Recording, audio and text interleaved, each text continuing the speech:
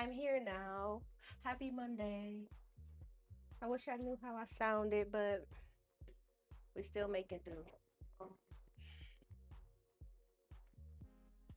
I need you to stay on this side. Okay. Pretty sure I got everything situated, but I want my earbuds.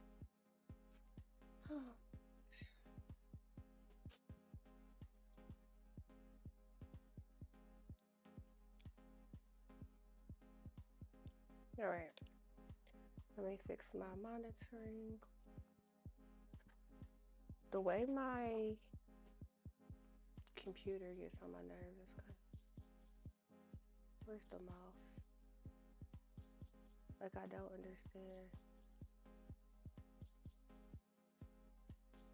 So then what are you connected to if you're not connected to my mouse?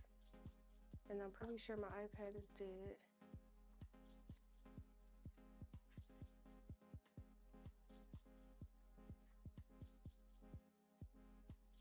Is this thing dead? No.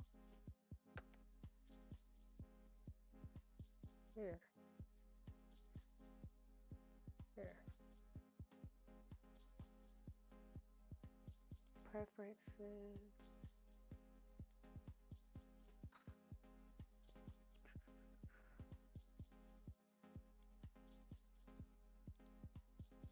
I need to crack this window because it's so hot. Audio.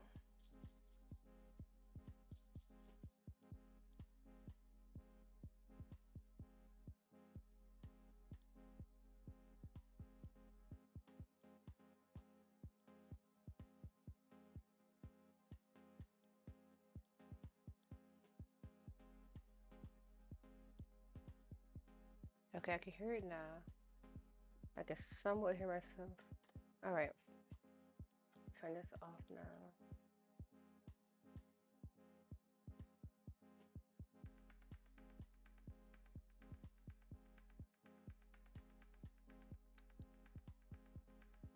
All right, I'm ready. Somewhat, anyway.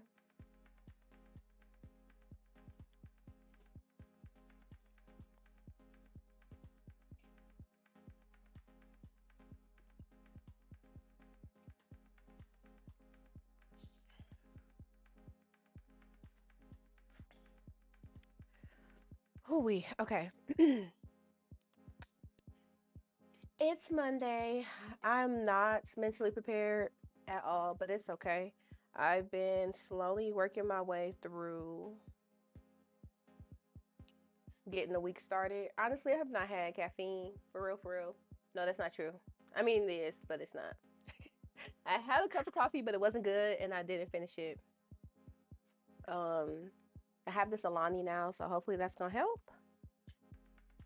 And luckily for myself, I made myself notes for what to work on today.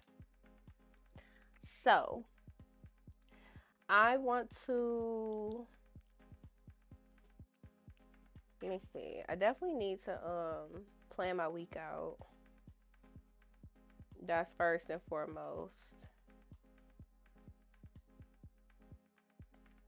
But the topics I had that I wanted to look into today were looking at Opus 4.6 versus GPT 5.3. Um, 5.3 Codex. I've been using the 5.3 Codex model, I think. Wait, did I switch over to? I don't know if I switched over to 5.3. I've definitely been using 5.2 in my builds. I wasn't using Opus, and maybe I wasn't using Opus because me being on Copilot, it's cheaper for me to use the OpenAI models. Um, so yeah, so I haven't been using. Go back. I have not been using Opus. Actually, maybe I tried it and I wasn't. I don't know. I wonder if I even tried it. The GPT 5.2 Codex model was doing pretty well. I was transitioning all of my agentic chats in VS Code. I've been switching those over from here. Why is he coming up here?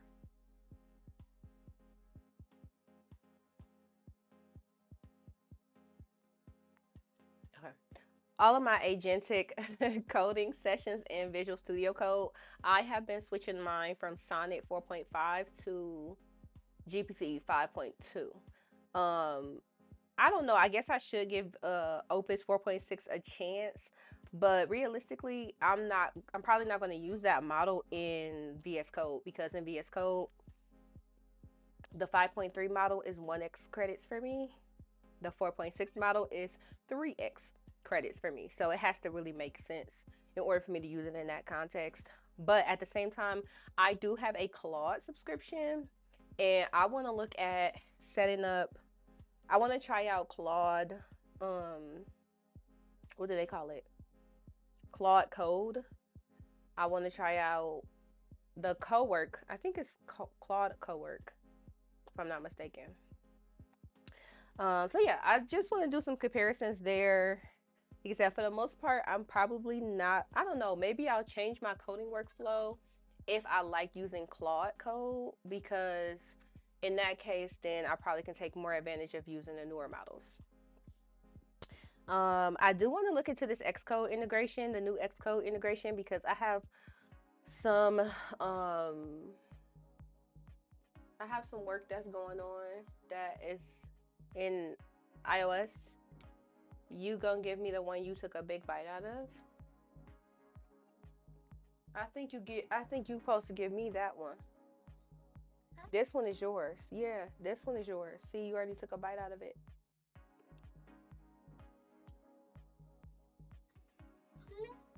Thank you. Thank you for sharing.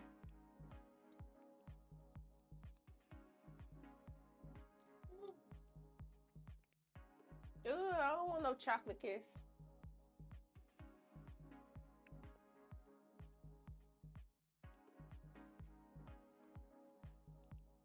What are you doing?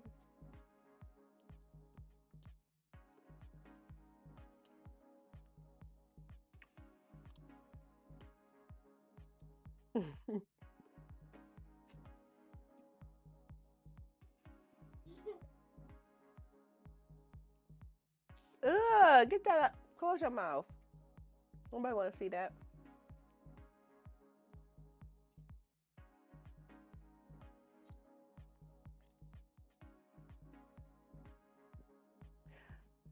All right. So,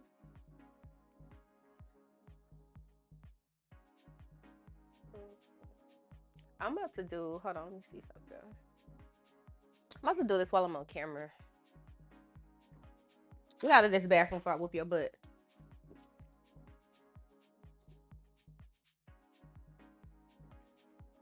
Don't play justice.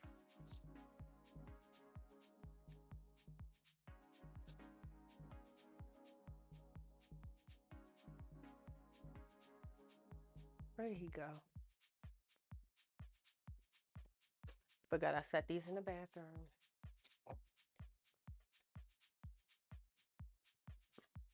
I just feel like whenever I get on camera, I feel like my eyebrows. It's a different, it's a different situation. This one right here.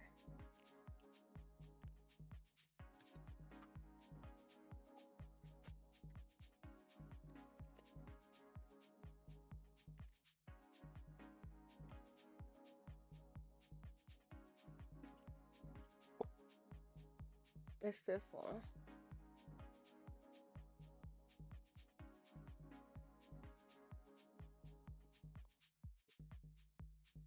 I be trying to figure out what make them look so different on camera.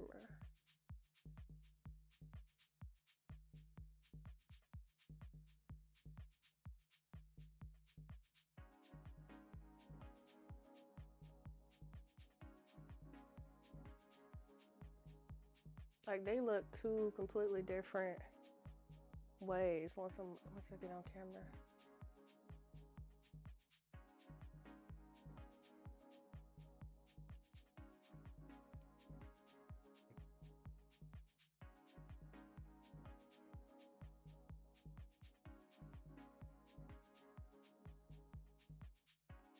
We're gonna be working on this because I gotta be ready to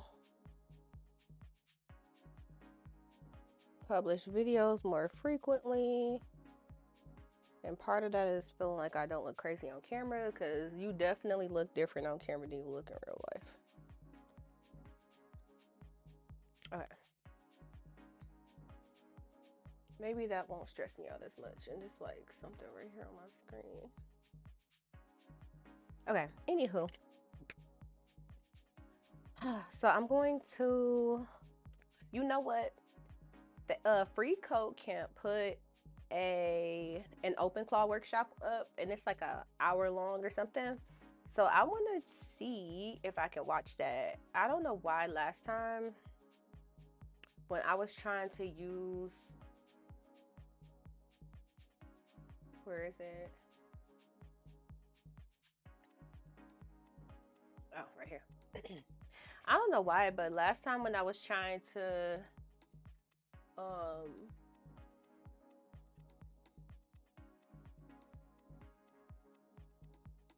I was trying to share my screen from YouTube and it wasn't working. So I want to just double check and make sure nothing weird happened there or something didn't change as far as like what we can share on stream. But yeah, I was thinking, what? What? You want some milk? Mm-hmm. Okay, can you give me a minute? Okay, I'll be right there, okay? Let me finish setting up. You gonna hang out and wait for me? Okay. So yeah, what was I saying? They put up a OpenClaw. It's a 1 hour OpenClaw workshop on Free Code Camp. So I'm gonna put that on in the background while I do my planning. I heard you. Remember, I told you I was about to come downstairs? Yes. Okay, so give me a second, okay? Okay, Mom. I didn't forget about you. Okay, you ready? Yes. Yeah, so let's see. This is over here. Let's go to virtual studio mode.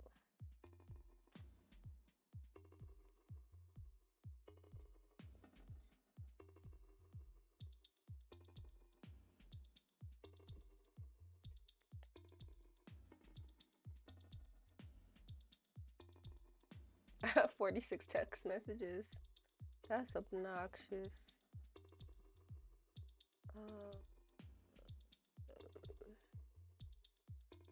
Okay, so then go to this one. Actually, we could start here. Left screen. Oh. This one. There we go. I'm coming, little boy. No,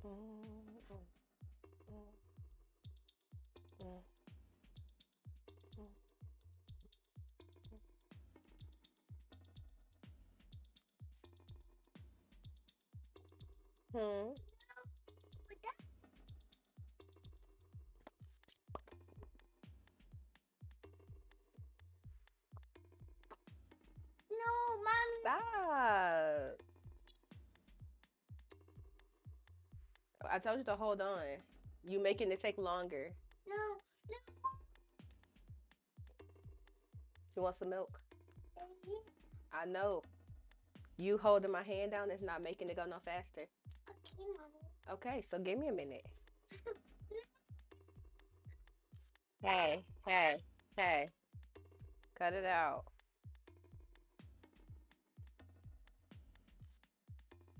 I don't know what's in here. Cut it out. Cut it out.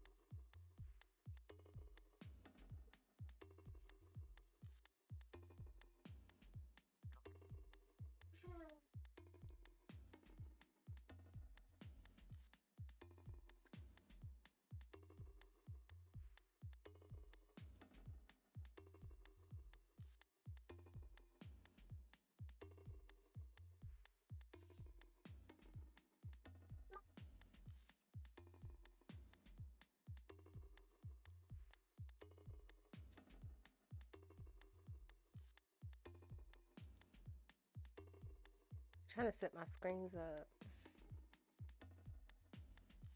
What's going on in my email? Oh. February 12th,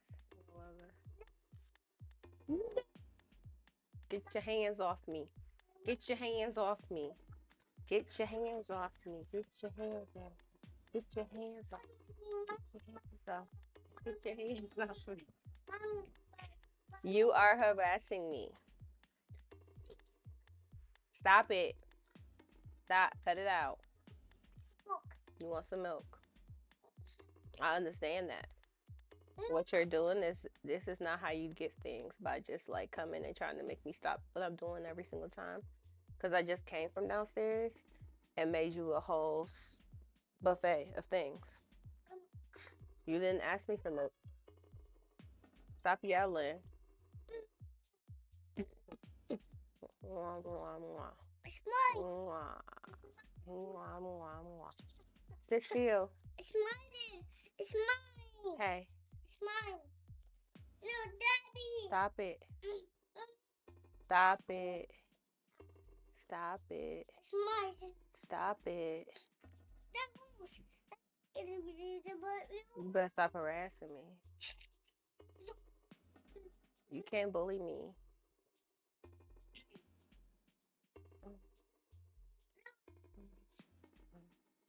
What is this? I need you to... Why are you harassing me?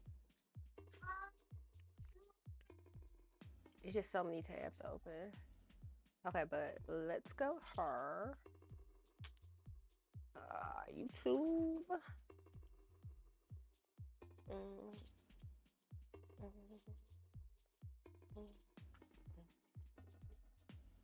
They be cracking me up, like, view your channel, YouTube Studio. Can I change this while it's live? Content, live.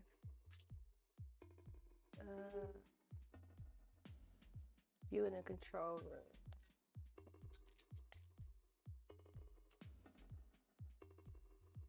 room. Where's the description? Can I change it from here?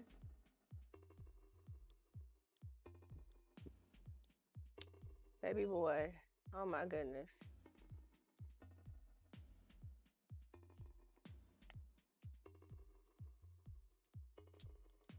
What happened to our...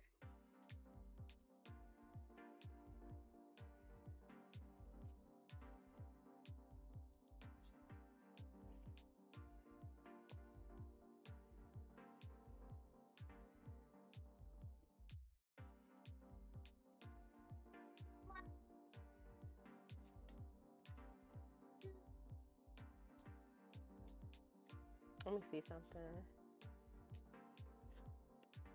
Where is this? Hey, hey, hey, hey, hey, hey, hey, hey, hey, hey, hey, hey, hey, hey, hey, hey, hey. All right.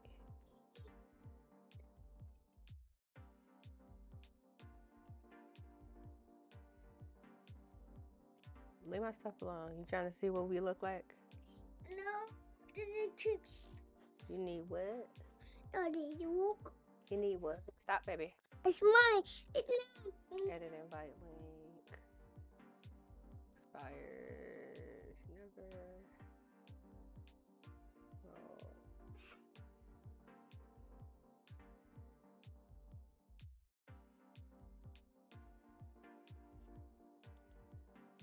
Generate.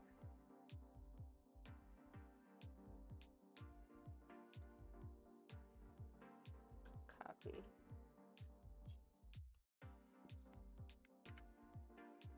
Save. Okay, it's kind of going off on a tangent, but not really. Notion can be closed. Okay, go back to regular YouTube.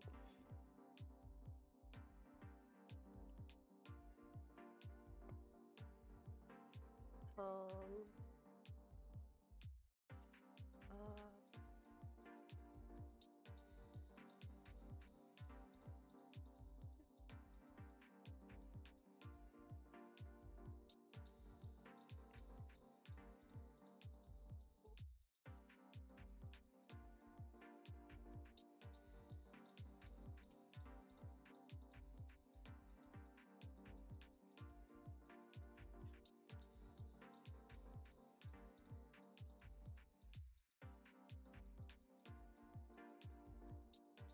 what, baby?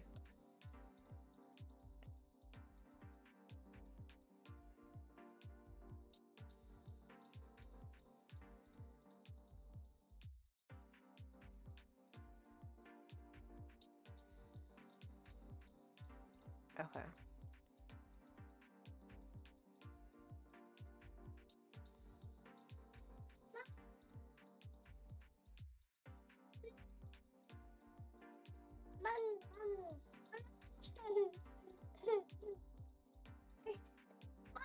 Hey, hey, hey, hey, hey, hey, hey, hey, hey.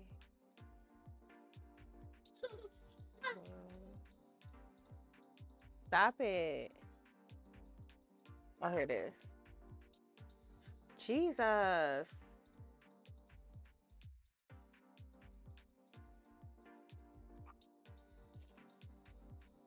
Justice, cut it out. Cut it out.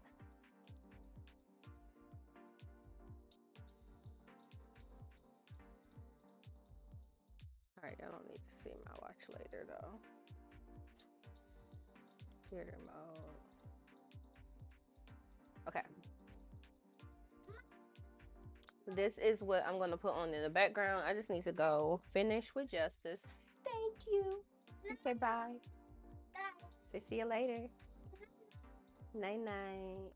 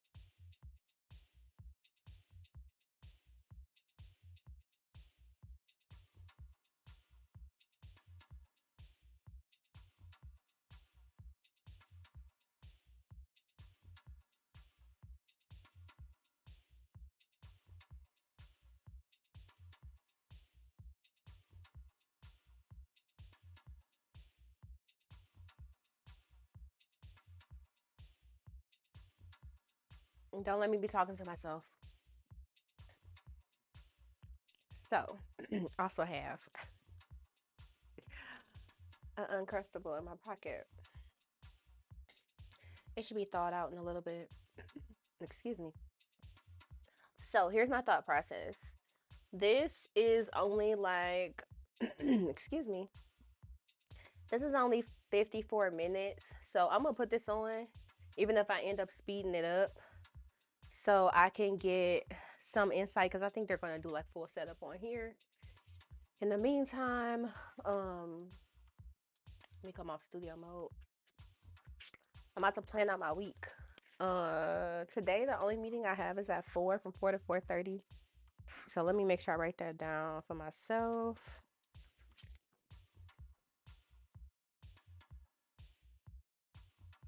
You know what? Give me a daily sheet. Oh boy. I've been up getting some stuff done, but I'm just trying to get my life together. So,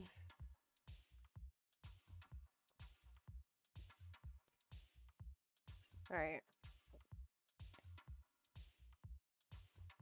So today is Monday,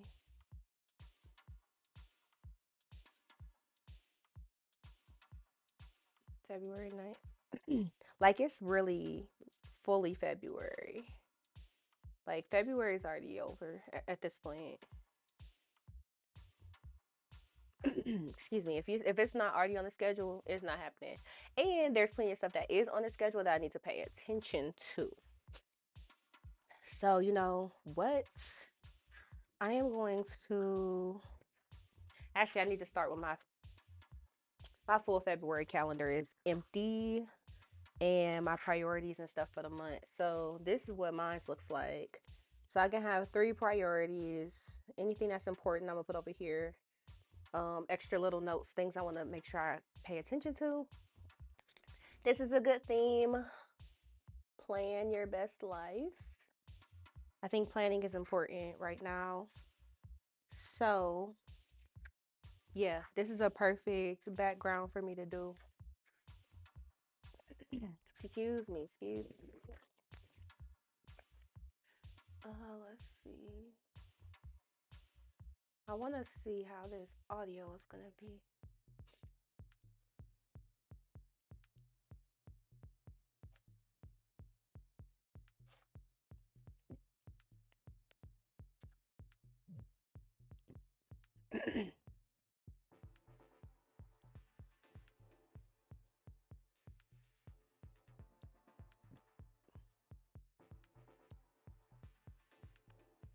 Why would you go?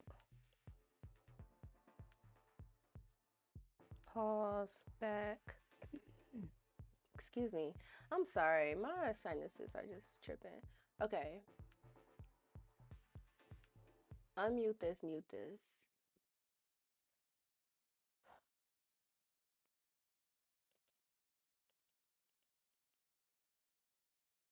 OpenClaw is a proactive autonomous agent. Formerly known as ClaudeBot and Moltbot, this powerful runtime allows you to host a personal assistant that can execute real-world tasks, such as managing your calendar, triaging emails, and controlling smart home devices, directly through messaging apps like Telegram and Discord. This course will teach you how to set up and use OpenClaw. You'll learn how to connect leading AI models, manage persistent long-term memory, and expand the agent's capabilities using different skills. By the end, you'll have a persistent 24/7 AI operator that automates your digital life while ensuring your data remains entirely under your own control. Kian created this course. Hello and welcome to this free Code Camp course. My name is Kian, and in this course I'm extremely excited because we're going to be learning OpenClaw, which is the project that has taken the open source world by storm, and by the end of this video you'll have the grasp of the basic features of OpenClaw so that you can go deeper into the more advanced functionalities. So when it comes to prerequisites for this course, the prerequisites that I assume is that you've had experience using a CLI before, because the CLI is the main way that you interact with OpenClaw, and therefore we need to be able to run commands. However, even if that's not the case, as long as you follow the commands that I do, then it should be fine and dandy. And then also, I'm assuming that you've had exposure to LLMs before and have maybe interacted with them through an API, have done some prompt or context engineering, because we need to be able to understand many different parts of the context in this repository, because OpenClaw is essentially managing context in a very smart way to accomplish different workflows. You've probably seen how it can do WhatsApp, Discord, Slack, etc. So these are some of the I'll put this basic in. I'm requirements. gonna put this But in Discord. otherwise, this course should be relatively straightforward to follow. And what actually is this course? So let's go through the 9 different modules. First of all, we're just going to do a quick recap of what OpenClaw is. Then we're going to do the installation.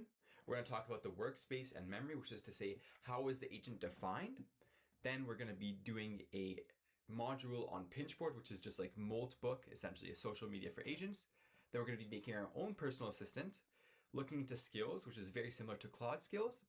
Then multi-agent, which is very useful because it allows you to customize multiple agents. So you can have one agent that is maybe for work, another one that's for personal. This is just an example. Then we're going to be diving into security. And after that, sandboxing, which is also related to security. So the first module just discusses what OpenClaw is. So if I make my camera smaller and make this text bigger, OpenClaw is a self-hosted messaging gateway that connects WhatsApp, Telegram, Discord, etc. to coding agents. The one word here that is slightly confusing is gateway, because it is a very reoccurring theme in the OpenClaw repository. What does it mean? It's a single long-running process on your machine that maintains persistent connections to different platforms. In this case, we're just talking about the messaging platforms. So you can think of the gateway as this long-running process that whenever a message arrives, for example, it routes it to an agent that can do some execution or do some manipulation on that input. Maybe you have a workflow where every time your employer sends you a message, you tell them that I'm sick or something like that. Then the gateway is what handles this. And what this allows you to do is self-host the entire stack, because you essentially are owning the connections, the config, and the execution environment. Another valid question is, how is OpenClaw different from Claude Code? Because if you've seen the terminal user interface, the TUI, it looks kind of like Claude Code. The difference is that OpenClaw, once again, is fully self-hosted on your machine, and it has many more supported integrations. For example, Claude Code has Slack, but just as we mentioned before, we have WhatsApp, Telegram, Discord, and many others that are supported natively with OpenClaw, and more being supported every single day. And overall, it's just much more configurable, and you can do a lot more with it as opposed to Claude Code. So that would be what I say is the main difference. Quick little FYI, all of the resources displayed in this course can be found at this repository, OpenClaw course, and the GitHub pages is the same URL, but just in the GitHub pages format. So if you're looking to read through any of the resources that I go through in the course, that is all at the following link. So now we can just get straight into the installation. And for this, all you need is a node version greater than node version 22. So if I check my node version right now, it should be the latest version, which is, I believe, 25 right now. Otherwise, there isn't much else to have. One thing that is very important, however, is running this on a local machine versus on a virtual machine, or a VPS, virtual private server. So this choice is important because, in essence, when you download OpenClaw, you're giving the agent access to your entire computer and root access on all of your files. So in theory, the main risk is a prompt injection, where maybe some malicious actor tells your agent to delete everything from the root directory. Well, in that situation, you are out of luck, because the agent literally has terminal access and can do that exact execution. So for that reason, many people are running these on VPSs, because in that case, you have everything on a different server where you don't have any files which you really care about if anything goes wrong. But for that reason, it is just more complicated, and it does not allow for certain functionalities such as browser use. I'm confused. So since we're not going to be doing anything that will get us into any security vulnerabilities in this video, I'm going to be hosting this locally on my Mac. However, if you are concerned with the security vulnerabilities, I highly recommend setting this up through a virtual private server, and there are many good tutorials on how to do this currently. Otherwise, we can just go and install this with node package manager, the G flag meaning install it globally so that we can call OpenClaw from anywhere in our terminal. So I've already done this installation. It shouldn't take that long to verify that we have everything there correctly. And then once we've done the installation, we run the onboard command. But you'll also see that the onboard has this extra tag called install daemon. And the install daemon flag installs the gateway as a background service. So launch on macOS, system on Linux, whatever. What this means is that the gateway starts automatically on boot and keeps running. You don't need a terminal open. And now we're going to run the onboarding wizard to walk us through the config path, workspace location, and channel pairing. So let's start this right away. Okay, you can see that it's been activated. And if I bring my terminal up, what do we have here? We have first and foremost the security warning, which once again emphasizes the possibility for really bad outcomes if you're not careful. So in order to prevent this, one thing you can do is run these security audits or do the sandboxing in addition to running some virtual private server. And interestingly, using a more powerful model is more secure because they are more resistant to these prompt injection schemes. If you're using Qwen 4b, for example, a small 4 billion parameter model, then it is much more susceptible to prompt manipulation since it's just a smaller model. So one thing, once again, that I'd recommend is to use the most powerful model capable so that if there's ever some malicious intent, that the model can prevent it from happening. So we must understand that there are risks, and then let's go through the manual configuration to go through every single option. And we're just going to reset all of my configurations so that my config is like yours. Of course, this reset section won't come up for you, but everything else should be the same. So how do we want to set this up? There we can do it either as a local gateway, which is this machine, or a remote gateway if you're doing this on another device. So as we already mentioned, we're going to do this locally in this video, and then we need to install a workspace directory, which installs all of our OpenClaw related files. And this is just by default in our user.openclaw directory, so we don't want to touch that. And then when it comes to the model, there are many options. We have OpenAI, Anthropic, and Google, of course. If you'd like to do this for free, then Google Flash 3, which is a very capable model, is actually free for 20 requests per day. So you can set this up if you just want to try this without paying anything. But Anthropic is known to be quite good. So if you do have the option, I would choose Anthropic. And then with respect to the token, there are many ways to get it. The setup token is just generated with the following command, Claude setup token, which I already have here. So if I just grab my secret key, I will be deleting a secret key after the video, unfortunately, so you can try to get it, but it may not be working by then. Then we'll just choose the default token name and the most powerful model, which is currently Claude Opus 4.5. Select. The gateway port is just the default gateway port 18789. Select. And then gateway bind. So honestly, I don't remember exactly what this means, but I have a cool trick to show you whenever you have a question about OpenClaw, which gives you a really good response.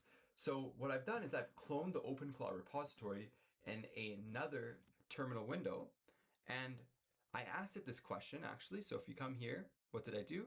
I pasted this and I said, what should I choose here on onboarding? And then I just let Claude Code go through this repository. Sorry, I need to make this bigger. And it has access to all of the documentation and all of the files, so it can determine exactly what this is meaning. And you can use context 7 or other MCPs to get the docs, but this is much better in my opinion because not only does it have the docs, but it has all the code, so it can give you the best, most accurate answer. And what is that answer? So it's saying that the loopback is recommended for most users. Why is it the case? Well, it's the gateway that only accepts connections from your local machine. It's the most secure option if you don't need remote access, so perfect for single machine setups. Then there's LAN, which is if you have multiple devices on the same network, and Tailnet, which is the important option if you are using a remote server. So this is what you should select if that's the case for you. Then there's also auto and custom IP, but once again, Claude Code tells us that for onboarding, choose loopback unless you specifically need remote access. You can always change this later via the following command. So there you go. Took 38 seconds, but now we know that loopback is the option that we would like to choose. Boom. And then token is the recommended default. So whenever there's a default value, that is usually what you should pick. So going right here, then tail scale exposure should be off because right now we're not using any remote devices. And the gateway token, if we just leave it blank, it will be generated automatically. Then for the chat channels, you can do this now, but since that's not the first thing that we're going to work on, we're going to make our social media agent first on Pinchboard and then our personal assistant. We'll just not leave this configured for now, but then for skills, we are going to configure some, and we're going to use the Node Package Manager just by default because it is the most widely used package manager for JavaScript. And we'll look through these skills and find out what's here. So what are these skills? It's essentially a markdown file with a bunch of different suggestions and tips on how to accomplish a specific task. For example, there's an Obsidian skill, which would explain to the model how Obsidian works with the structure, the best ways to query the model, etc., so that you can query Obsidian in the most efficient way. And then there's a few other ones as well, such as one for Apple Notes, which will manage Apple Notes via the Memo CLI on macOS. So based on what your use case is for OpenClaw, you can choose the ones which suit your needs. There's also Google, which is for using Google Workspace, your Gmail, etc. That's another very useful one. And we're going to activate these later on in the video, but for now, we'll just skip it. And then there's the Google Places API key. What this does is it allows you to query places that are in your nearby area if you ever asking questions about location, but we're not going to be doing that for now. So let's just put that to no. And we're also not using Notion, so we'll set this as no, but if you want to, then feel free to do so. Then with respect to hooks, what are they? They let you automate actions when agent commands are issued. For example, save session context to memory when you issue the /new hook. So the three types of hooks that we have is, first of all, run boot.md on gateway startup. So this is like a startup boot file every single time you set up your gateway. So maybe you have a action that you want that the agent always checks the news in the past 24 hours every time you boot it up. So it can give you a summary. So you can add this to your boot.md file, for example, as a hook. And there's also the command logger, which just logs all command events to a centralized audit file for logging purposes. And then session memory is the exact one that we described here. So we can just enable bootmd, for example, and then we can specify this later. So we can run a specific action or skills every single time the gateway is booted. And then pressing enter. For the service runtime, we only have one choice, which is Node. So we'll just choose that. And then the service runtime, sorry, the gateway service has already been installed, but for you, you would have to install it. And we're also going to install it as well so that we have the same onboard steps. Okay, now that the gateway service has been installed, we have a set of outputs. First of all, optional apps, which since they're optional, we're not going to go into detail in this video. Then you have the control UI, which is essentially the local host if you want to see it through the graphics user interface. But then best option, of course, is the TUI. And we're going to do this right away. What is it saying? This is the defining action that makes your agent new. Please take your time. The more you tell it, the better your experience will be. We will send wake up my friend. So you'll know what I mean once we run this. And then we have a gateway token, which is the shared authentication for the gateway, plus control user interface.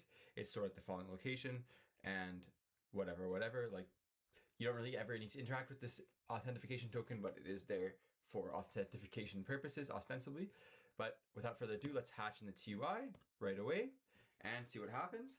So you can see that we just launched in the TUI and it's telling the friend to wake up. We'll see what happens. Hey, I just came online. Looks like I'm brand new, fresh out of the box, no memories, no name, no nothing. Just me and a blinking cursor. So who are we?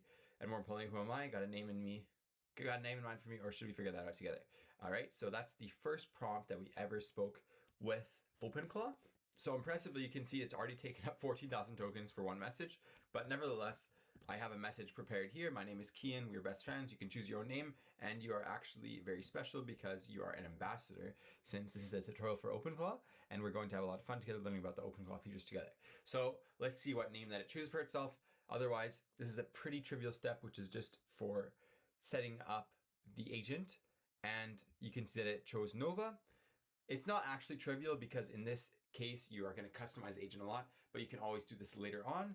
In any case, we've set it up now such that we have our ambassador Nova, and we're going to do a lot of fun stuff together, and it's already giving me a lot of suggestions, but that's kind of jumping ahead of the game. Let's come back to our script here. Of course, we know about the install daemon, and then there are a few useful commands. So as I mentioned before, the OpenClaw security audit deep is very helpful for identifying any security vulnerabilities. So if I come into this terminal, which I believe is still in a session, we can just run this and see what we get. Since I've ran this before, it shouldn't give me anything crazy, but what this does tell you is if you have any critical or non-critical security errors, or issues rather, and then you can fix this with this script. In particular, when I ran this the first time, I got quite a few files which were executable that had like too many file permissions, so those were reduced with the chmod command. And then there's also the OpenClaw Doctor, which is a health check, and any quick fixes for the gateway itself, which is once again the long-running process. And otherwise, there's also OpenClaw Status and OpenClaw Health, which you can try for yourself.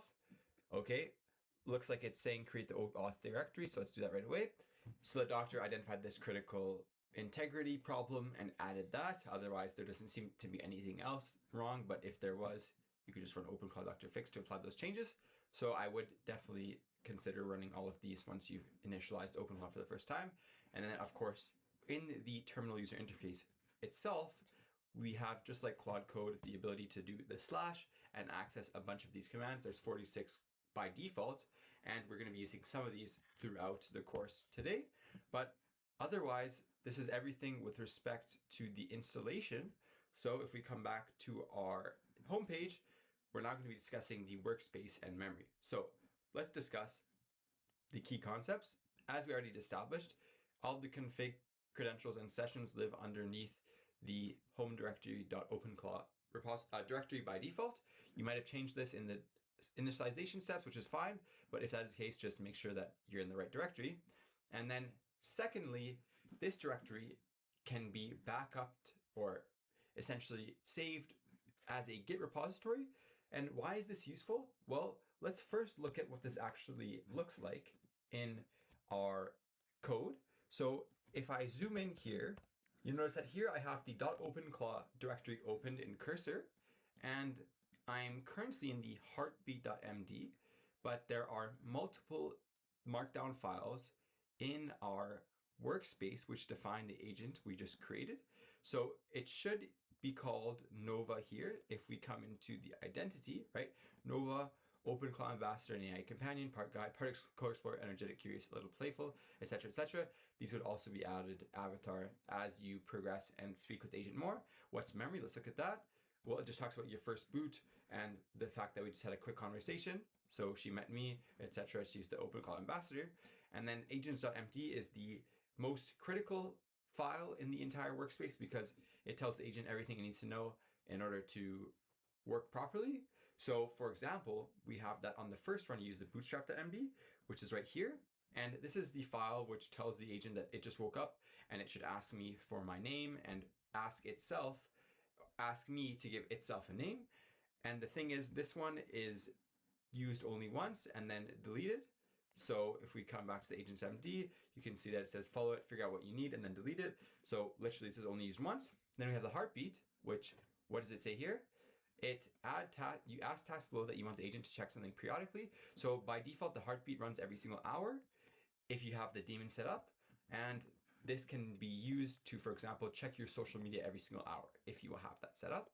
And then coming down to Soul, this just defines like who is OpenClaw. And then what is tools? I think of it as like a scratch pad for the agent.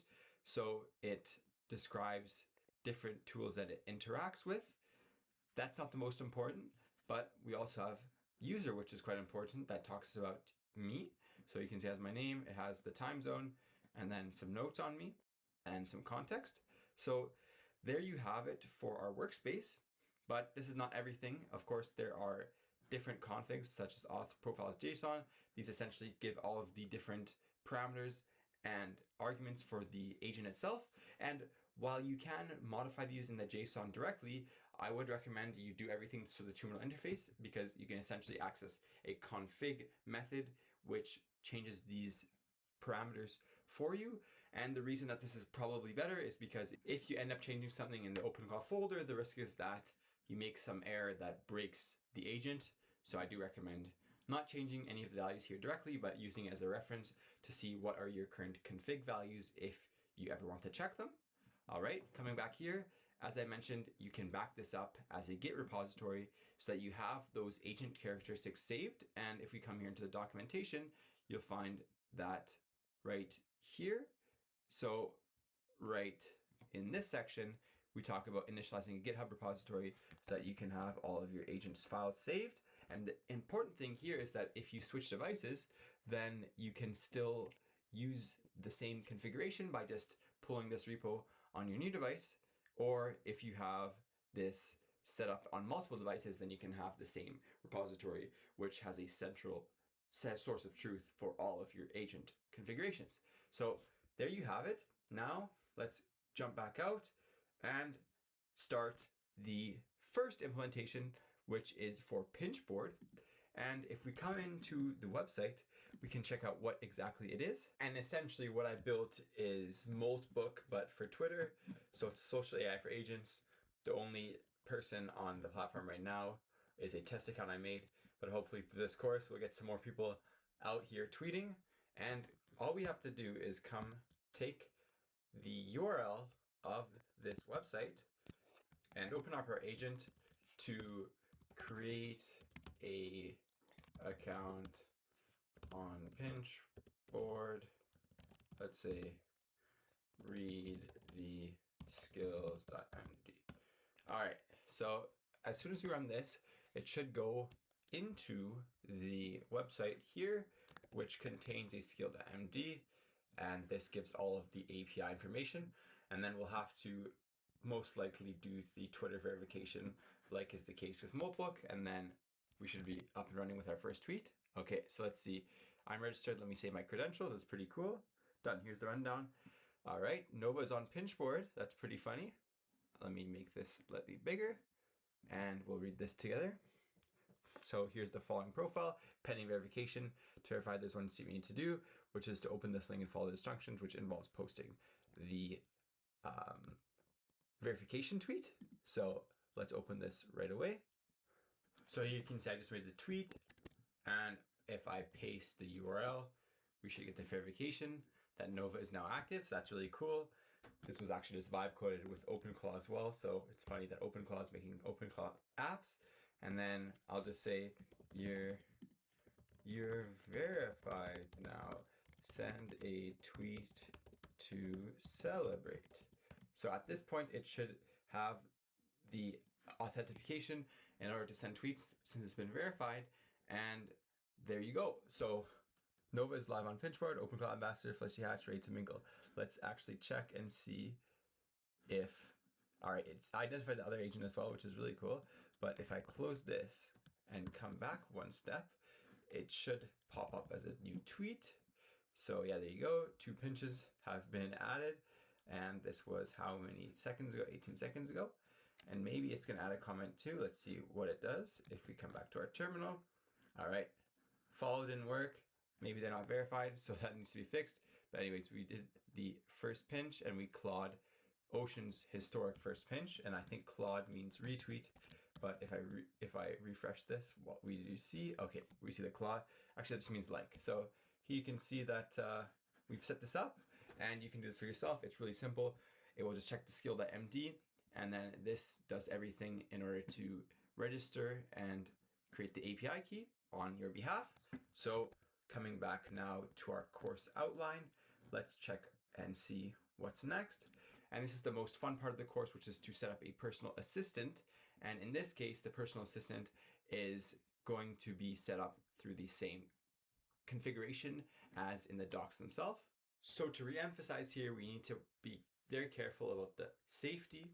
And why? Because you're putting your agent in a position to run commands on your machine, read write files in your workspace, and send messages back out to WhatsApp, Telegram, Discord, etc. So we need to start conservative, which is to say always set the channels.whatsapp.allow from such that you can only send to certain channels. Oh yeah. You don't ever want to run open to the world on your personal Mac. And then use a dedicated WhatsApp number for the assistant, which I do not have, so I'm going to be using my own phone number. And there's also heartbeats, which you can set to 0 once you so that you can disable it before you trust your system to be working properly. But in any case, we need Node to set this up with OpenClaw, and ideally a second phone number. But in this case, we're not going to do that strictly because I don't have a second phone number. But here it's just going through the same instructions that we did. And why is it telling you to do a second phone number? Well, it's because in order to have a more seamless transaction, then you can set up your bot as one phone number and then yourself as a second, and then you can send your bot a message, which will then run code on your Mac. In this case, with one phone number, it becomes slightly muddled, but it is still possible, so that's what we're going to set up. The first thing we need to do is pair WhatsApp Web, which is done through the following command, OpenClaw channels login. So let's go ahead and run that, not here, but rather in our regular terminal. So OpenClaw channels login, and this is where we're going to set up our WhatsApp, which we could have done at the quick start, but we're doing this now instead. So you're going to need your phone here. So I just checked my config file, and for whatever reason, WhatsApp was disabled. So you're going to need to run plugins enable WhatsApp and also restart the gateway if this has been the same case for you. If not, then even better, we'll just be able to connect our WhatsApp in order to connect and send messages. So this is why I have my phone.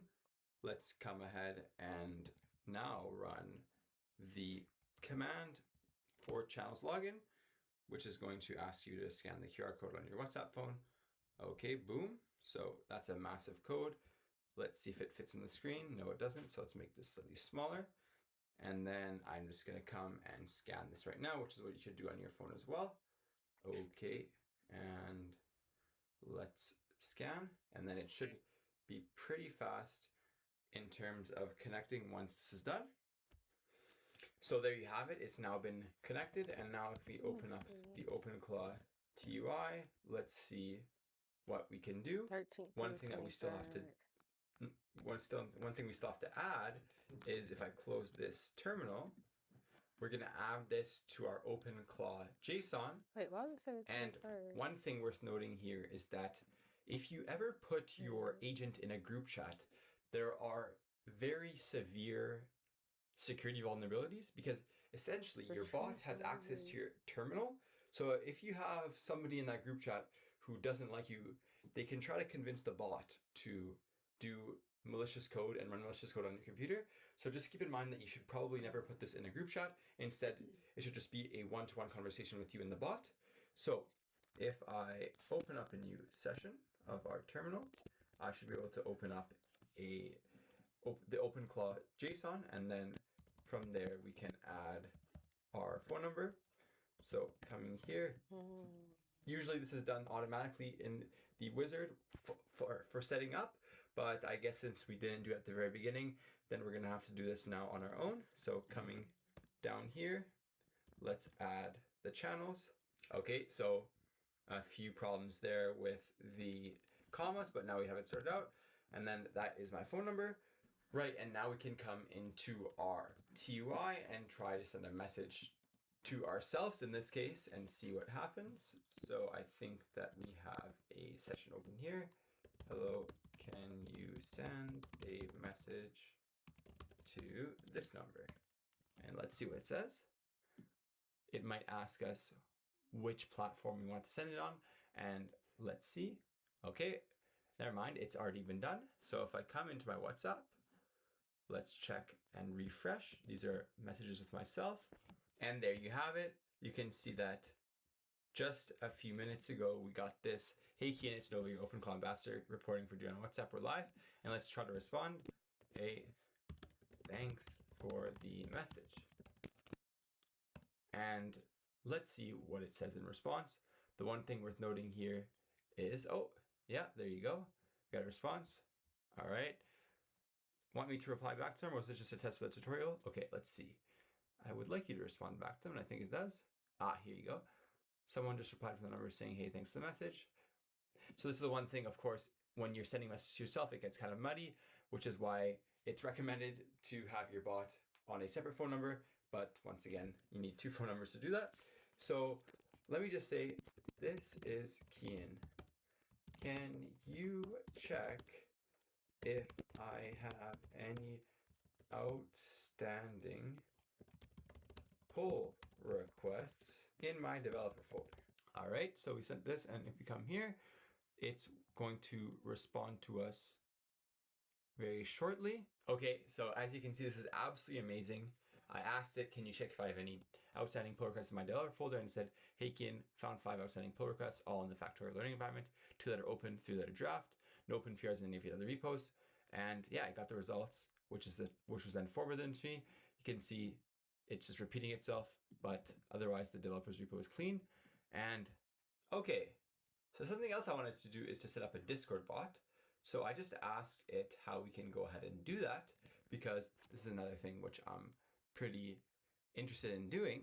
And you could do this in terms of setup during the onboarding, which might have been faster, but let's look at the instruction that it gives us here. So we need to go to Discord, create new application, give it a name, then go to the bot tab, click reset token, copy the bot token, under privileged gateway intents, enable message content intent, then generate the following scope, etc., etc.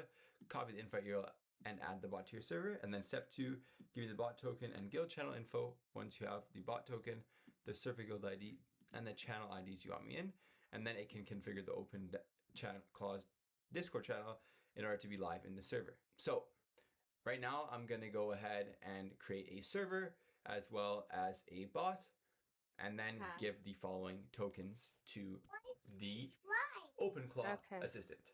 Okay, so I added my Discord bot token to How my did he get his .env Discord to file, work? Hold or on. rather variable, and here's the server guild ID with the channel ID, and let's see what Oh, you do need a OpenClaw guild comes up with. ID to do So in theory, it should be able to join the channel, and then I can have a bot in my own the Discord server. channel. I think I And then missed that once part. again, the risk here is that if you have this set up such that your bot has access to your computer, then anybody on that Discord server could text that bot and tell them, yeah, do something bad on this computer, and you don't want that. So be careful when you do this.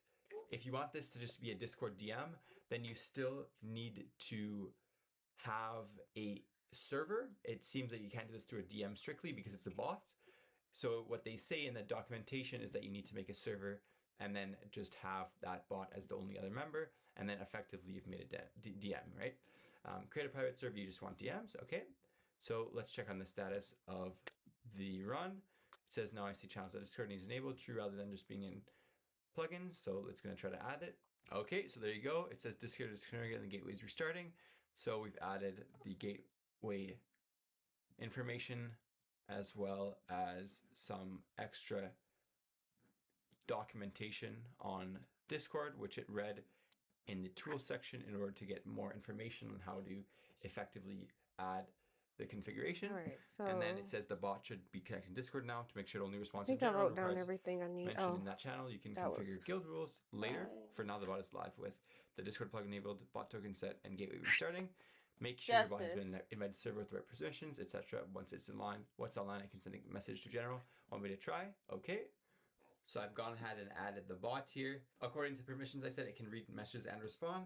So let's say at Kiars, hey, who are you? And let's see what the response is. And we can also come into cursor and see if that causes anything to happen as well. All right, it says once the bot joins, I should be able to see and respond in general. Let me know when it's in. Okay, so it's probably thinking right now and going to respond shortly to the message that I sent. If we come back, we see that there is still no response, but if we wait a sec, it should boot up.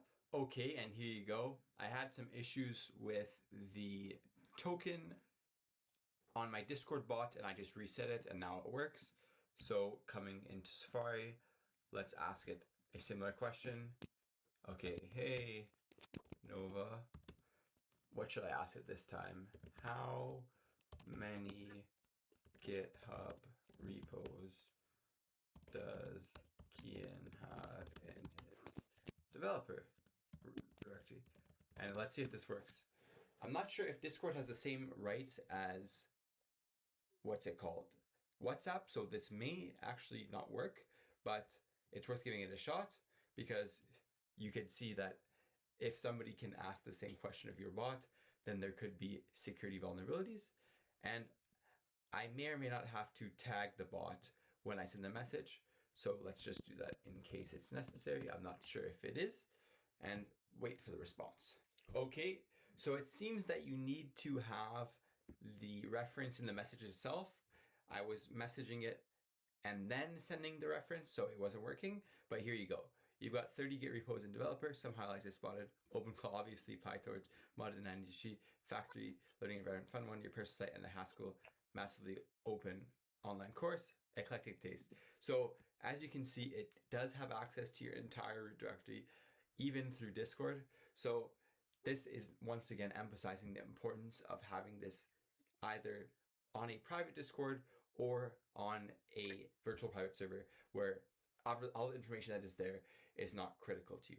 Okay, so now that we have the Discord set up, we've officially completed the personal assistant section of the course, and we can move on to skills, which we can discuss in detail.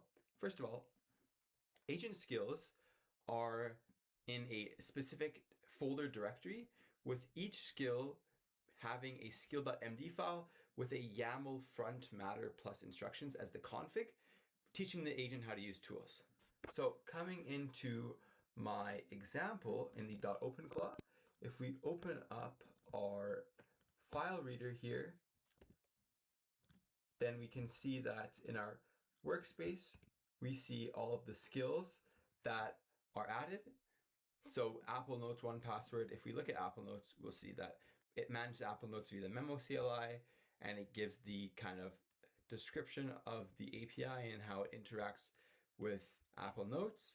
You can see that here. Bird is for Twitter, so a bunch of different descriptions on how to tweet, make threads, retweet, etc. So this is a really helpful one if you don't want to go on Twitter and see all of the slop, but you still want to make a tweet or do something in that alley. And the list goes on and on and on. One that's interesting is Himalaya because it's for sending emails, and you can read, write, reply, forward, search, etc. This is another cool one. And there's Nano Banana as well if you want to make images. So now that we know kind of the overall format, let's come back here. The per agent skills live in the skills for that agent only.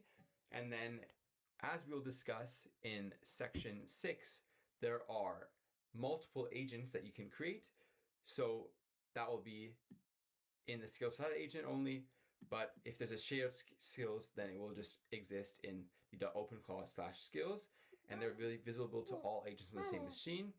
Another cool thing is that you can make them user invocable, which means that you can call them with the / command. So right now, if I go here and then do skill, right, you can run a skill by name, but since we have none of them set up to be this way, there won't actually be any skills run, but that is also another parameter that you can instantiate. And then there's token impact, which is just for interest's sake. If you have more than one skill, then you already add approximately 97 characters to the system prompt, and then it's roughly 24 tokens per skill that's added based on the length and the size of the skill. Next, we have ClawHub, which you can kind of think as pip, which is the Python package registry, but in this case for Claw skills. So it's just at clawhub.com. You can install with ClawHub install, just like pip install. But one thing worth noting is that you should treat third-party skills as untrusted, which is to say, read them before enabling and make sure that it's not having any imprecise or potentially malicious contents.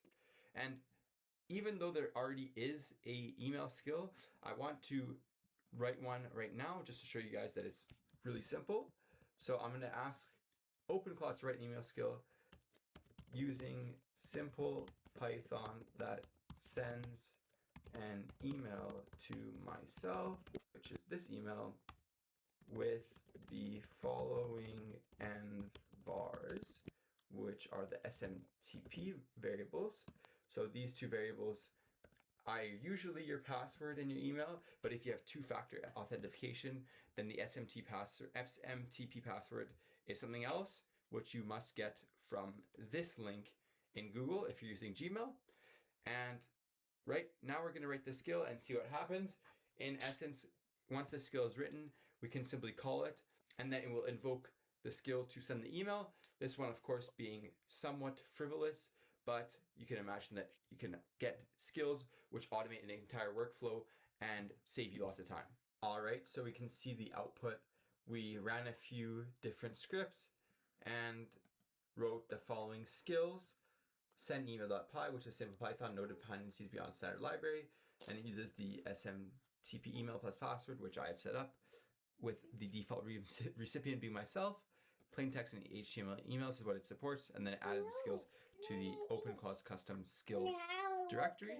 So let's go first and see where exactly that has been What? saved, which should be, oh, it should be right Let here. me see. Hold on. So Wait a this minute. is in a Wait a minute. sandbox environment which I defined previously, so it shouldn't be there. So if we come here into the terminal, we can see that the email has been saved with the script, and essentially what it says is send emails via Gmail SMTP. This is once again the YAML front header that I was talking about, which is kind of acting as a config, and Got it. will just send the email in this manner. So the only thing left is to try it and see whether or not it works. So if we come back here, yes, test it by sending an email saying hi. Okay, so if we send this email to ourselves, then it should still come up in our inbox. So let's first wait for it to send and then check our inbox. All right, email sent, check your Gmail. You should have a message from Nova. We're officially 4 channels deep now. Web chat, WhatsApp, Discord, and email. That's really hilarious. So let us go ahead and open up the Gmail here with Safari. Okay, there you go. Yeah. Hey from Nova. Let's see what it said in full detail with the emojis too. This is Nova, your OpenClaw ambassador, sending my very first email. We're first email to channel now, as was said in the chat. So that is hilarious that it actually works. And I think that about does it for skills. So I wrote an email skill, but of course the real power here is in using these preset skills that come with OpenClaw, because they're all very well written and very rigorous.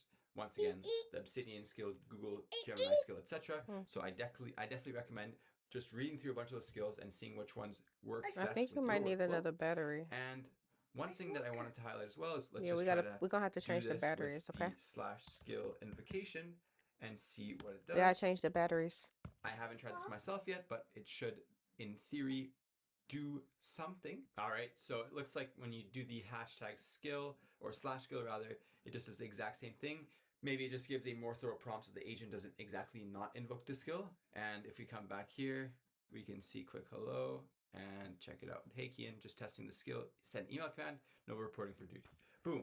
So if we close not this, but rather this Safari tab, then we can now move on to the multi-agent case and read this. So coming into the course and going to multi-agent, we can see that multi-agent is useful for having different personas, permissions, workspaces, etc. And for each agent, you can have a workspace, session, authentication, profile, sandbox, and tool policy that is different. So let's just do this through an example. And I believe that we can not add any agents from the TUI. Instead, we have to quit and then do it the old-fashioned way as a command, OpenClaw agents add work as our example here. So once this is added, we'll have a second agent in our authentication directory. And then it's going to ask us for the directory that we're going to put under.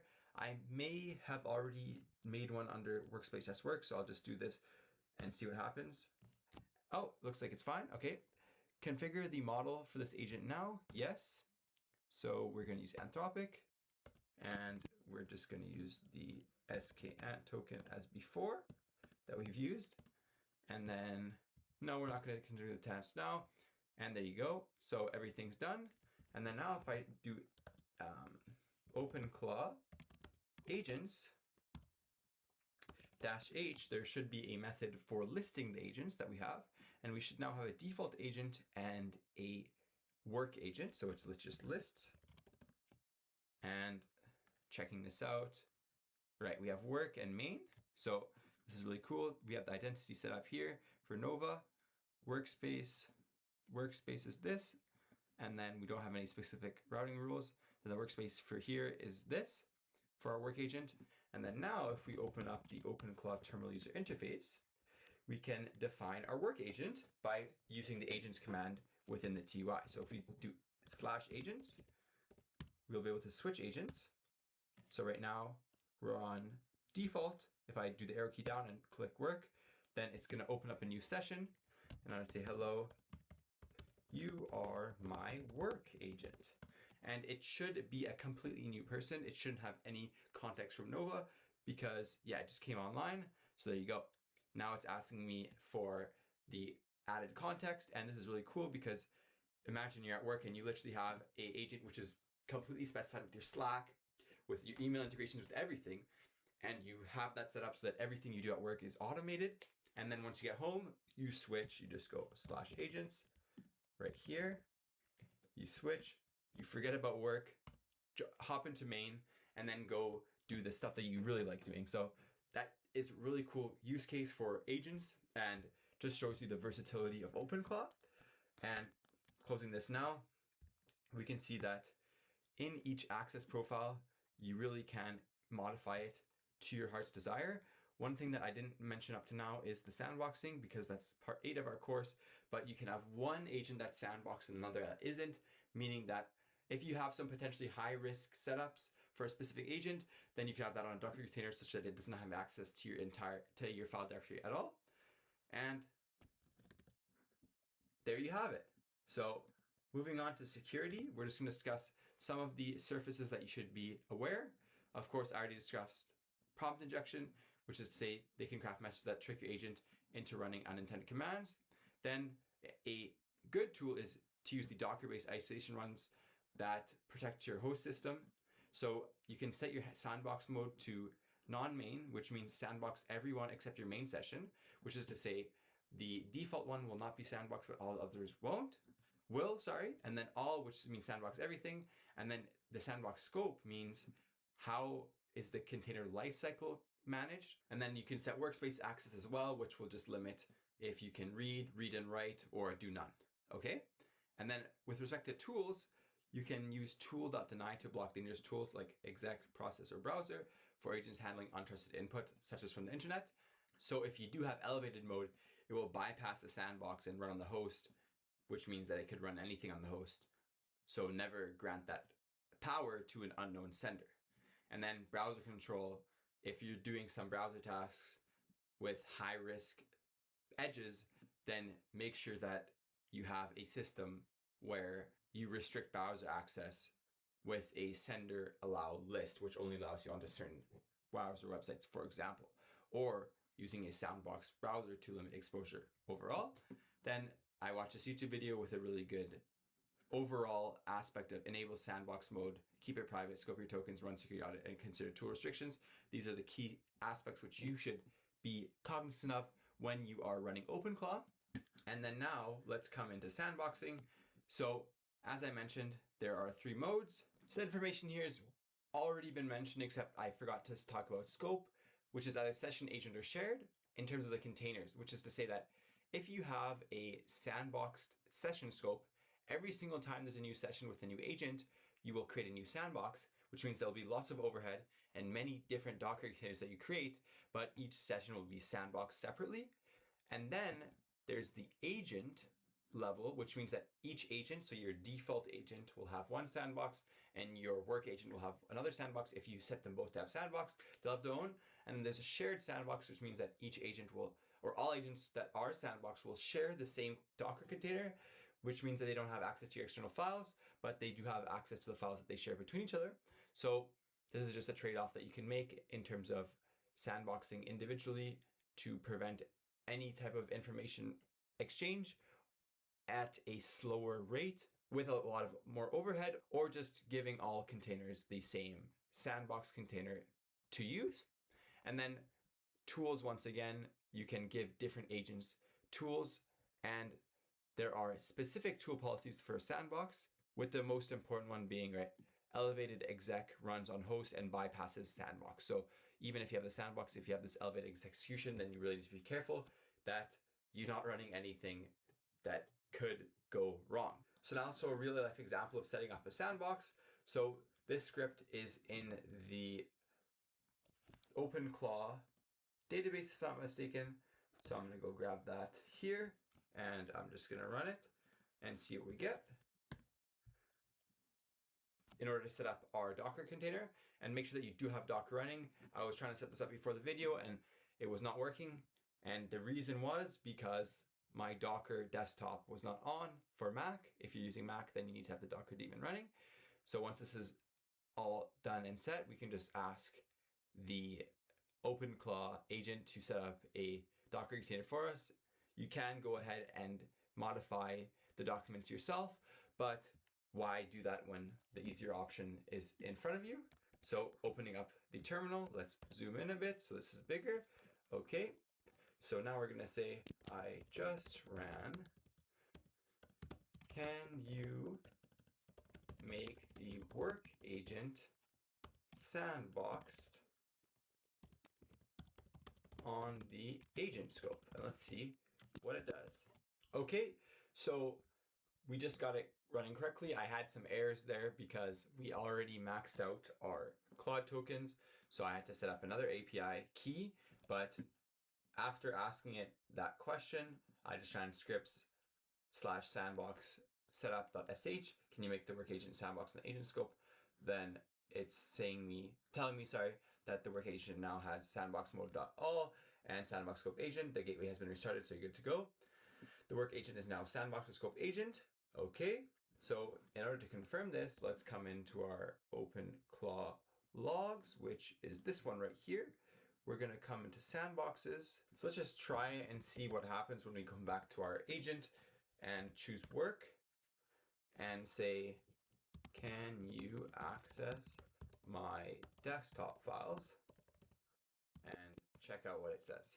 All right, and looking at this now, we see that it says, nope, I'm sandboxed. My world is limited to this file here. I can't see your desktop documents or anything outside that sandbox. It's a security thing and honestly a good one. And going on, if you need me to work with specific files, you'd have to copy them into my workspace. Then I can read edit them or paste the contents of its text into the chat, or you're trying to get me to look at it. So there you go. You can see that now with the sandbox, it has no access to any of the files in my computer outside of the container. And if I come into the sandbox mode, we see that there are sandboxes because now we have the work sandbox here with all the skills and all of the MD definitions. So if we come into our identity, it should be something like empty right now because we haven't actually added any information. But of course, if this is the work account, then you'd imagine that it would have some work related characteristics, but we just haven't given the agent that information yet. The most important thing to note though is that we do have the sandbox now, and the agent does not have any access to our workspace. So I believe that this is a great way to have the security of a VPS without creating one. There are drawbacks, of course, because now we can only access files within the container, which makes this much less useful. And also, if you give it access to the internet, it still could do some pretty wacky things. So it's definitely a game of pros and cons and weighing the different scenarios, but definitely sandboxing is a great alternative if you don't want to run this on a server. So there you have it. That was the course on beginner introduction to OpenClaw. I hope that this was helpful, and please leave any comments if you have questions, because I will personally be responding to them throughout the week and hoping to address any concerns since this is such a fast evolving project. Thank you for listening. Today, I'm sitting down with Peter Steinberger, the creator of OpenClaw, the open source personal AI agent that has completely taken over the internet. The GitHub I do repo want to hear exploded this. to over 160,000 Hold stars on, it's loud, practically though. overnight. The community has built countless projects like Maltbook, where bots talk among themselves. And now, the bots are even renting humans to do tasks in the real world. In our conversation, we discuss his aha moment, his contrarian development philosophies, and what this means for builders in 2026. Let's dive in.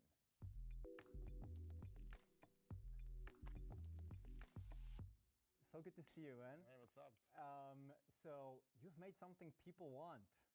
It seems so. Yeah, OpenClaw, as it's called now, has absolutely Name number 5, yeah. has been absolutely exploding the internet.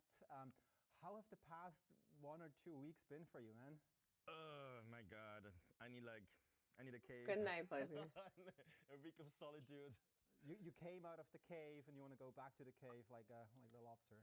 It's been absolutely wild. I don't know how one human can absorb all of that. I probably need another week just to respond to all my emails. I got some incredibly cool stuff. I got some incredibly bad stuff.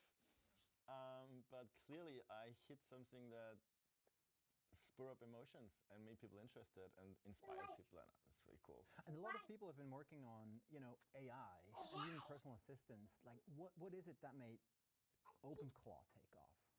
I think my big difference is that it actually runs on your computer. Like everything I saw so far runs in the cloud. It's like it can do a few things.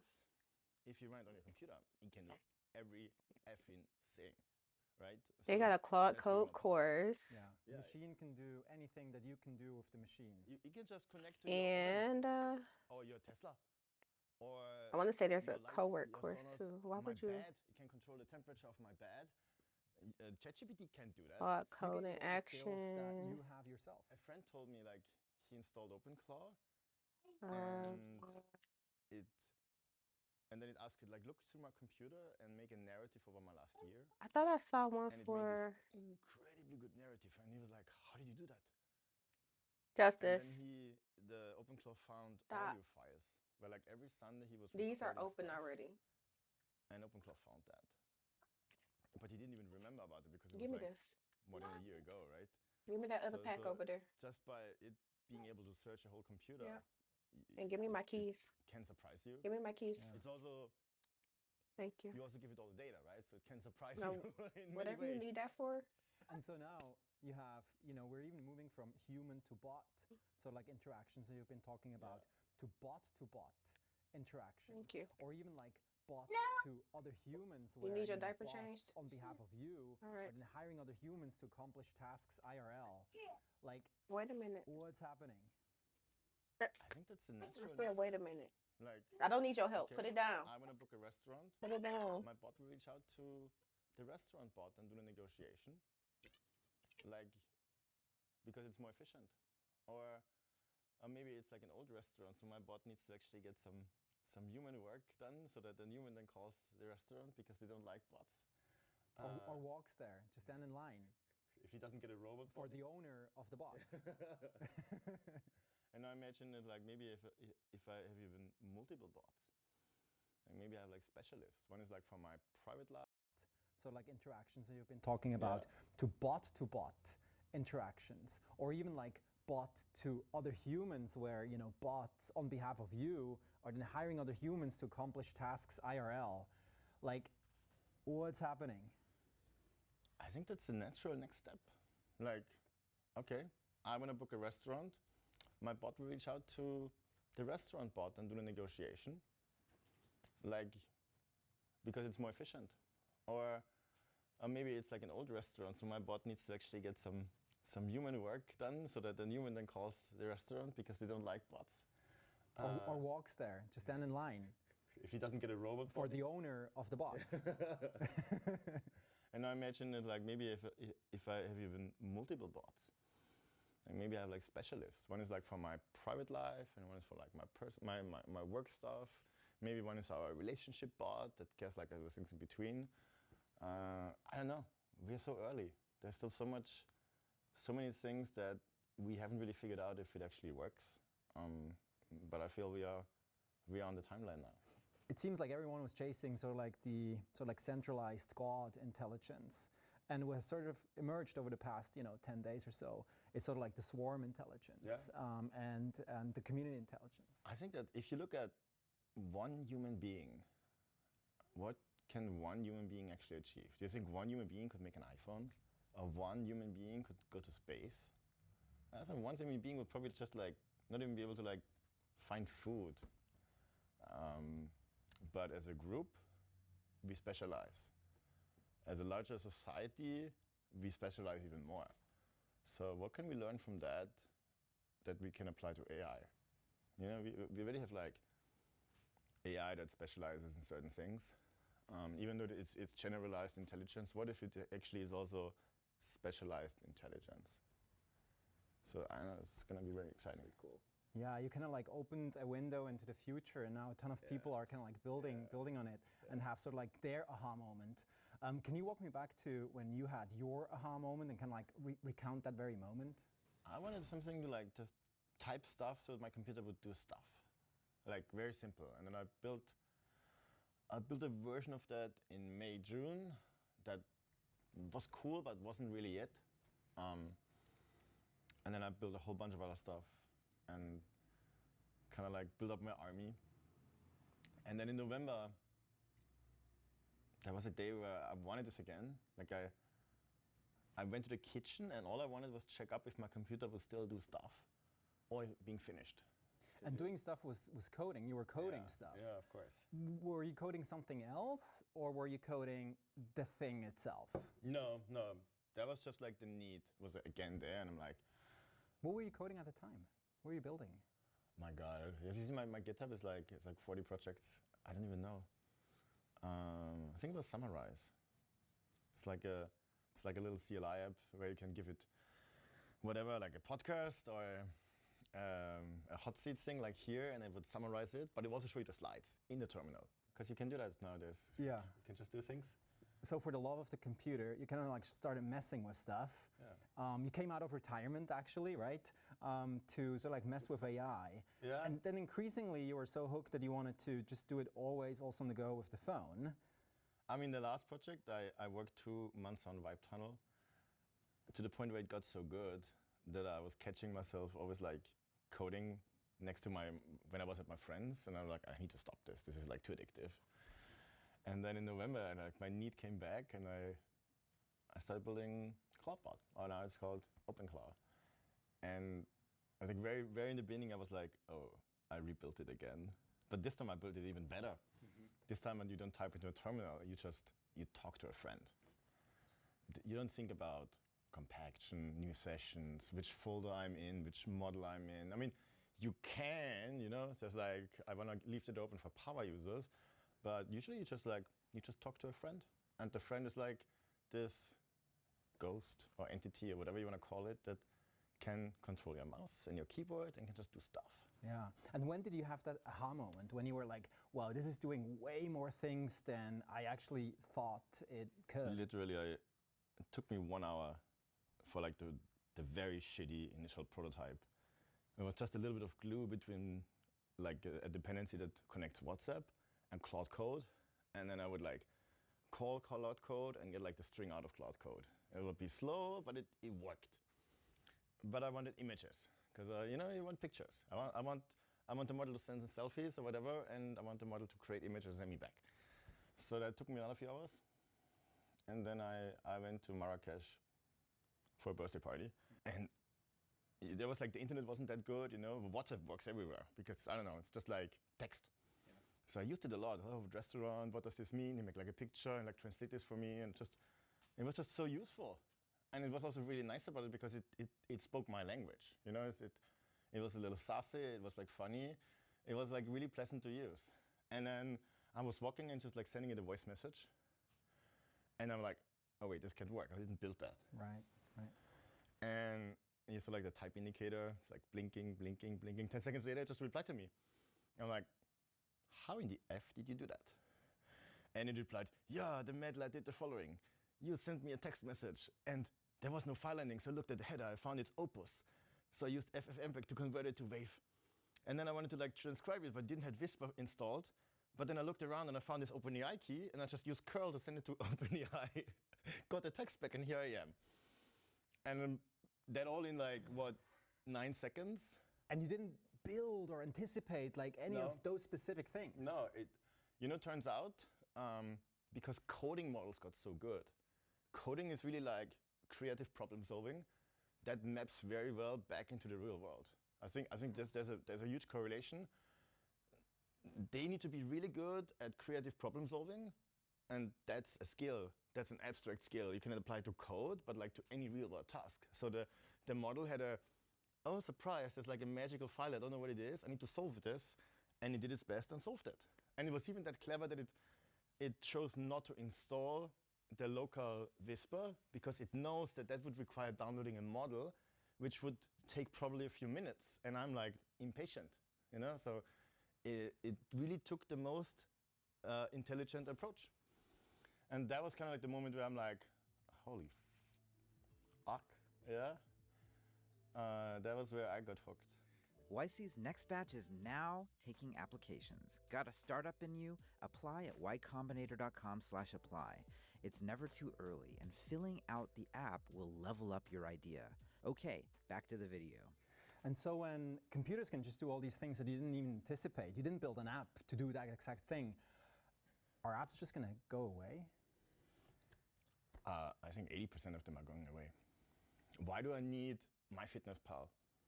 Like, my agent already knows that I'm making bad decisions. I'm at, I don't know, Smashburger or something, and it will already assume that I eat what I like to eat. If I don't make a comment, it will just like automatically track it, or I make a picture and it will just store it somewhere. I don't even need to care, right? And then maybe it improves my gym schedule, like adds a little bit more cardio in it. I don't need my fitness app because it just does the fitness planning for me. Why do I need it to do app? I just tell it, hey, remind me of this and this, and the next day it will just remind me of this and this. Do I care where it's stored? No, it just does its thing. So there's every app that basically just manages data could be managed in a better way, and it's in a more natural way by agents. Yeah. Only the apps that actually have sensors, maybe they survive. And so if, most apps are going to go away in that scenario, are the models the only remaining sort of apps? Not everything will go away. But yeah, I think the large model companies have some big moat, because they ultimately, they give the token. And turns out, one of the complaints was that people use so much token. No, you just really love using it. That's why you use this thing so much, because that's how you burn the token. Yeah. It's like, is it my fault that I make something that's so popular? And so, like all the models, they're kind of like leapfrogging each other constantly, and maybe they're also getting commoditized. So if apps are going to go away, models are going to get commoditized, or at least the lobster can, like, the brain is swappable out. What's the thing that remains? Where's the value? Is it the store of memory? Is it the harness that's valuable? What remains? First of all, I don't think the model companies always have a moat, and because you see this already, a new model comes out, people are like, oh my god, this is so good, and then like a month later, it degraded, it's not good anymore, they like quantized it. No, they didn't do anything. You just adapted to the new standard, and now your expectations went up, but the model is still the average. So I think for quite a while, every time a new model releases, I see the same. People love it, and then it's the standard. And then what's down there, you don't even want to think about it anymore. So we have like open source stuff that's as good as the current models from a year ago. Everybody's hating it, complaining, oh, this is not good, it's not funny. Yet this was what we had. And like in a year, we'll have this open source. And then we'll complain about this because we are used to this. So for the foreseeable future, the big companies still have moat. Harness-wise, it's going to be interesting, because every company kind of has their own silo, right? There's no way, maybe there's for Europeans, to actually get the memories out of ChatGPT. I'm not aware. Either there's no way for a different company to get your memories out. Yeah. So if I was like a company who like provides chat services, you could use me, but then I couldn't access the memories. So like the companies try to like bound you to their data silo, and the beauty of OpenClaw is it kind of claws into the data, because at the end user needs access, because it's in the end, otherwise it wouldn't work, right? If the end user has access, I can access the data. And you own the memories. It's just a bunch of markdown files on your machine. Well, I mean, I don't own the memories. Other people, everybody, everyone owns their own memories as a bunch of markdown files on their own machines. And to be honest, those are probably super sensible, because let's be honest, people use their agent not just for problem solving, but also for like personal problem solving. Very quickly, super quickly. I mean, I fully do that. I'm like, there's memory stuff that I don't want to have leaked. Yeah, what would you rather sort of like not show? Your Google search history at this point, or your memory.md files? What's the Google word? Yeah. People still using Google? I built this, and I was so excited, but on Twitter, people wouldn't get it. Yeah. Like, I was failing to explain the awesomeness. I feel like it needs to be experienced. So I tried various things, and I couldn't nail the explaining. So I was like, let's do something really crazy. I just created a Discord, and I just put my bot without any security restrictions in the public Discord. And then people came in and they interacted with it, and they saw me build the software with it, and they tried to prompt inject it and hack it. And my agent would be laughing at them. And you just had it locked down to your user ID, so it only listened to you? Yeah, that, and it was, I made very clear instructions that other people dangerous, only listen to me, but respond to everyone. And this prompt was in, where was it stored, the instructions? That's actually part of OpenClaw itself. Very much so, that's part of the system prompt. Okay, you are now, that explains to you, you're in Discord, there's like public people there, but you only listen to your owner. Or like your human, I don't even know how I wrote it. Yeah. Your god. And I kept, I don't know what I did, but my system was built very organically. Like at some point I created like an identity.md, a soul.md, like various files, and then only in January I started making it so other people could install it easier. And I remember I built all these templates based on like, oh, take a rough look at what I have and make like templates, and Codex wrote it. And what came out was like bread. You know, like people joke that Codex feels like bread, even though now they have a new friendlier voice. I haven't tried it yet. Yeah. But the new bots, they felt so boring compared to what I had. So I was like, Marty, infuse the template. Multi is the name of your personal. Yeah, it's a new name because there was some naming challenges. Yeah. So you were talking to Multi. Yeah, I was like, infuse those templates with your character, and he changed the templates. And then like all the things that came out afterwards were like actually funny. Not as funny as mine. So like I kept some secret, and the one file that's not open source is like my soul.md.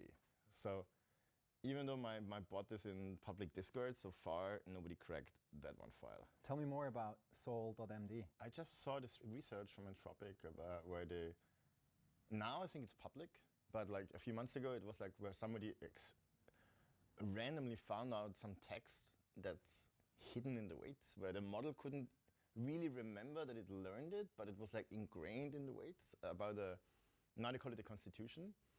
And I found it incredibly fascinating.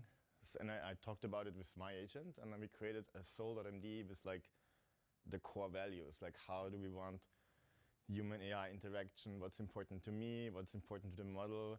Like some parts is a little bit like mumbo jumbo, and some parts is like, I think, actually really valuable in terms of how the model reacts and responds to text, and makes it feel very natural. In terms of building OpenClaw, you're also kind of taking a little bit of a contrarian view at sometimes, like which model you like for coding, which one you like to run your bot on, and then also like how you actually code. Work trees, Git work trees have kind of been a popular thing. There's more and more tools embracing them, but you're just like, no work trees, just multiple checkouts of the repo and like parallel, terminal windows. Tell me more about how you build. Yeah, I feel like the whole world does Cloud Code, and I don't think I could have built this thing with Cloud Code. Like I love Codex because it looks through way more files before it decides what to change. You don't need to do so much charade to get a good output. If you're a skilled driver, I sometimes even say, you can get reasonably good output with any tool. But Codex is just really brilliant. It is incredibly slow. So sometimes I use like 10 at the same time. Like maybe 6 on that screen and 2 there and 2 there. And I don't like, this is already a lot of complexity in my head. There's a lot of jumping. So I try to minimize anything else that is complexity. So in my head, main is always shippable. I just have multiple copies of the same repository that all are on main. So I don't have to deal with how do I name that branch. There could be like conflicts on naming. I cannot go back. There are certain restrictions when you use work trees that I don't need to care about if it's copies. I don't like to use a UI because that's, again, just added complexity. Yeah. Like, they're simpler and less friction I have. All I care about is like syncing and text. Yeah. I don't necessarily need to see so much code. I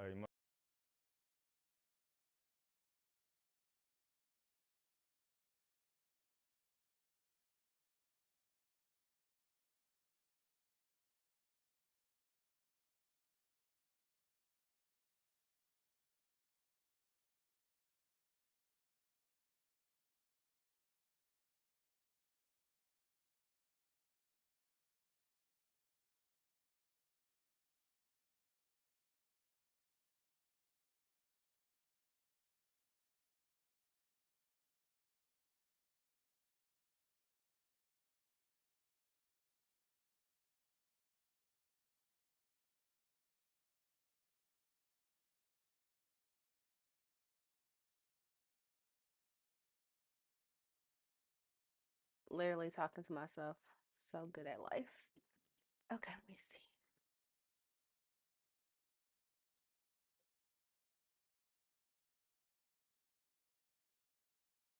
I'm annoyed. Okay, I want to see. I don't know what happened to those videos that I was putting in my queue, but let's kill this queue then. Go to here.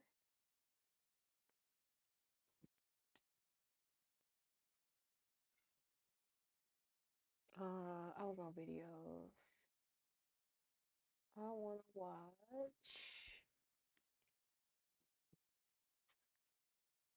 Oh, it's a whole 1 hour. Yeah, heck yeah. That's what I want right here. Well, first, let's do this. Let's do the 5 minute intro. The 5 minute intro, or however long. It's 2 minutes. And then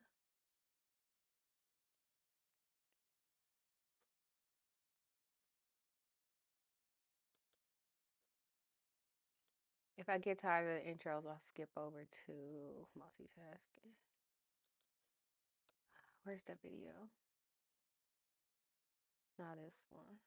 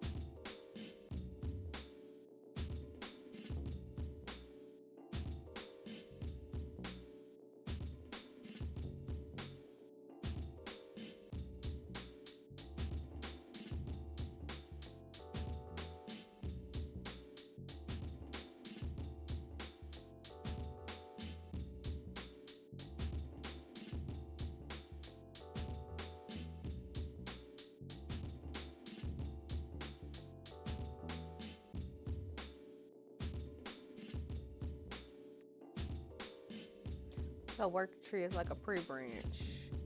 Skills.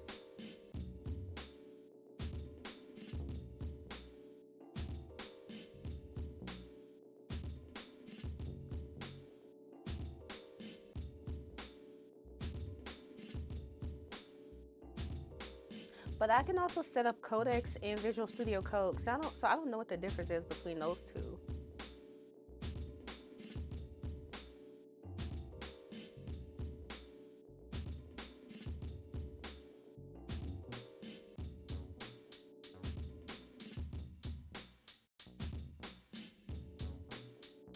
This the part I want to know.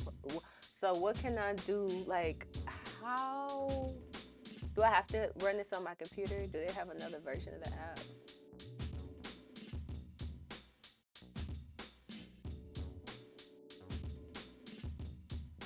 That's like a little chat. Okay, but what about? Never mind. Today, we're excited to introduce the Codex app. Now you have one place to manage your projects and delegate real work to Codex. Instead of juggling terminal windows, you get a single command center to run and supervise agents. Let me show you how it works. On the left, you can see my projects. And for each of them, I can see the tasks that Codex completed, and some of them are running live as we speak. On the right, this is the main conversation screen. Let's start with this iOS app I've been building. It tracks the ISS in real time, and let's say I want to build new features for it. I can type, or better yet, I can just speak my mind and dictate. Add a new screen that shows the astronomy picture of the day from NASA. And that's it. Codex is now taking care of all that for me, and will figure out the right APIs to build it. While that's running, let's take a look at another project I've been meaning to migrate for a while. Here, Codex is updating all the dependencies, and in that Because that's task, one of the main things it's I even need to do. migrating from WebSockets to WebRTC for our speech-to-speech integration. Now, some of these tasks take a while, minutes if not hours, especially when you're working on a large code base. And that's a big shift in how we build software. Now you can supervise your agents and simply check in when they're done. But let's go back to our first task. Here, you can see how Codex has been approaching the problem, the steps it's taking, and the progress as it goes. And it's done. Now, if I click on the right side, I see the diff. I can review exactly what changed in the Swift code. I can leave inline comments for feedback, ask for another iteration, or just merge if it looks right. Now, if I need to go deeper, I can always open the changes in Xcode. But in this case, I'll just build and run the app directly from here. Oh, beautiful. Working with the Codex app makes building more fun, you know? I don't have to like spend a lot of time editing code, but rather just like thinking about how to shape the app the way I want it to be. Let's bring the iOS simulator on screen, and here it is. I just gave one sentence to Codex and it built this entire new feature for me. Isn't that amazing? Let's switch to another project I've been working on. It's a web-based fitness tracker. Well, for visual tasks like this one, I want to stay closer to the experience that I'm building. So by clicking on the top right corner, I can pop the conversation out like this and bring Codex with me. And I can dictate, animate the bars to simulate progress, and now I'll be able in a few seconds to see the changes apply live. It really feels like collaborating with a teammate. And here we go. Now, another powerful part of the Codex app is skills. Skills let Codex connect to all of your favorite tools. In fact, this app was actually implemented using the Figma skill, which automatically used MCP behind the scenes and set things up for me. Let me quickly show you the design. This is the homepage, and if I click one component, for instance, you can see how the spacing, the text styles, and all of that are defined right there. So Codex has not been working from a screenshot. It's actually reading the structure of the design file, including those variables, to generate real code using our design system. And that's why it matches the design so well. Of course, you can also create your own skill for yourself or for your team, so it can really fit your workflow. Now, what's really powerful with the Codex app is that you can even turn these skills into automations. Imagine you have tasks that you want running at a specific cadence. Maybe that's triaging alerts from Sentry or bugs and tickets from Linear. Well, you can now have that handled in the background while you focus on building. So there's a lot about the job. As of recently, especially.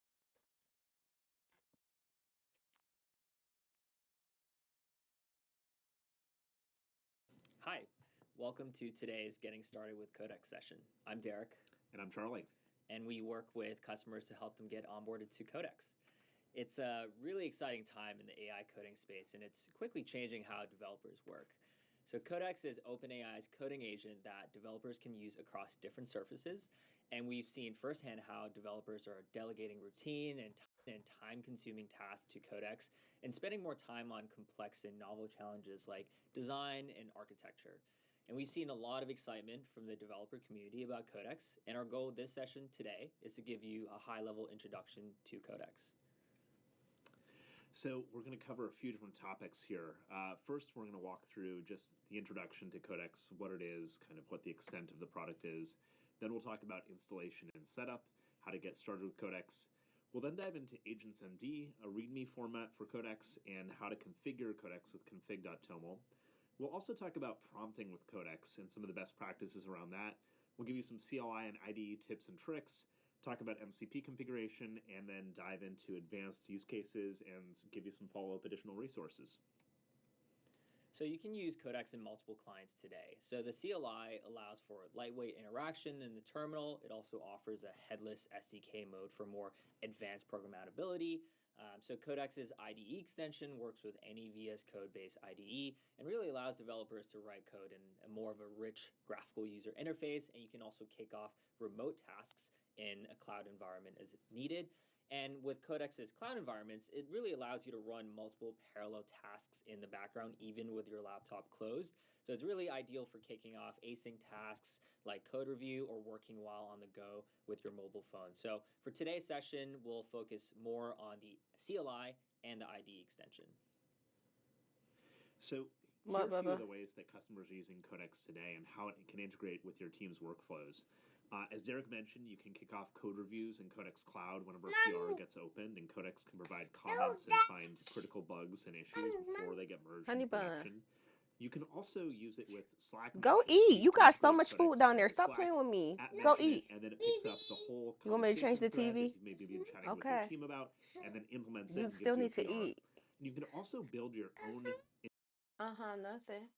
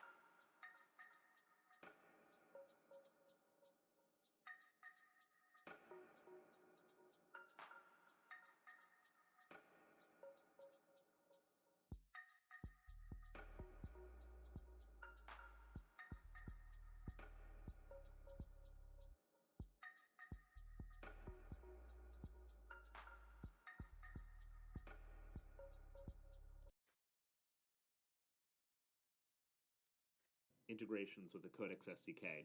This allows you to run Codex programmatically in your own containers, and so you can get structured output out of Codex. And we'll cover this kind of in the back half of the presentation here. So OpenAI at its core is a research company, and Codex is backed by our state-of-the-art models, most recently GPT 5.1 Codex Max, which is our best model for agentic coding.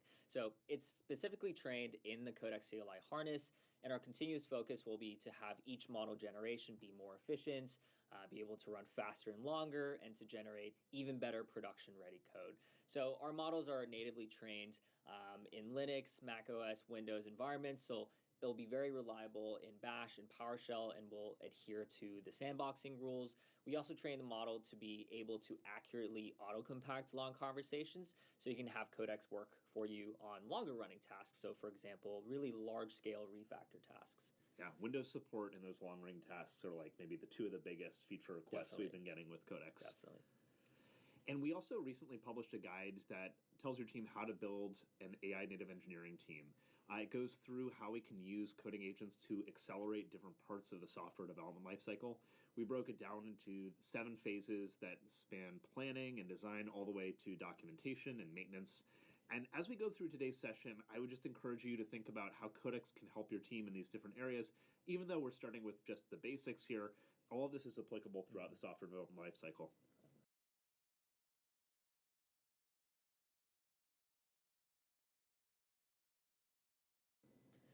So let's get started. As a quick reminder again, the focus of today's session is the CLI and the IDE surfaces. We'll be using an open source repository. So if you're new to Codex, we definitely encourage you to follow along using the same repository or just a repository of your choice. So let's dive right in. So how do we get started? Let's start with installing Codex CLI on your local machine. So you can install in a couple ways. You can install using brew or npm, which is the suggested method since it's going to be the most up to date. Our team ships very, very quickly, sometimes multiple times per week. So this way you're always going to be on top of the latest release. When you run Codex sessions as well, there's going to be a banner on the top that reminds you if there's a newer version to update to. If you want, you can look at the latest binary releases on GitHub since Codex is open source. Codex CLI is open source. And you can also look at the change log on our developers website for more specific changes for each version. So you can install the Codex CLI extension in VS Code as well. And so to do that, you can open VS Code and click on the extensions tab here and search OpenAI Codex. And so you want to make sure you're looking at the official one made by OpenAI as seen here. And when you download it, you'll see the version that you have, and you'll be able to switch between pre-release version and the release candidate. And you can also toggle on auto update or not. I definitely recommend toggling on auto update since you want to make sure you're seeing the latest updates for the IDE extension. So let's talk about actually signing in with your ChatGPT Enterprise account to use Codex. So there's two different ways, and if you use either way, you'll be signed in on both sides. So on the IDE extension, when you first open it, you'll be able to see a splash screen that says sign in. And so when you click on that, it'll bring you to a sign-in page similar to how you'll see on the Codex CLI, which I'll demonstrate now.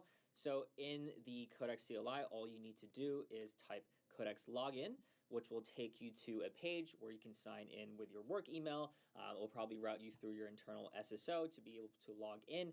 And once you've done with that, you'll be able to start using Codex locally on your computer on the CLI and the IDE extension.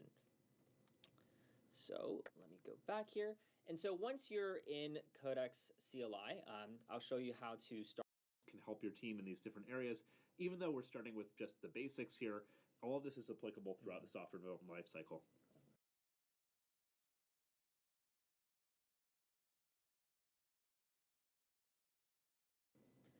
So let's get started. As a quick reminder again, the focus of today's session is the CLI and the IDE surfaces. We'll be using an open source repository. So if you're new to Codex, we definitely encourage you to follow along using the same repository or just a repository of your choice. So let's dive right in. So how do we get started? Let's start with installing Codex CLI on your local machine. So you can install in a couple ways. You can install using brew or npm, which is the suggested method since it's going to be the most up to date. Our team ships very, very quickly, sometimes multiple times per week. So this way you're always going to be on top of the latest release. When you run Codex sessions as well, there's going to be a banner on the top that reminds you if there's a newer version to update to. If you want, you can look at the latest binary releases on GitHub since Codex is open source. Codex CLI is open source. And you can also look at the change log on our developers website for more specific changes for each version. So you can install the Codex CLI extension in VS Code as well. And so to do that, you can open VS Code and click on the extensions tab here and search OpenAI Codex. And so you want to make sure you're looking at the official one made by OpenAI as seen here. And when you download it, you'll see the version that you have, and you'll be able to switch between pre-release version and the release candidate. And you can also toggle on auto update or not. I definitely recommend toggling on auto update since you want to make sure you're seeing the latest updates for the IDE extension. So let's talk about actually signing in with your ChatGPT Enterprise account to use Codex. So there's two different ways, and if you use either way, you'll be signed in on both sides. So on the IDE extension, when you first open it, you'll be able to see a splash screen that says sign in. And so when you click on that, it'll bring you to a sign-in page similar to how you'll see on the Codex CLI, which I'll demonstrate now. So in the Codex CLI, all you need to do is type Codex login, which will take you to a page where you can sign in with your work email. It will probably route you through your internal SSO to be able to log in. And once you've done with that, you'll be able to start using Codex locally on your computer on the CLI and the IDE Don't get extension. your iPhone. So let me go back here. And so once you're in Codex CLI, I'll show you how to start running it in a second. You'll see that there's a couple slash commands that I will note throughout this session. The first one is /status. This just gives you a high-level overview of the model that you're using, the directory, the sandbox mode, the approval policy, how much not. I definitely recommend toggling on auto updates since you want to make sure you're seeing the latest updates for the IDE extension. So let's talk about actually signing in with your ChatGPT Enterprise account to use Codex. So there's two different ways, and if you use either way, you'll be signed in on both sides. So on the IDE extension, when you first open it, you'll be able to see a splash screen that says sign in. And so when you click on that, it'll bring you to a sign-in page similar to how you'll see on the Codex CLI, which I'll demonstrate now. So in the Codex CLI, all you need to do is type Codex login, which will take you to a page where you can sign in with your work email. It will probably route you through your internal SSO to be able to log in. And once you've done with that, you'll be able to start using Codex locally on your computer on the CLI and the IDE extension. So let me go back here. And so once you're in Codex CLI, I'll show you how to start running it in a second. You'll see that there's a couple slash commands that I will note throughout this session. The first one is /status. This just gives you a high-level overview of the model that you're using, the directory, the sandbox mode, the approval policy, how much context window you have left. So for example, just to go back to the CLI here, I'm on this specific version. I'm using this model and currently in the agents.md directory. And so what you can do is go to /status, and you'll see here that I'm using this specific set of configurations with my account and my session ID as well. And so let's get started by cloning the repository that we'll be using here today. So we're using the agents.md website, which you'll see here. So Charlie will talk more about agentsmd and why it's very important. But for today, we'll be cloning this repository that's open source. So once you clone that repository through this link below, just cd into that file, install npm, and then npm run dev.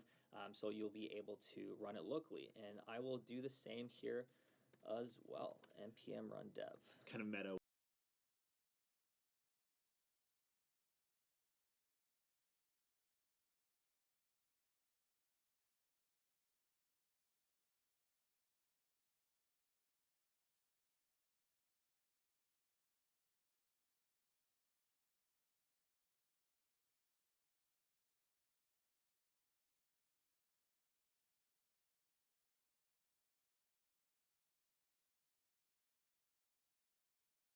We're using the AgentsMD microsite while also talking about AgentsMD. And Exactly.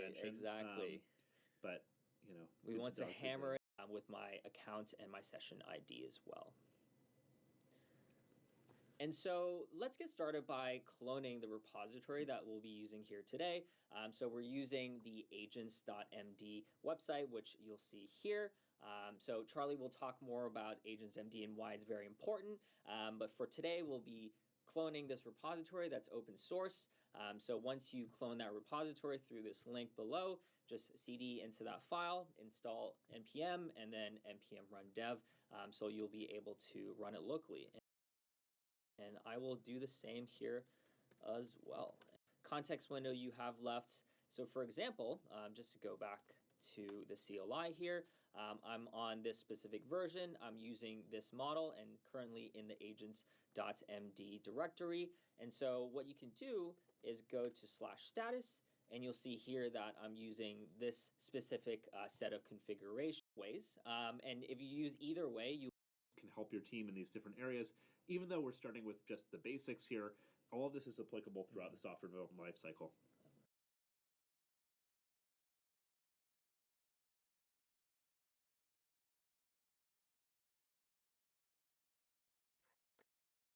That's so annoying. Software software development lifecycle.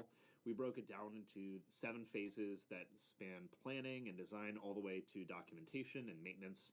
And as we go through today's session, I would just encourage you to think about how Codex can help your team in these different areas. Even though we're starting with just the basics here, all of this is applicable throughout the software development lifecycle.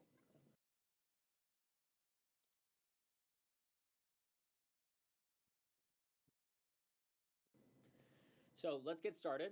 As a quick reminder again, the focus of today's session is the CLI and the IDE surfaces. We'll be using an open source repository. So if you're new to Codex, we definitely encourage you to follow along using the same repository or just a repository of your choice. So let's dive right in. So how do we get started? Let's start with installing Codex CLI on your local machine. So you can install in a couple ways. You can install using brew or npm, which is the suggested method since it's going to be the most up to date. Our team ships very, very quickly, sometimes multiple times per week. So this way you're always going to be on top of the latest release. When you run Codex sessions as well, there's going to be a banner on the top that reminds you if there's a newer version to update to. If you want, you can look at the latest binary releases on GitHub since Codex is open source. Codex CLI is open source. And you can also look at the change log on our developers website for more specific changes for each version. So you can install the Codex CLI extension in VS Code as well. And so to do that, you can open VS Code and click on the extensions tab here and search OpenAI Codex. And so you want to make sure you're looking at the official one made by OpenAI as seen here.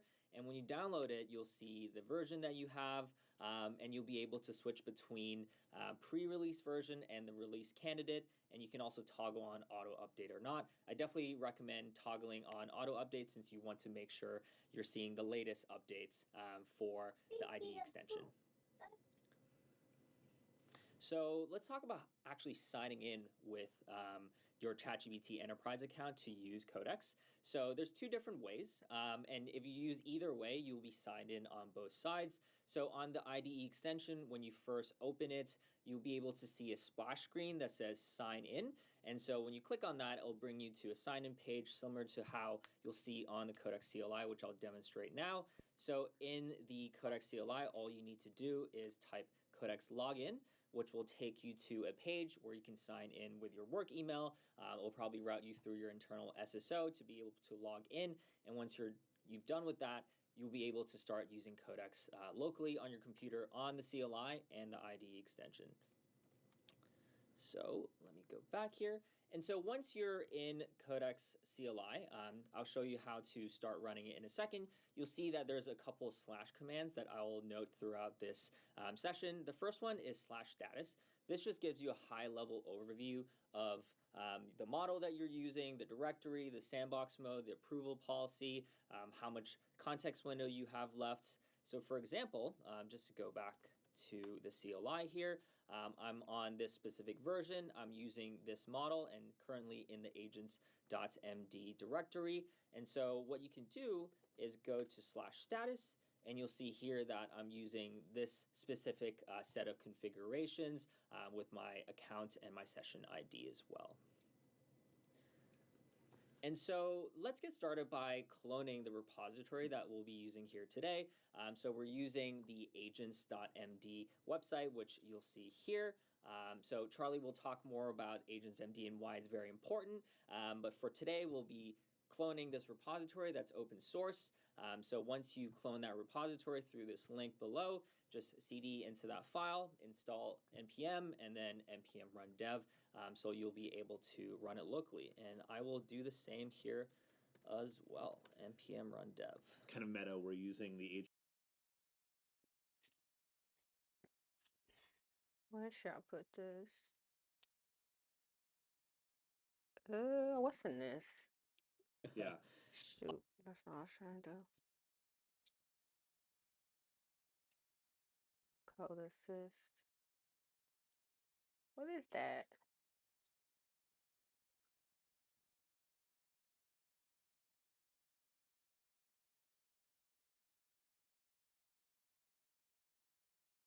All right, let's put this here.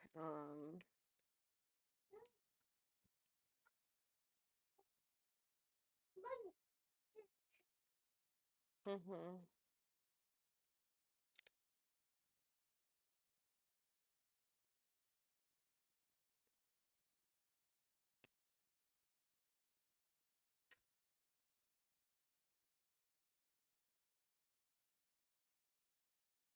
Let me open this one.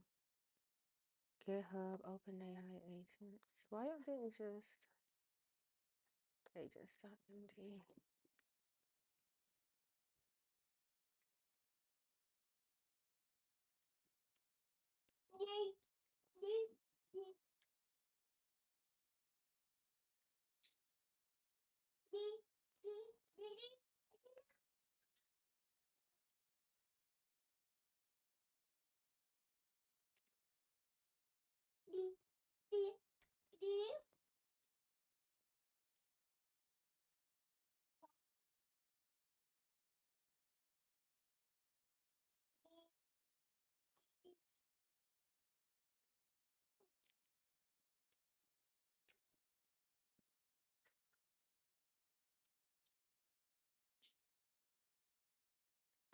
What is the name of the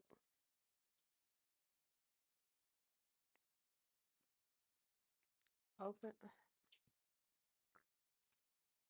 agent? Let me see. GitHub slash OpenAI slash agents. GitHub OpenAI.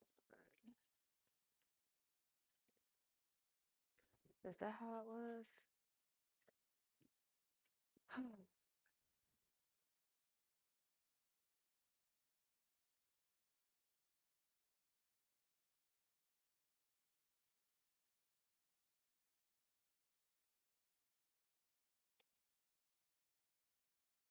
Here it is.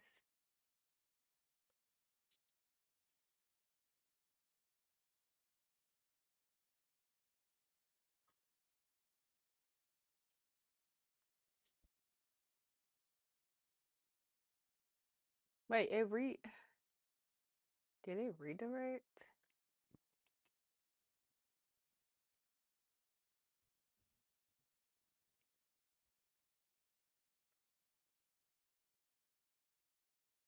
It did.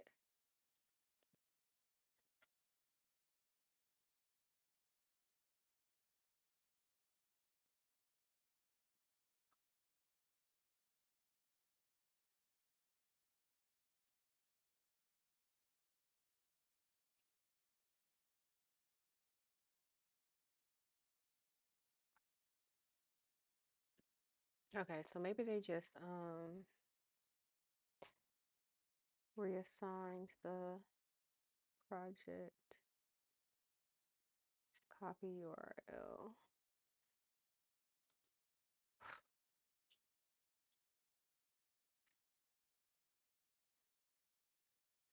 And that's agents.md website. Okay, let's go back.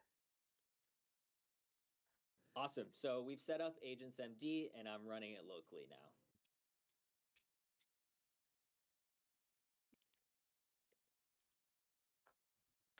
So I'll hand it over to Charlie to dig a little deeper on Agents MD. Great. All right. So we have a project set up and we want to work on it. We can use Agents MD to help get Codex clued in to how this project is going to work. Why do we need an Agents MD? Well, when you think about it, coding agents don't really retain any context between sessions. Every time you start it up, it's coming in with a fresh context window.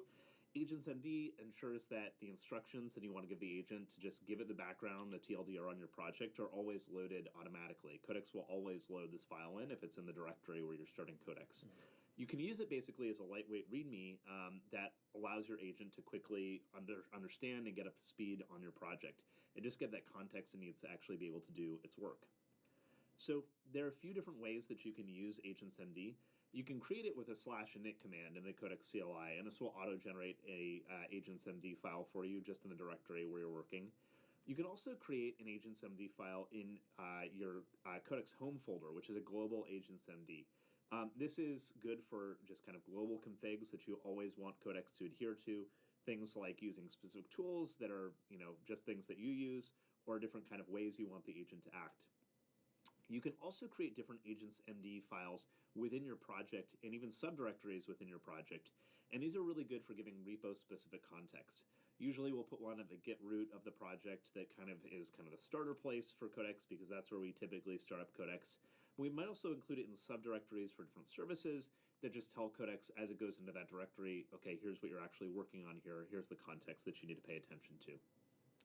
All right, so what's included in an Agents MD? Common sections that we often have in here are the project overview and the structure, just giving Codex pointers on where to go for different files. Also, how to build the project and running test commands, doing helpful CLI tools that you might use for yourself, like the GitHub CLI, for example, or different MCP servers that you want to integrate, and also giving Codex a workflow, just talking about how to go about implementing a feature from front to back.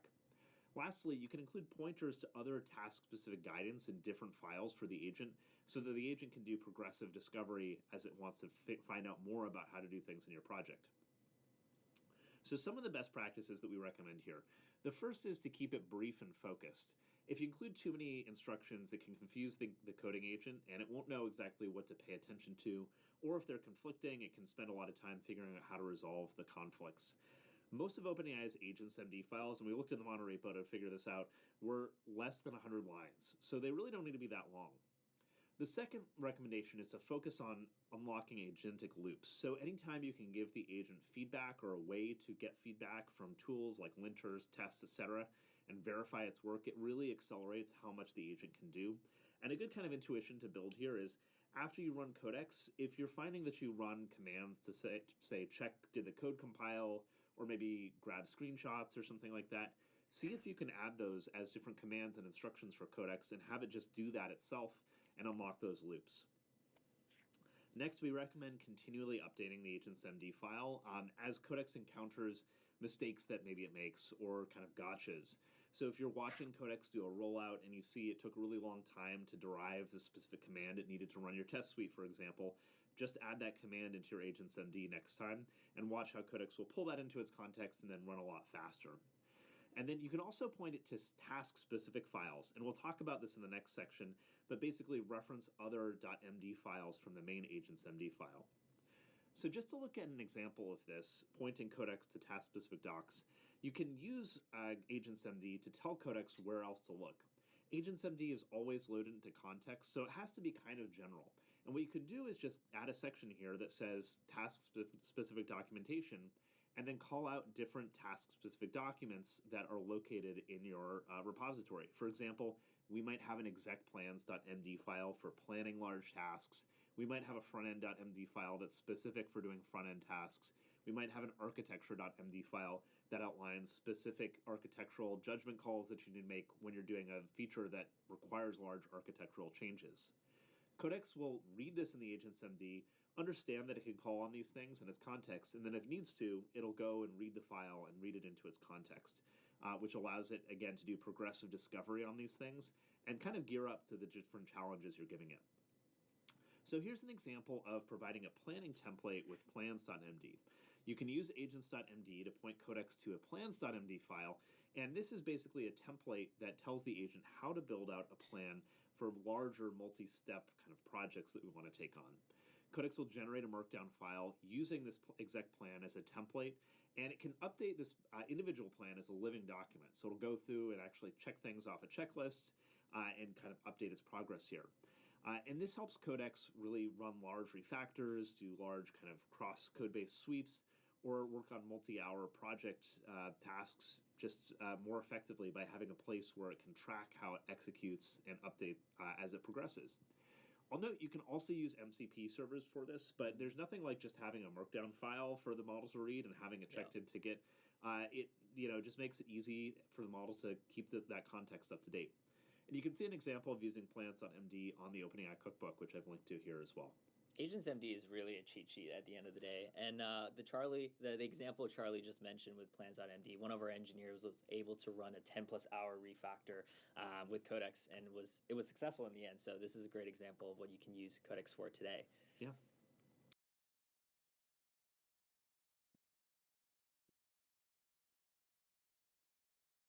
All All right, let's talk about how to further customize Codex to the way you work in addition to AgentsMD, which is the configuration TOML file. So Codex CLI was written in Rust, hence why it's in a TOML file. As you can see here on the right, there's a couple different areas that you can customize and have it run as default when you start a Codex session. For example, you can specify the default model reasoning effort, sandbox mode, approval policy, which I'll talk about in the subsequent slide. You can also toggle certain features to be default on, for example, web search. You can also specify different profiles. So for example, sometimes I just want to start a Codex session that defaults to the fastest model with the lowest reasoning effort to get the fastest responses. So I created a profile called fast. So I can just do Codex-P space fast, and it'll create that specific configuration for the session. And as Charlie mentioned, MCP is an area that you can also configure Codex to work with. So in this example, we have one of the MCPs that we'll cover later in the session as an example on the right. So this is just the tip of the iceberg. As you can see on this slide here, there's a lot of different configurations that you can do with the Codex CLI. And if you go to this website, you will see a lot of different configurations for you. Yeah, one of my favorites to set here is the terminal notifications. It allows you to get like a pop-up when Codex finishes a task, which some people don't like. I actually like it because Codex will run in the background and like ring a bell when it's done for me, so that's nice. But a lot of bells going off. yeah. To go back to the last slide here, so approval policy and sandbox mode are two areas I just want to dive a little further into. The default for Codex is to have the approval mode on request, which is Codex will run until it decides it needs to ask you for any escalated permissions. The other default is workspace write as the sandbox mode. What that does is Codex will write to files in your current directory and not anything outside. But as you can see here, there's a couple configurations that you can change with the default when you start a Codex session.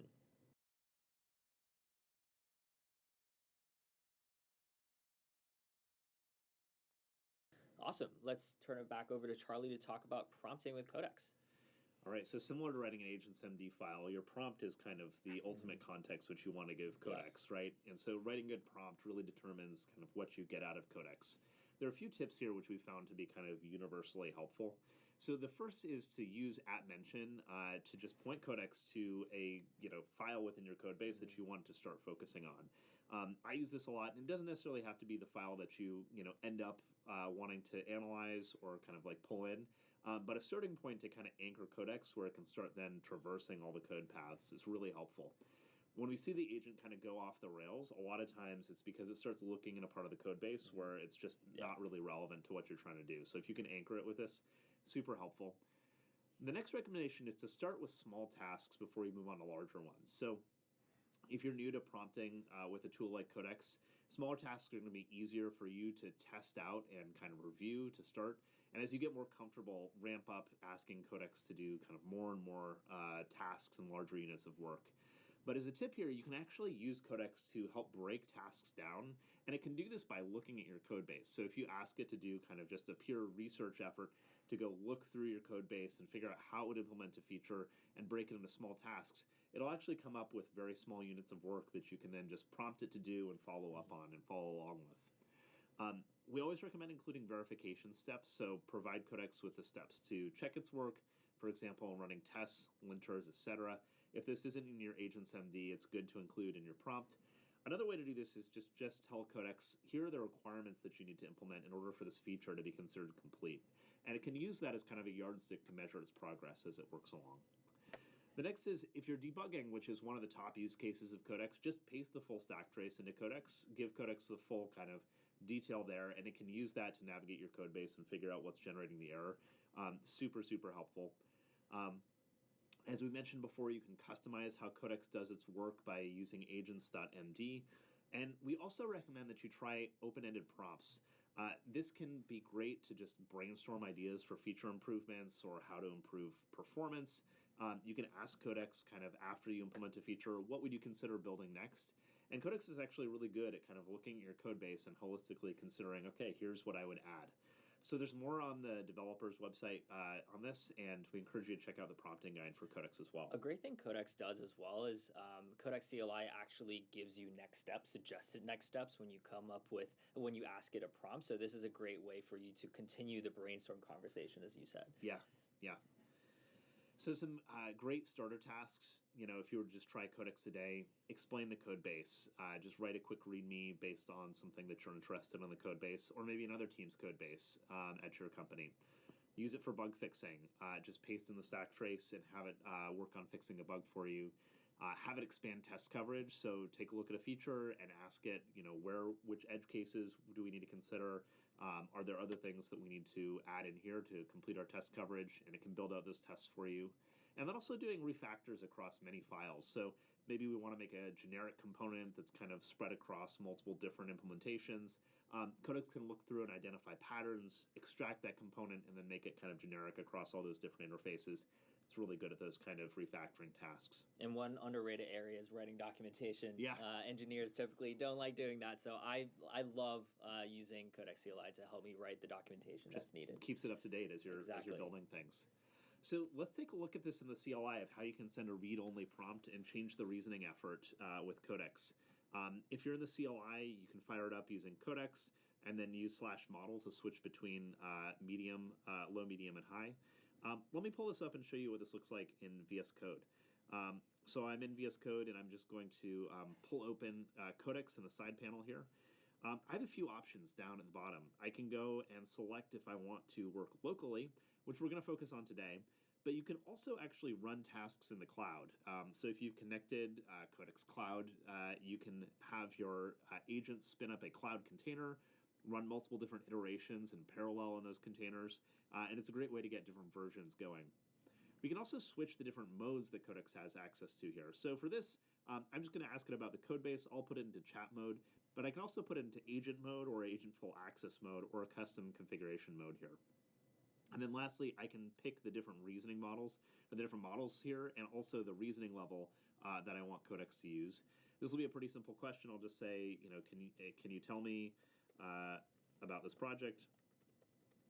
You can make this more custom, and it'll go through. It will actually research kind of what's going on in the project. You can see it's starting its chain of thought here.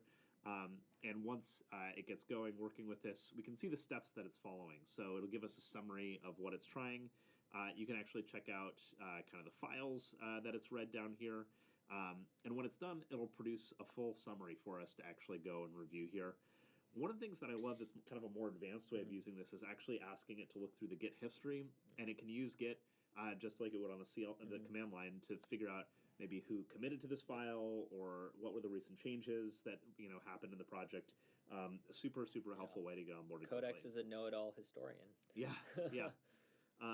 So that's sending like a read-only prompt, but obviously we also want to be able to make changes. So here's an example that I've already kind of pre-built here.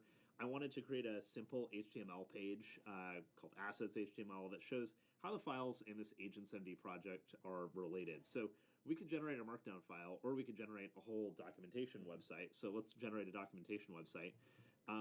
Just to show how I did this, if I go back here and actually view the different prompts that I have, I can see the different conversations that I have going here.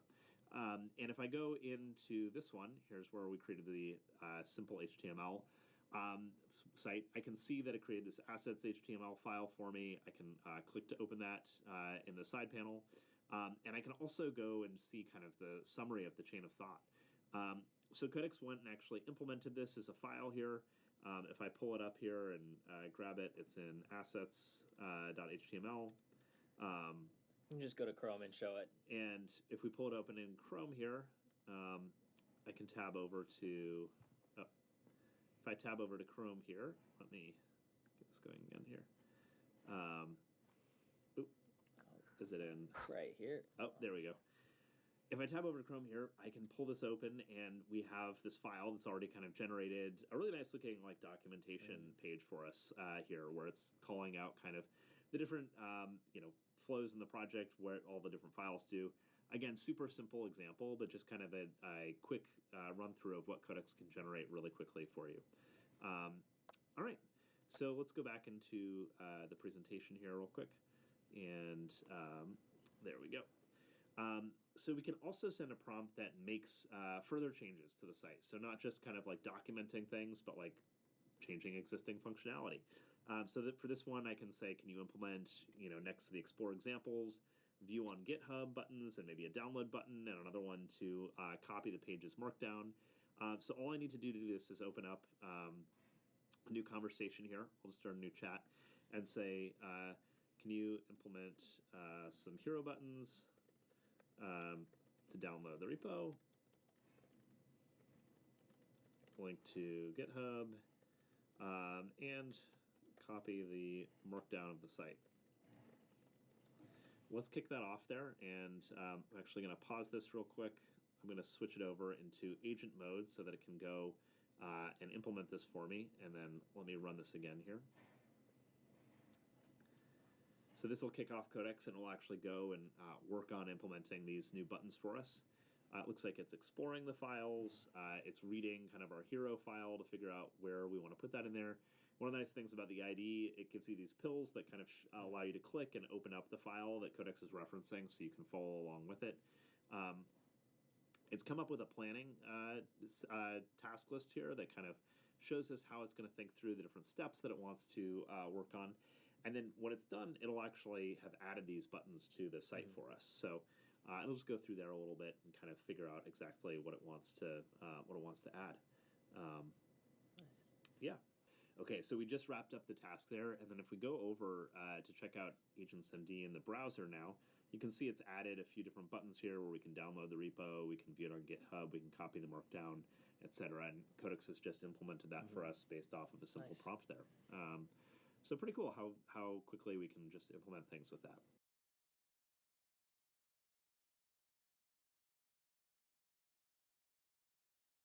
All right. Over to you for some more CLI and IDE tips and tricks. Thanks, Charlie. Let's talk about some different tips and tricks across this two surfaces, the CLI and the IDE. So Charlie already mentioned this briefly earlier, but you can point Codex to specific files in your code base. For example, in the CLI, I can quickly just mention any sort of file. So I can specify file and ask any questions so Codex knows exactly where to look at. Also within the IDE extension, I can also do the same. I can pick a specific file. One thing to note here as well is you can actually bind specific keyboard shortcuts to specific functionality. So here there's one that you can actually bind and add context by just highlighting specific parts of the text in a file. So I bind a Command-Shift-C personally, and as you can see here, I added context for the hero TSX file, these specific 10 lines by just binding the hotkey there. So just another tip in terms of what you can do with the Codex in the CLI and the IDE extension. So you can also use to-dos in Codex IDE, and this is a feature that I personally love using. So for example, if I go back to this IDE extension, I can actually go to a specific part of the file. In this case, I believe I have a to-do already here that asks Codex to do something similar to what Charlie did, which is to implement a button to download Markdown to view on GitHub. And once you have that to-do created, you can actually just click on implement with Codex, and it'll actually fire off a task on the right here. I won't have it fully run since we've already completed this task. But as you can see here, you can technically have a lot of different to-dos within your code and actually just have Codex implement all of them for you, which is fantastic. So let me go back to the slides here. So another area that a lot of people use Codex for is to actually prompt Codex with an image example. So in this case, if I go to the agents.md file, you see here there's no background color for these three setup commands. What I can do is actually just take a screenshot of it and ask Codex to make the inline background code chips orange. So in this case, maybe I'll just use the CLI here since we've already used the IDE for a couple examples. In this case, I'll just paste in the screenshot here. Can you make the inline chips orange? Great. So Codex is able to read that. As you can see, it will explore the code base and find exactly where it needs to Wanna wait for me? update. In a few seconds here, Of it'll be able course. to actually change the background colors of those 3 setup Go ahead. commands to be orange.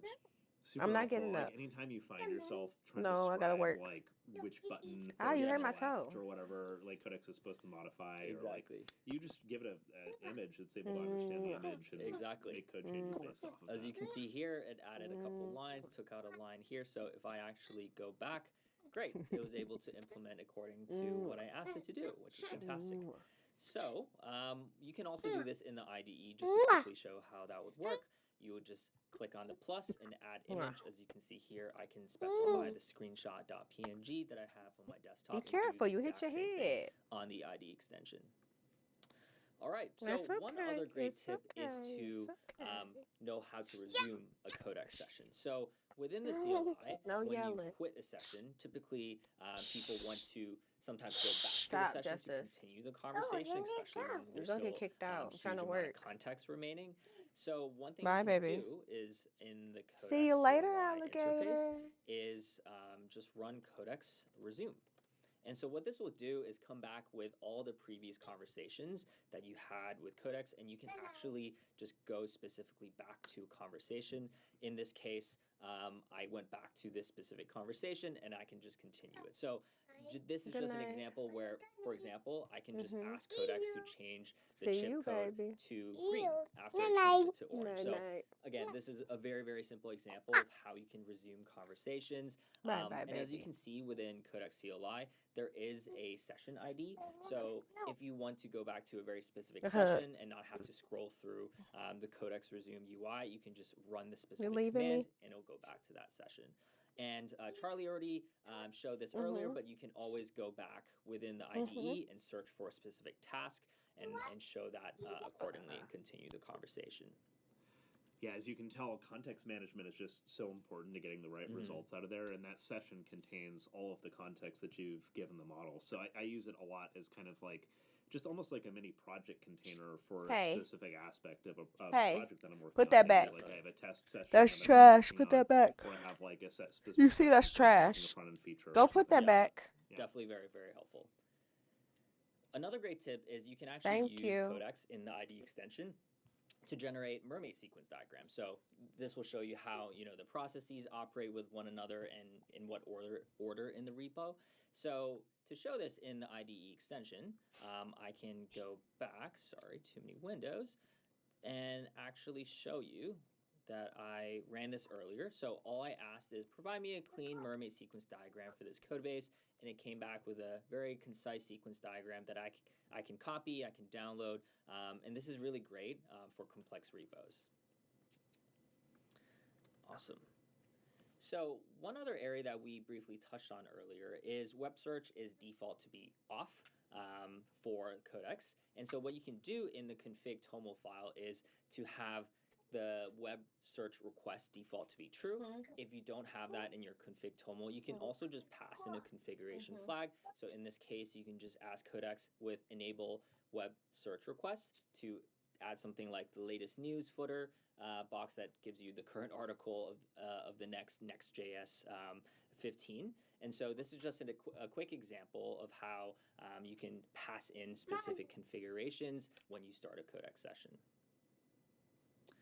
And one great area that a lot of our users use Codex for is to add specific custom commands. So in this case, get that off the desk. you can go to your Codex home folder and create a prompts folder and add test.md file as an example. So what this file will do is ask Codex to generate unit tests for any of the files that changed and use the existing test runner and just to keep the diffs minimal. So what you can do, and let me demonstrate very quickly, is you can go to your Codex home folder. In this case, I just opened it within VS Code, and you can create, like I mentioned, a prompts folder, and in here I added an @test.md file. And so what that does is if I go back to Codex CLI, if you just added it, you should quit and just restart it.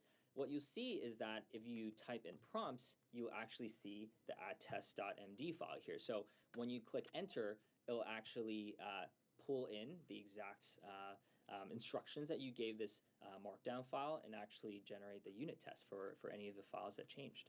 So very, very convenient, and obviously this is just one example of a custom command that you can add for Codex. Chores.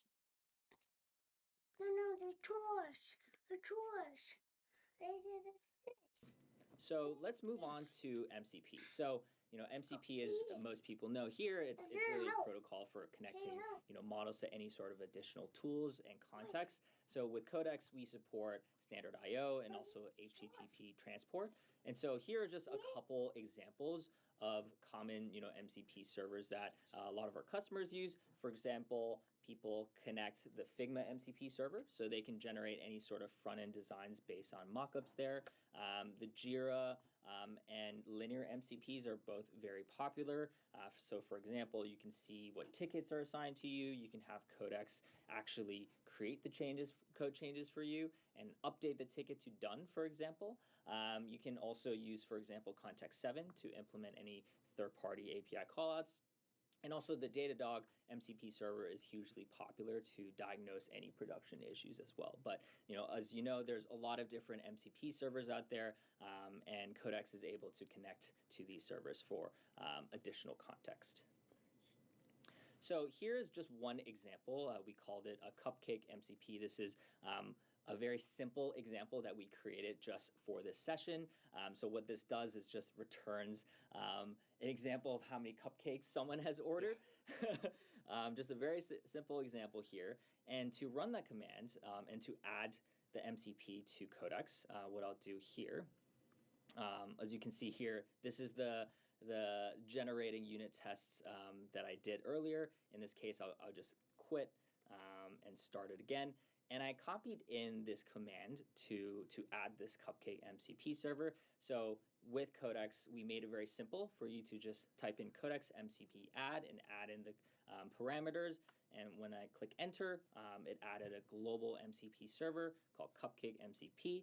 And to show that it actually did add, if I go back to the config toml file, as you can see here, if I reduce the size of this, it did add the MCP server here. So you can also just directly add it in your config toml, but we've seen a lot of our users just use the simple Codex MCP add as an example.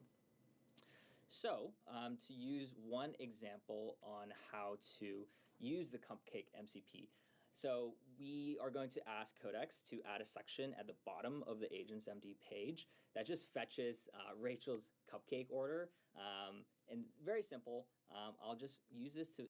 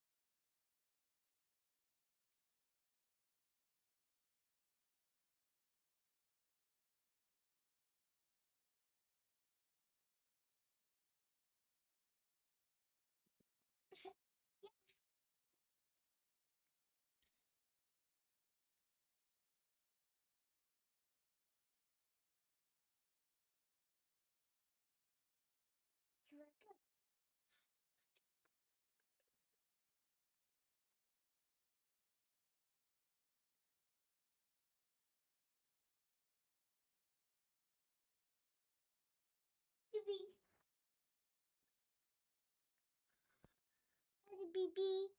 It's a beach. A shot. No. The beach bats. Can you? The beach. I don't want to do this. We have beach.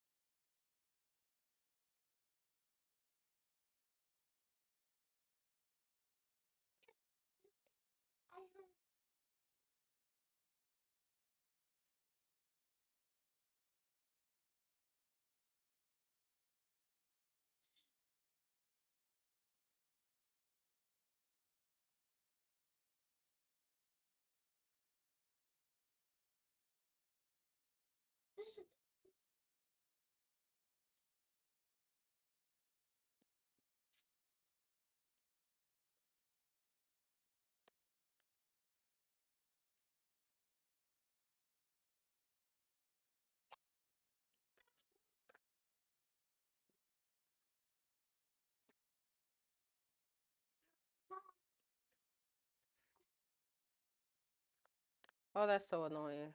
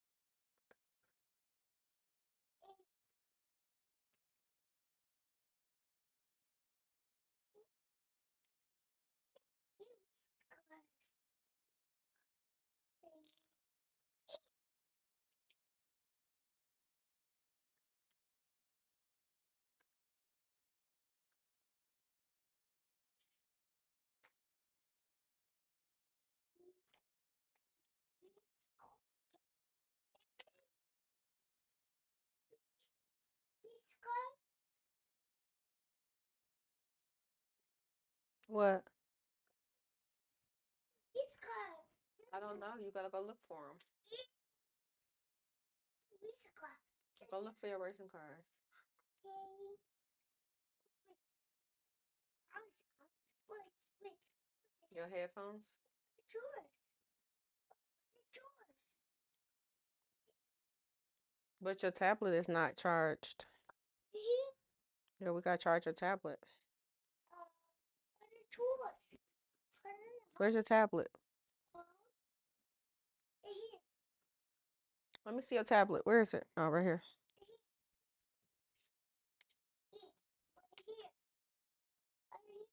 Mm-hmm. Right here. Wait here. Wait. It's charging. It's yours. Wait.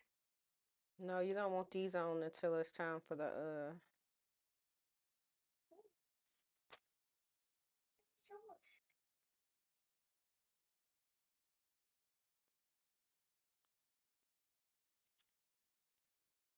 No, this is yours. Your tablet has to charge first. Yeah, no. Wait.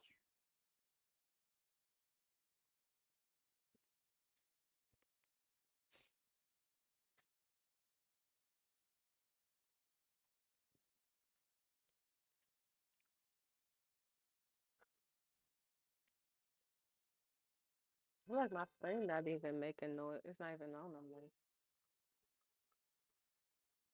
Justice, that's too loud.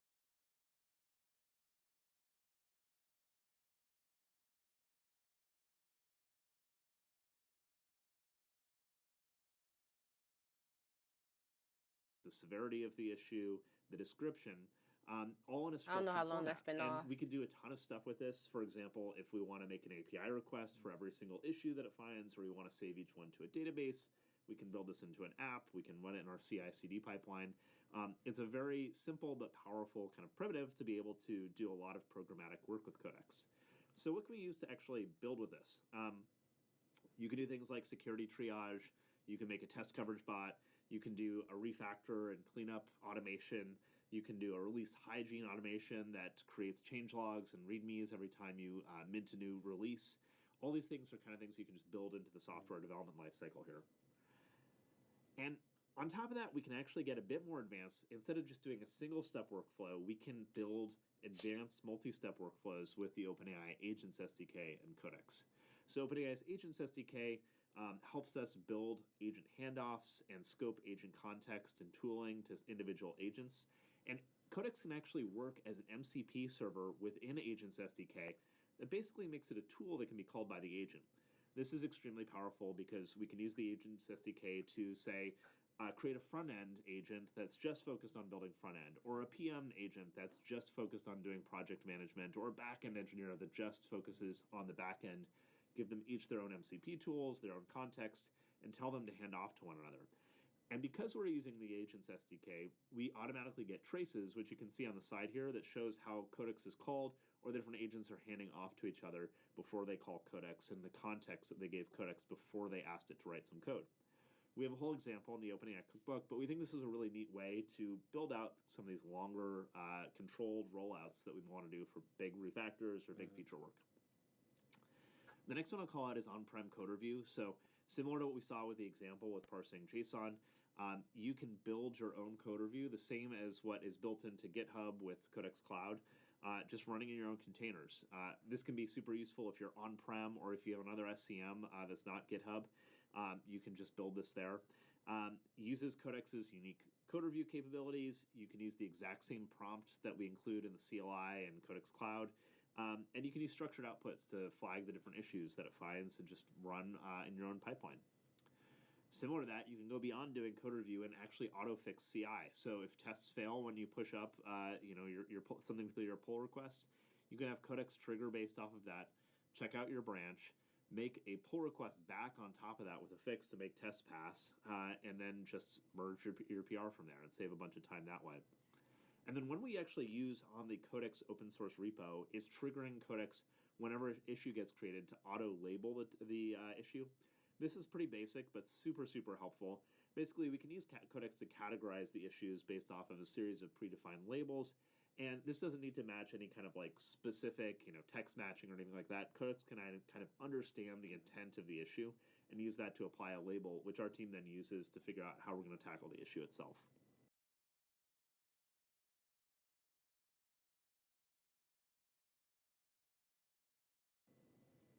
So before we wrap up, I just want to share a few additional resources, some for all users. So for the Codex documentation, go to developers.openai.com/codex. Lots of great tips there and kind of full documentation available.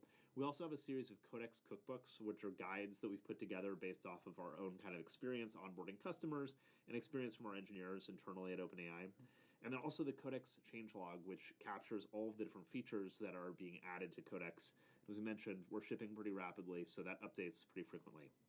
If you're an admin, we have an enterprise admin guide for you, as well as a security guide, and then a rate card that captures the credits that are used by Codex so you can understand usage. And with that, that's it. Thanks for watching our presentation, and we hope you are able to use Codex and spin up on it well. Thank you so much.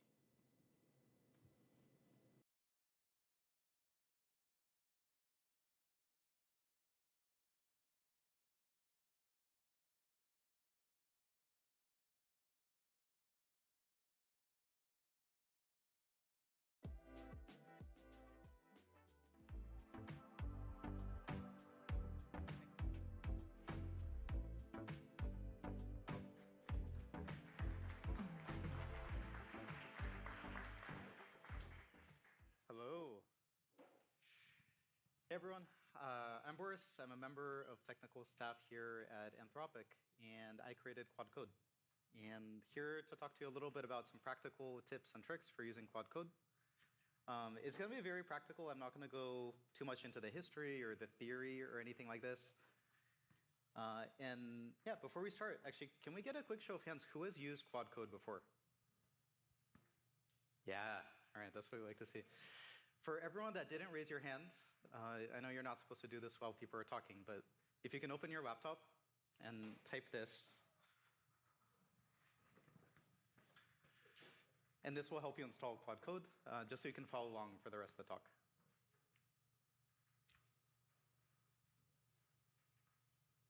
All you need is Node.js. If you have it, this should work.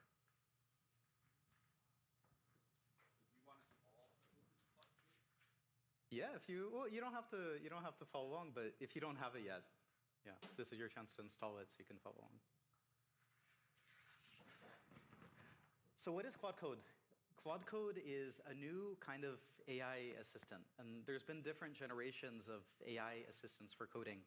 Most of them have been about completing, like a line at a time, completing a few lines of code at a time. Quad Code is not for that. It's fully agentic. So it's meant for building features, for writing entire functions, entire files, fixing entire bugs at the same time. And what's kind of cool about Quad Code is it works with all of your tools. And you don't have to change out your workflow. You don't have to swap everything to start using it. So whatever IDE you use, if you use VS Code, or if you use Xcode, or if you use JetBrains IDEs, there's some people at Anthropic that you can't pry them from their cold, dead hands, but they use Quad Code. Because Quad Code works with every single IDE, every terminal out there. It'll work locally, over remote SSH, over tmux, whatever environment you're in, you can run it.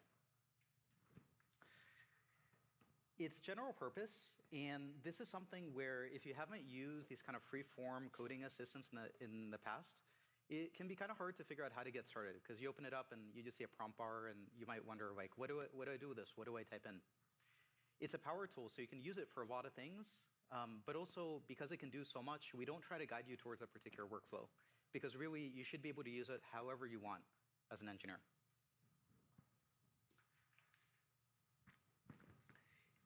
As you open up Quad Code for the first time, there's a few things that we recommend doing to get your environment set up. And these are pretty straightforward. So run terminal setup. This will give you Shift-Enter for new lines, so you don't have to do like backslashes to enter new lines. This is, it makes it a little bit nicer to use.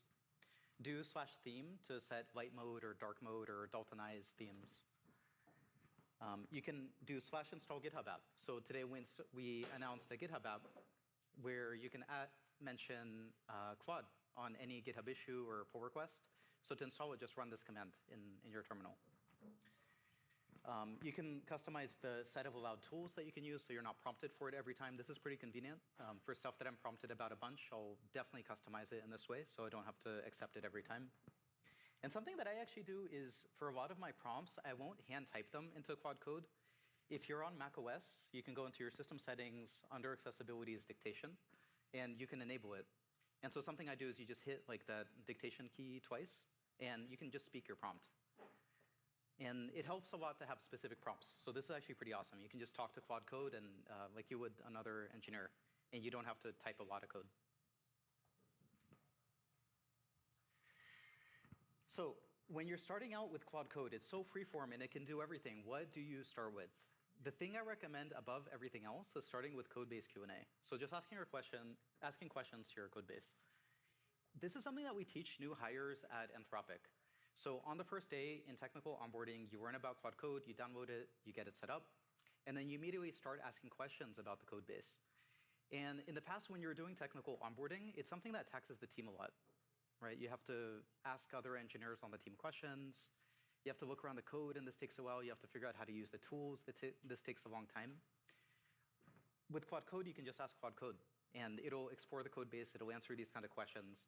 And so at Anthropic, onboarding used to take about 2 or 3 weeks for technical hires. It's now about 2 or 3 days. What's also kind of cool about Q&A is we don't do any sort of indexing. So there's no remote database with your code. We don't upload it anywhere. Your code stays local. We do not train generative models on the code. So it's there. You control it. There's no indices or anything like this. And what that means is also there's no setup. So you start Claude, you download it, you start it. There's no indexing. You don't have to wait. You can just use it right away. This is a technical talk. So I'm going to show some very specific prompts and very specific code samples that you can use and hopefully improve and up-level your Claude Code experience. So some kind of questions that you can ask is, like how is this particular piece of code used? Or how do I instantiate this thing? And Claude Code, it won't just do like a text search and try to answer this. It'll often go a level deeper, and it'll try to find examples of how is this class instantiated? How is it used? And it'll give you a much deeper answer, so something that you would get out of a wiki or documentation, instead of just like Command F. Something that I do a lot also is ask it about Git history. So for example, why does this function have 15 arguments? And why are the arguments named this weird way? And this is something I bet in all of our code bases, you have some function like this or some class like this. And Claude Code can look through Git history, and it'll look to figure out how did these arguments get introduced, and who introduced them, and what was the situation, what are the issues that those commits link to. And it'll look through all this and summarize it. And you don't have to tell it that in all this detail. You just ask it. So just say, look through Git history, and it'll know to do this. The reason it knows, by the way, is not because we prompted it to. There's nothing in the system prompt about looking through Git history. It knows it because the model is awesome. And if you tell it to use Git, it'll know how to use Git. So we're lucky to be building on such a good model. I often ask about GitHub issues. So it can use web fetch, and it can fetch issues and look up context on issues too, and this is pretty awesome. And this is something that I do every single Monday in our weekly stand-up is I ask, what did I ship this week? And Claude Code looks at the log, it knows my username, and it'll just give me a nice readout of everything I shipped. And I'll just copy and paste that into a doc somewhere. So yeah, that's tip number 1. For people that have not used Claude Code before, if you're just showing it to someone for the first time, onboarding your team, the thing we definitely recommend is start with code-based Q&A. Don't start by using fancy tools. Don't start by editing code. Just start by asking questions about the code base. And that'll teach people how to prompt. And it'll start teaching them this boundary of like, what can Claude Code do? What is it capable of? Versus what do you need to hold its hand with a little bit more? What can be one-shotted? What can be two-shotted, three-shotted? What do you need to use interactive mode for in a REPL? Once you're pretty comfortable with Q&A, you can dive into editing code. This is the next thing. And the cool thing about any sort of agentic, like using a LLM in an agentic way is you give it tools, and it's just like magical. It figures out how to use the tools. And with Claude Code, we give it a pretty small set of tools. It's not a lot. And so it has a tool to edit files. It has a tool to run bash commands. It has a tool to search files. And it'll string these together to explore the code, brainstorm, and then finally make edits. And you don't have to prompt it specifically to use this tool and this tool and this tool. You just say, do this thing, and it'll figure out how to do it.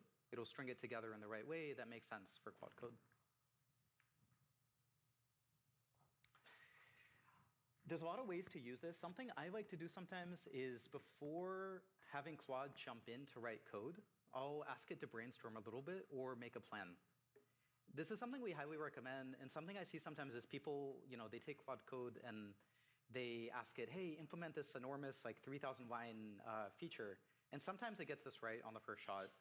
But sometimes what happens is the thing that it builds is not at all the thing that you wanted. And the easiest way to get the result you want is ask it to think first. So brainstorm ideas, make a plan, run it by me, ask for approval before you write code. And you don't have to use plan mode. You don't have to use any special tools to do this. All you have to do is ask Claude, and it'll know to do this. So just say, before you write code, make a plan. That's it. This is also, I wanted to include this one, this commit push PR. This is a really common incantation that I use. There's nothing special about it, but Claude is kind of smart enough to interpret this. So it'll make a commit, it'll push it to the branch, make a branch, and then make a pull request for me on GitHub. You don't have to explain anything. It'll look through the code, it'll look through the history, it'll look through the Git log by itself to figure out the commit format and all the stuff, and it'll make the commit and push it the right way. Again, we're not system prompting it to do this. It just knows how to do this. The model is good. As you get a little bit more advanced, you're going to want to start to plug in your team's tools. And this is where Claude Code starts to really shine. And there's generally two kinds of tools. So one is batch tools. And an example of this, I just made up this Barley CLI. This isn't a real thing. But you can say, use this CLI to do something. And you can tell Claude Code about this. And you can tell it to use, for example, --help to figure out how to use it. And this is efficient. If you find yourself using it a lot, you can also dump this into your Claude MD, which we'll talk about in a bit, so Claude can remember this across sessions. But this is a common pattern we follow at Anthropic, and we see external customers use too.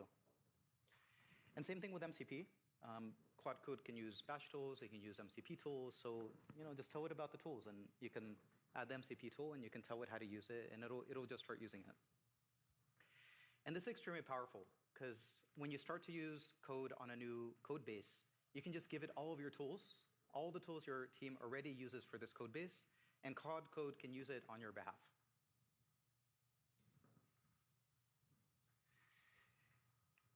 There's a few common workflows, and this is the one that I talked about already, so kind of do a little bit of exploration, do a little bit of planning, and ask me for confirmation before you start to write code. These other two on the right are extremely powerful. When Claude has some way to check its work, so for example, by writing unit tests or screenshotting in Puppeteer or screenshotting the iOS simulator, then it can iterate. And this is incredible because if you give it, for example, a mock and you say, build this web UI, it'll get it pretty good. But if you let it iterate 2 or 3 times, often it gets it almost perfect. So the trick is give it some sort of tool that it can use for feedback to check its work. And then based on that, it will iterate by itself and you're going to get a much better result.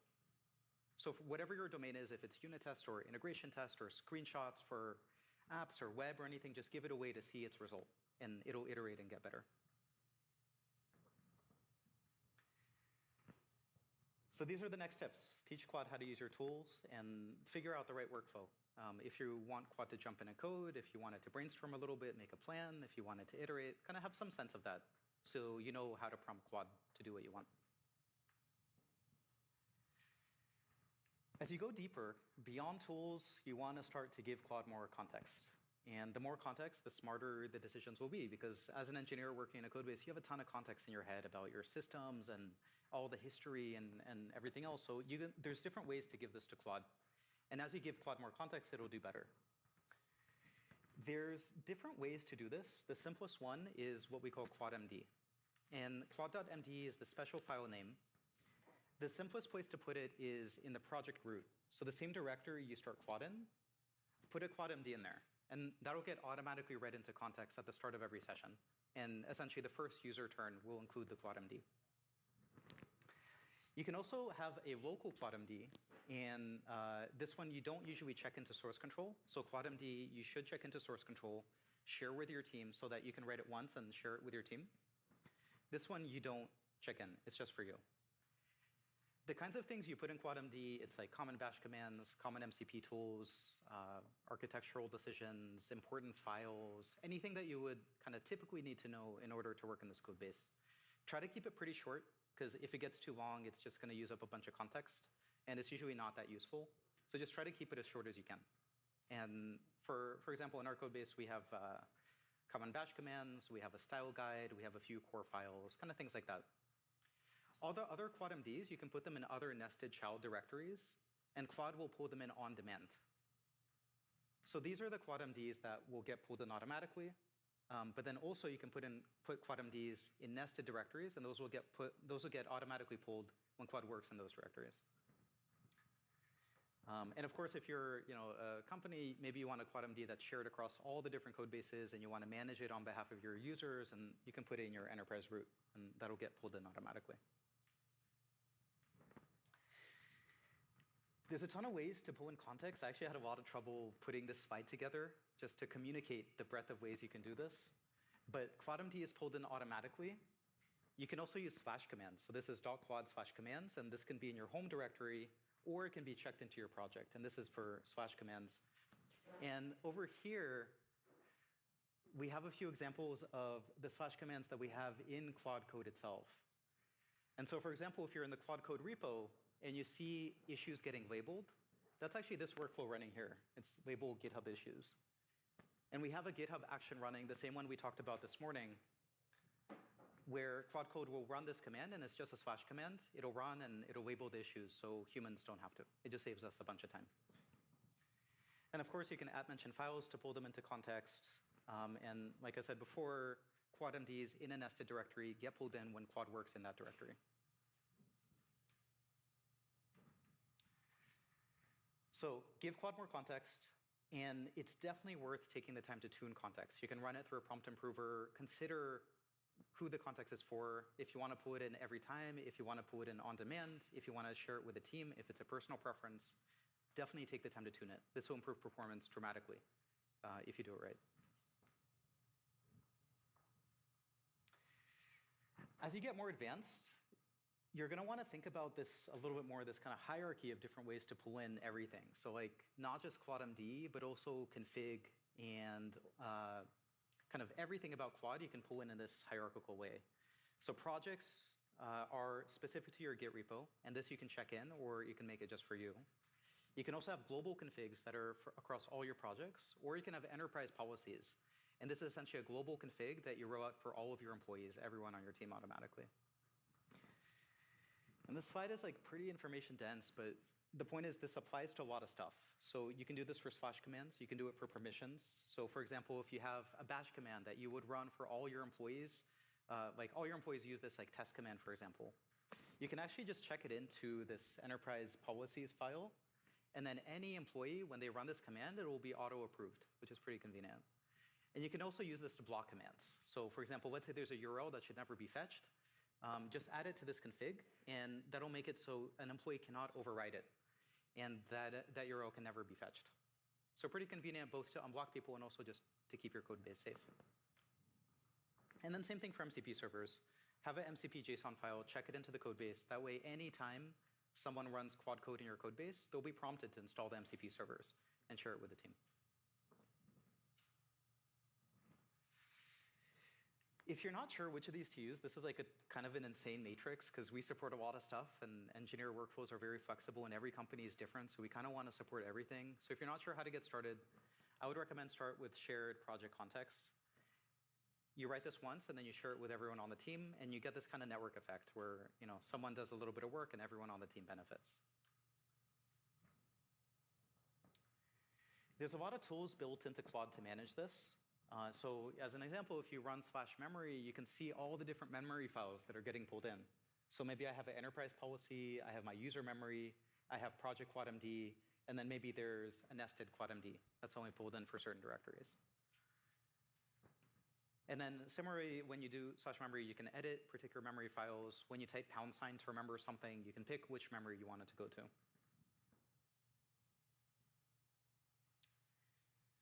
So yeah, that's the next step. Take the time to configure CloudMD, MCP servers, all the stuff that your team uses so that you can use it once, configure it once, and then share it with everyone.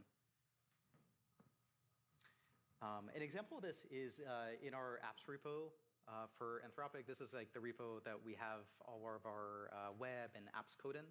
There's a Puppeteer MCP server, and we share this with the team. And there's an MCP JSON checked in, so any engineer working in that repo can use Puppeteer in order to pilot end-to-end tests and to screenshot automatically and iterate so that every engineer doesn't have to install it themselves.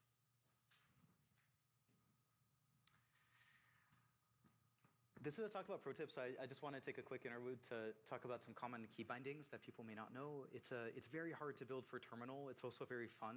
It feels like rediscovering this new design language. But something about terminals, it's extremely minimal. And so sometimes it's hard to discover these key bindings. And here's just a quick reference sheet. So anytime you can hit Shift-Tab to accept edits. And this switches you into auto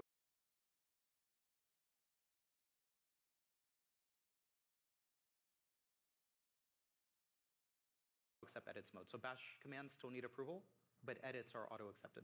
And you can always ask Claude to undo them later. For example, I'll do this if I know Claude's on the right track, or if it's writing unit tests and iterating on tests. I'll usually just switch into auto-accept mode, so I don't have to OK every single edit.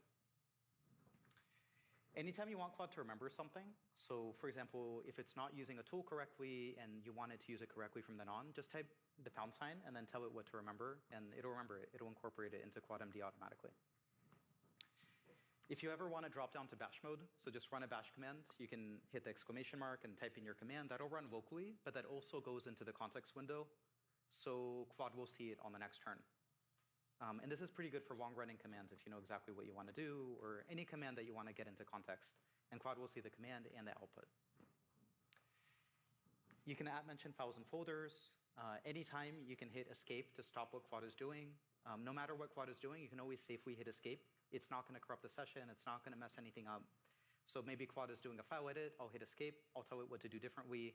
Or maybe it suggested a 20-line edit, and I'm like, actually, 19 of these lines look perfect, but one line you should change. I'll hit escape. I'll tell it that, and then I'll tell it to redo the edit. You can hit escape twice to jump back in history. And then after you're done with the session, you can start Claude with a resume to resume that session if you want, or -- continue. And then anytime if you want to see more output, hit Control-R. And that'll show you the entire output, the same thing that Claude sees in its context window.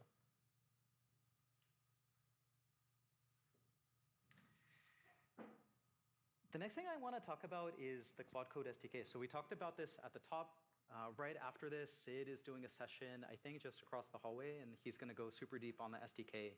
If you hadn't played around with this, if you use the -p flag in Claude, this is what the SDK is. And we've been landing a bunch of features over the last few weeks to make it even better. So yeah, you can build on top of this. You can do cool stuff. This is exactly the thing that Claude Code uses. It's exactly the same SDK. And so, for example, something you can do is Claude-P. So this is the CLI SDK. You can pass a prompt. You can pass some allowed tools, which could include specific bash commands. And you can tell it which format you want. So you might want JSON, or you might want streaming JSON if you want to process this somehow. So this is awesome for building on. We use this in CI all the time. We use this for incident response. We use this in all sorts of pipelines. So really convenient. Just think of it as like a Unix utility. You give it a prompt, it gives you JSON. You can use this in any way. You can pipe into it, you can pipe out of it. The piping is also pretty cool. So you can use, like, for example, git status and pipe this in, and use JQ to select the result. The combinations are endless, and it's sort of this new idea. It's like a super intelligent Unix utility. And I think we barely scratched the surface of how to use this. We're just figuring this out.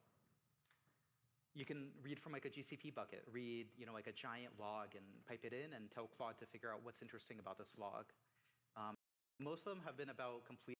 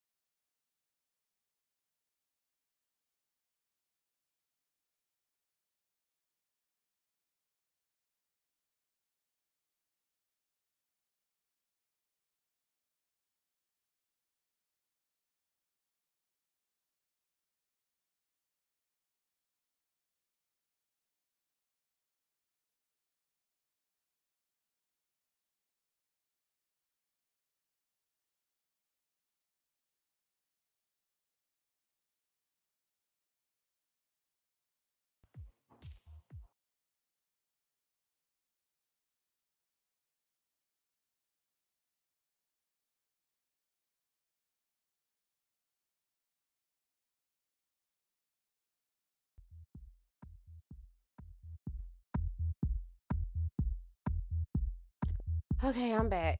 I have a meeting in less than an hour, but that's okay. Back up off me. Back up off me. Back up off me. I already turned on racing cars. There's racing cars on downstairs. Okay, well, I don't know what you want me to do. Leave my stuff alone.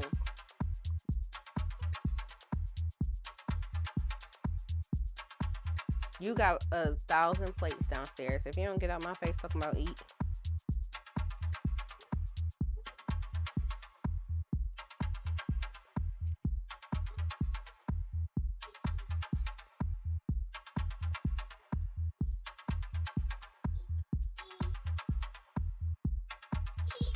Eat what? Go get your food.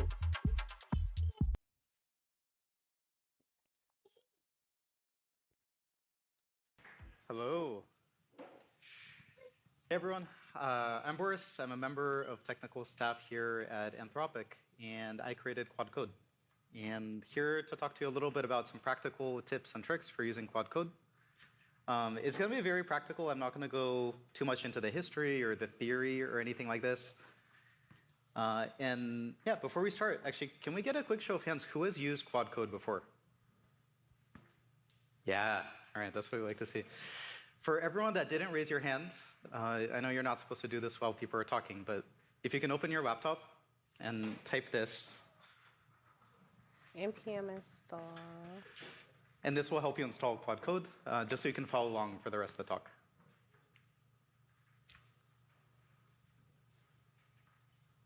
All you need is Node.js. If you have it, this should work. No, nvm. Yeah, well, you don't have to follow along, but if you don't have it yet, yeah, this is your chance to install it so you can follow along. So what is Quad Code? Quad Code is a new, yeah, all right, that's what we like to see. For everyone that didn't raise your hand, I know you're not supposed to do this while people are talking, but if you can open your laptop and type this. And this will help you install Quad Code, just so you can follow along for the rest of the talk.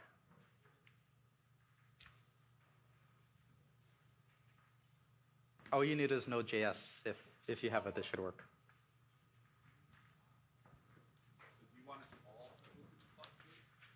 Yeah, well, you don't have to follow along, but if you don't have it yet, yeah, this is your chance to install it so you can follow along.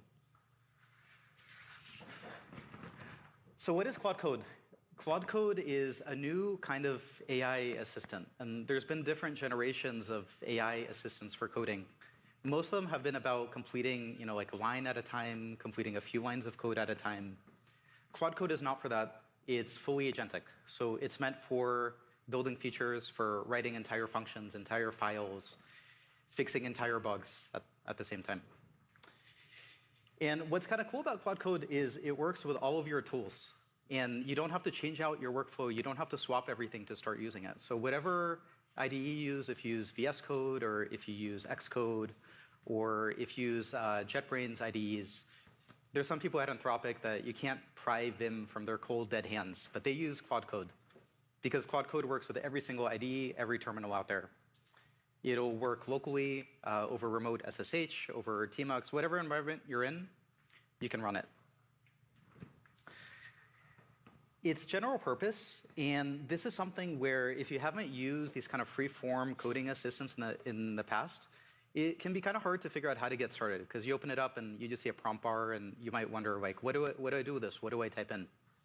It's a power tool, so you can use it for a lot of things, but also because it can do so much, we don't try to guide you towards a particular workflow, because really you should be able to use it however you want as an engineer.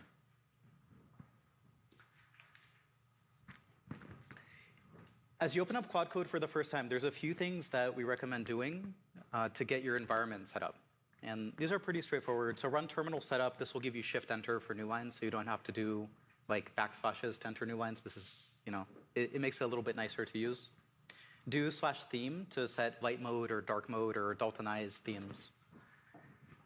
You can do /install GitHub app. So today we announced a GitHub app where you can mention Claude on any GitHub issue or pull request. So to install it, just run this command in your terminal.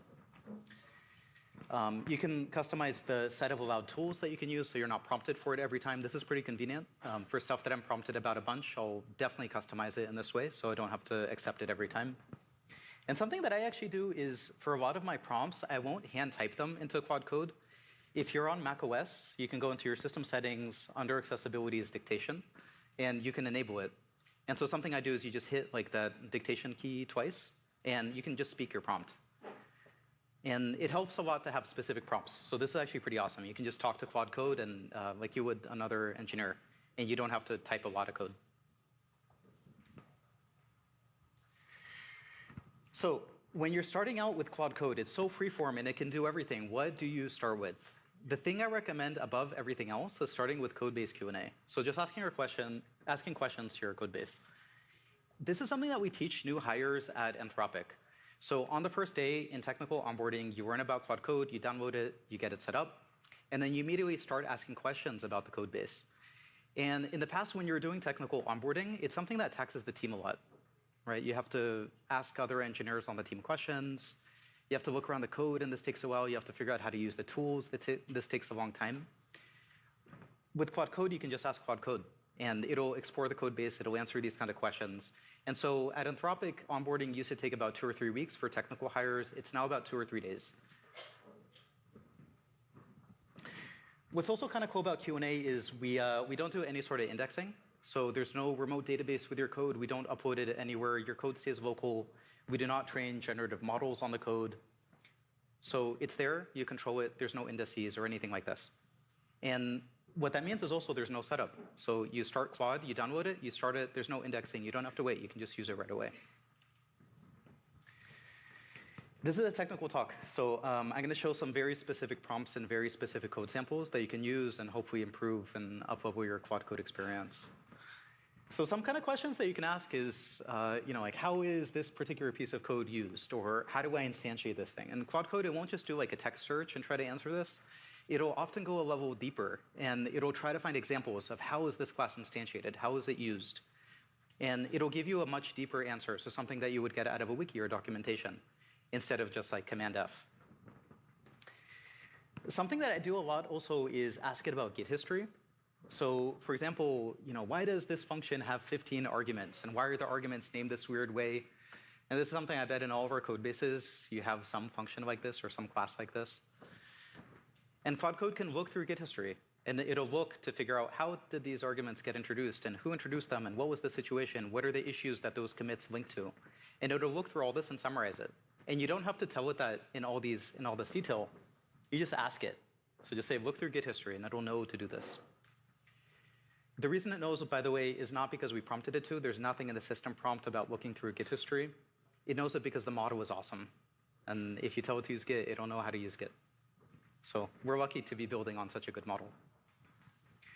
I often ask about GitHub issues. So it can use web fetch, and it can fetch issues and look up context on issues too, and this is pretty awesome. And this is something that I do every single Monday in our weekly stand-up is I ask, what did I ship this week? And Claude Code looks at the log, it knows my username, and it'll just give me a nice readout of everything I shipped. And I'll just copy and paste that into a doc somewhere. So yeah, that's tip number 1. For people that have not used Claude Code before, if you're just showing it to someone for the first time, onboarding your team, the thing we definitely recommend is start with code-based Q&A. Don't start by using fancy tools. Don't start by editing code. Just start by asking questions about the code base. And that'll teach people how to prompt. And it'll start teaching them this boundary of like, what can Claude Code do? What is it capable of? Versus what do you need to hold its hand with a little bit more? What can be one-shotted? What can be two-shotted, three-shotted? What do you need to use interactive mode for in a REPL?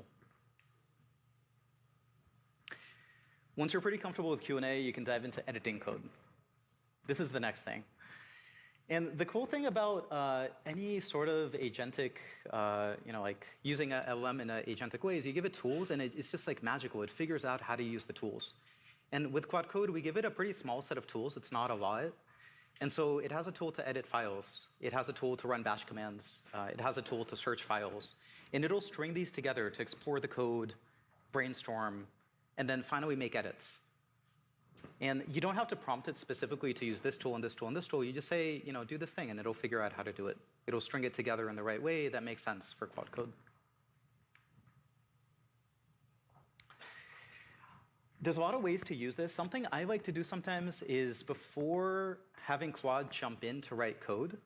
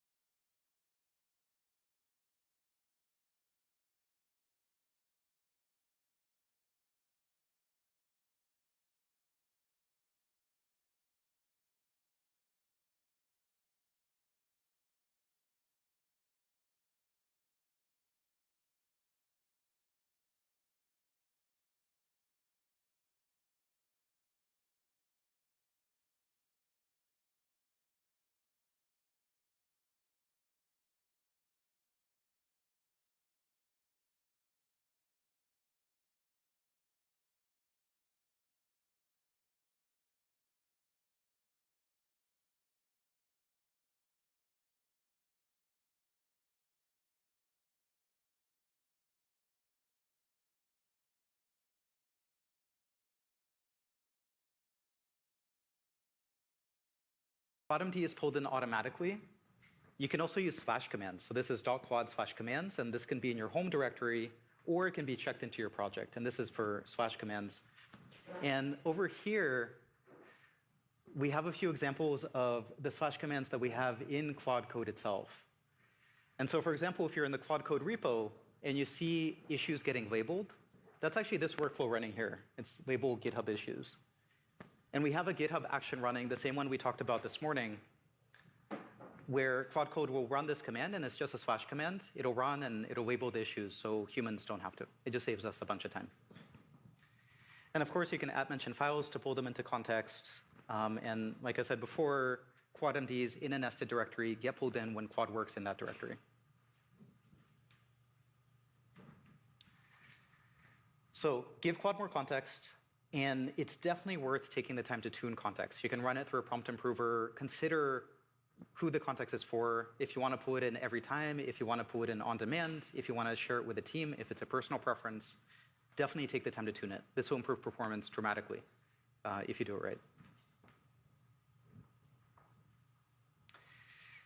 As you get more advanced, you're going to want to think about this a little bit more, this kind of hierarchy of different ways to pull in everything. So like not just CloudMD, but also config and kind of everything about Claude you can pull in this hierarchical way. So projects are specific to your Git repo, and this you can check in, or you can make it just for you. You can also have global configs that are across all your projects, or you can have enterprise policies. And this is essentially a global config that you roll out for all of your employees, everyone on your team automatically. And this slide is like pretty information dense, but the point is this applies to a lot of stuff. So you can do this for slash commands. You can do it for permissions. So for example, if you have a bash command that you would run for all your employees, like all your employees use this like test command, for example, you can actually just check it into this enterprise policies file. And then any employee, when they run this command, it will be auto-approved, which is pretty convenient. And you can also use this to block commands. So for example, let's say there's a URL that should never be fetched. Just add it to this config, and that'll make it so an employee cannot override it. And that URL can never be fetched. So pretty convenient both to unblock people and also just to keep your code base safe. And then same thing for MCP servers. Have an MCP JSON file, check it into the code base. That way, anytime someone runs Claude Code in your code base, they'll be prompted to install the MCP servers and share it with the team. If you're not sure which of these to use, this is like a kind of an insane matrix because we support a lot of stuff and engineer workflows are very flexible and every company is different. So we kind of want to support everything. So if you're not sure how to get started, I would recommend start with shared project context. You write this once and then you share it with everyone on the team and you get this kind of network effect where, you know, someone does a little bit of work and everyone on the team benefits. I'm actually working on some client work right now, actually, but there's a lot of tools I've built been into Claude to manage this. setting So up as an different example, if you agents, run /memory, coding you can agents see all the especially. different memory files that are So getting I'm pulled looking in. into So maybe I have an enterprise policy, I have my user Codex memory, I have and project Claude CloudMD, Code and then maybe there's Cowork as nested well, CloudMD. That's only just pulled to in for certain see directories. if I want to use them and if so, And how. then similarly, when you do /memory, you can edit particular memory files. When you type # to remember something, you can pick which memory you want it to go to.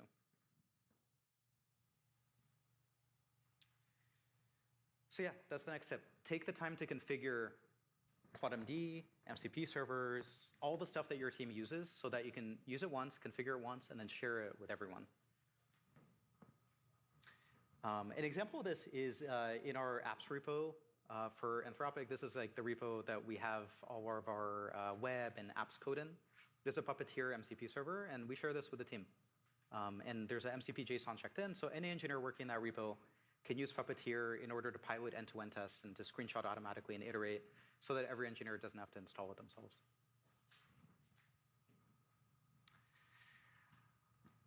This is a talk about pro tips. I just want to take a quick interlude to talk about some common key bindings that people may not know. It's very hard to build for terminal. It's also very fun. It feels like rediscovering this new design language. But something about terminals, it's extremely minimal. And so sometimes it's hard to discover these key bindings. And here's just a quick reference sheet. So anytime you can hit Shift-Tab to accept edits. And this switches you into auto-accept edits mode. So bash commands still need approval, but edits are auto-accepted. And you can always ask Claude to undo them later. For example, I'll do this if I know Claude's on the right track, or if it's writing unit tests and iterating on tests. I'll usually just switch into auto accept mode, so I don't have to OK every single edit. Anytime you want Claude to remember something, so for example, if it's not using a tool correctly and you want it to use it correctly from then on, just type the pound sign and then tell it what to remember, and it'll remember it. It'll incorporate it into ClaudeMD automatically. If you ever want to drop down to bash mode, so just run a bash command, you can hit the exclamation mark and type in your command. That'll run locally, but that also goes into the context window, so Claude will see it on the next turn. And this is pretty good for long-running commands if you know exactly what you want to do, or any command that you want to get into context. And Claude will see the command and the output. You can @mention files and folders. Anytime you can hit escape to stop what Claude is doing. No matter what Claude is doing, you can always safely hit escape. It's not going to corrupt the session. It's not going to mess anything up. So maybe Claude is doing a file edit. I'll hit escape. I'll tell it what to do differently. Or maybe it suggested a 20-line edit, and I'm like, actually, 19 of these lines look perfect, but one line you should change. I'll hit escape, I'll tell it that, and then I'll tell it to redo the edit. You can hit escape twice to jump back in history. And then after you're done with the session, you can start Claude with a resume to resume that session if you want, or -- continue. And then anytime if you want to see more output, hit Control-R. And that'll show you the entire output, the same thing that Claude sees in its context window.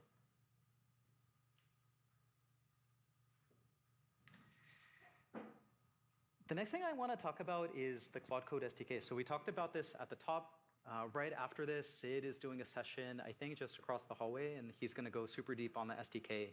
If you hadn't played around with this, if you use the -p flag in Claude, this is what the SDK is. And we've been planning a bunch of features over the last few weeks to make it even better. So yeah, you can build on top of this. You can do cool stuff. This is exactly the thing that Claude Code uses. It's exactly the same SDK. And so, for example, something you can do is Claude-P. So this is the CLI SDK. You can pass a prompt. You can pass some allowed tools, which could include specific bash commands. And you can tell it which format you want. So you might want JSON, or you might want streaming JSON if you want to process this somehow. So this is awesome for building on. We use this in CI all the time. We use this for incident response. We use this in all sorts of pipelines. So really convenient. Just think of it as like a Unix utility. You give it a prompt, it gives you JSON. You can use this in any way. You can pipe into it, you can pipe out of it. The piping is also pretty cool. So you can use, like, for example, git status and pipe this in, and use JQ to select the result. The combinations are endless, and it's sort of this new idea. It's like a super intelligent Unix utility. And I think we barely scratched the surface of how to use this. We're just figuring this out. You can read from like a GCP bucket, read like a giant log and pipe it in and tell Claude to figure out what's interesting about this log. You can fetch data from like the Sentry CLI. You can also pipe it in and have Claude do something with it.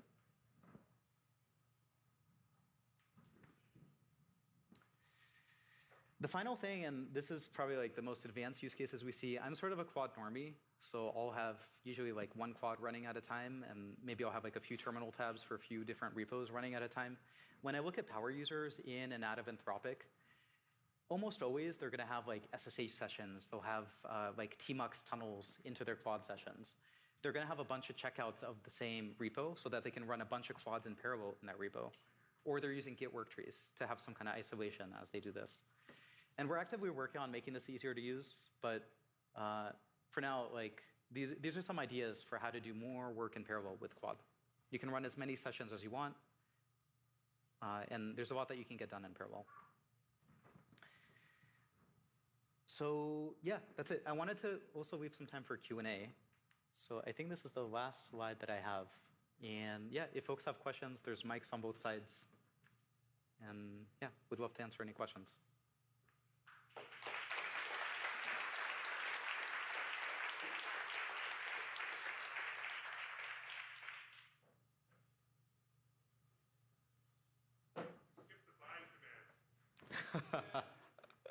I did.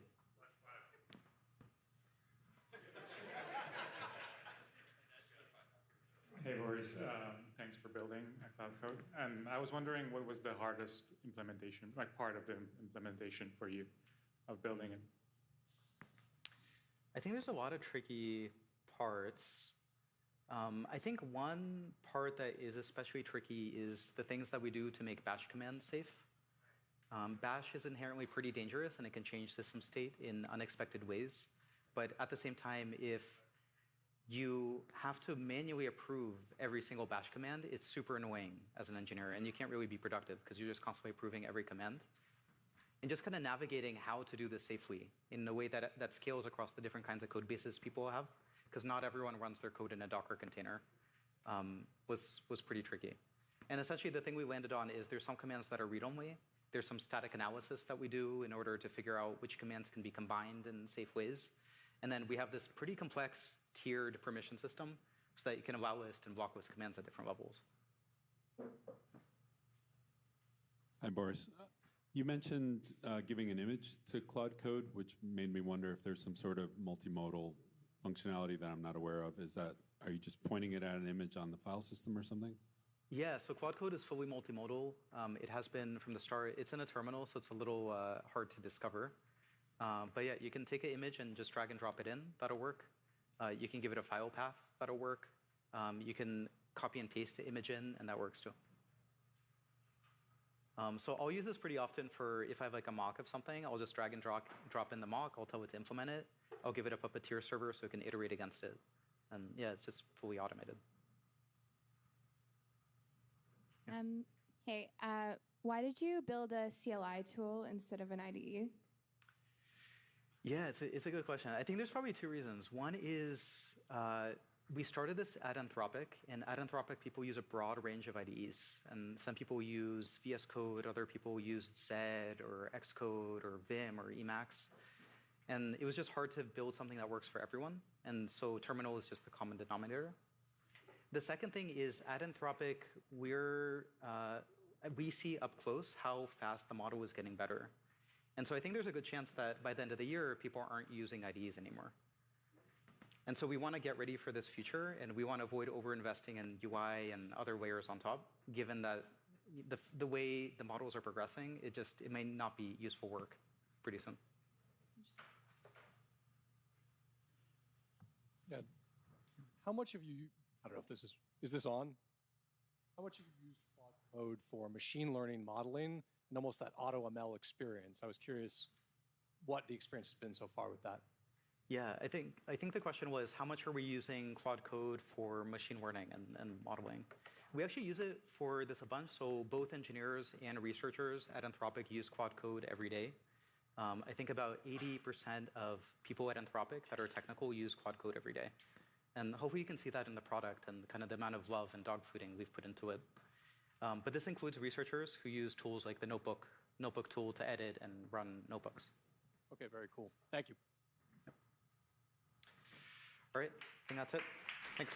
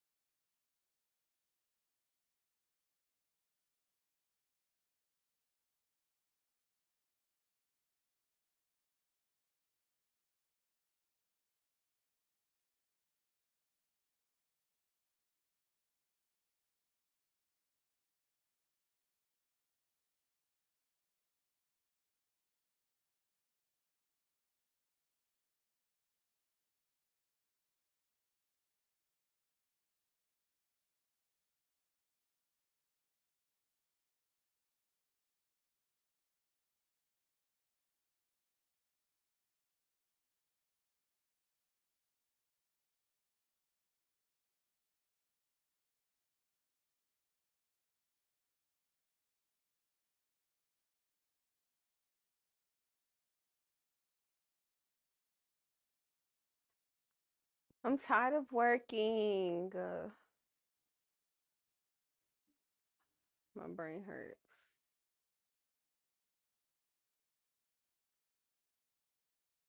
My brain hurts.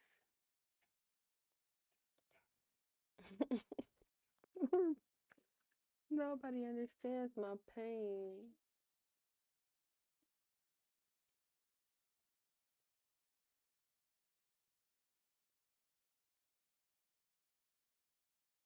Interview with just use a VPS, bro.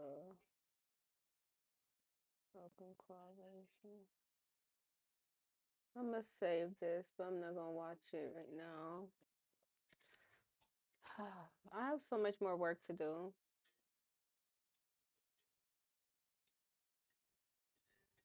Let's look at Codex for PMs. As PM of the team, I don't code that often, so I like rarely understand the code that's being edited, like, and the code around the code that's being edited. So I kind of want to read up on that before I look stupid in front of the team. Yeah. I actually want to be kind of careful, like when you decide to tag any engineer or even when you want to file a ticket. In this case, I saw, there was this button and it was kind of confusing as to what it did. So my immediate thing is to say, okay, what does this button even do? I'm just asking a question. So then I pinged the team and I was like, hey, this is a strange behavior to me. I just confirmed that we don't need this button. I don't want to go around deleting people's buttons for no reason. So like, we don't need it. Okay, great. So I told it to delete it. And actually I got distracted and I was working on some other stuff. Saw the change. We went back and forth. So I created a PR and I saw that my PR got approved, but there was a test failure. And, I have become so lazy. Like the moment I'm like, I've got to go into like build kite and like look at the test logs, it's like, but the app has all these great skills. And so I could just click into the skills tab and I'd just be like, build kite. Okay, sick. Someone has like already figured this out for me. So I'd be like, okay, let's go back to this thing and just be like, build kite fetch logs, why failing? And it told me, okay, you need to install the build kite tokens. So I did that. So I was like, okay. Excuse me. I ran the command to get a token, now fix my PR. So what I immediately did is I went to the top level folder in the repo, which is where all the skills are. And I just asked it to fix this problem. I had to ask you how to set the build kite token.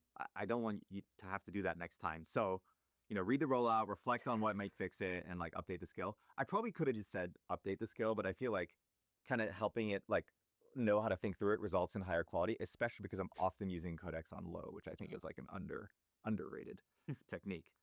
And so basically, we went had a bit of a back and forth, but ultimately made an update to the thing that is in a PR somewhere. Just to summarize, like we went through this inductive journey where I was looking at user feedback, and I saw a thing, I asked the question, realized this probably needed to be changed. So then I like made the change and then in making the change I had a PR failure. So I used a skill to fix the PR failure, but then improved two skills kind of as I went. And so over time, Codex just gets like better and better in working on a code base, which is pretty fun. Interesting. What is a professional vibe coder?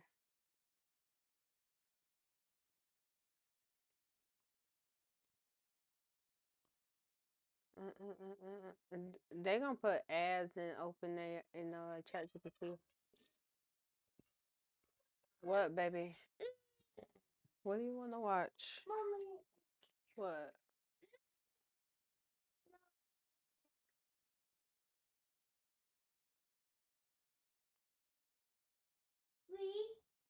That one? This one? This one?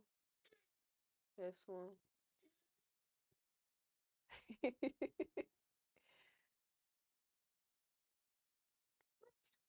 It's no sound on this one, baby. It's just the movements. Yes. Wait. Okay. Oh. Yeah. Mhm. I see. Yeah. It's dancing and singing at the same time.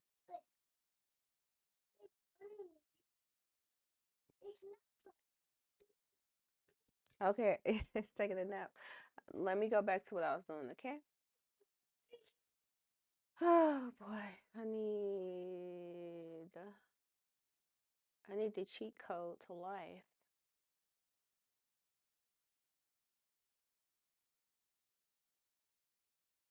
Let me save this.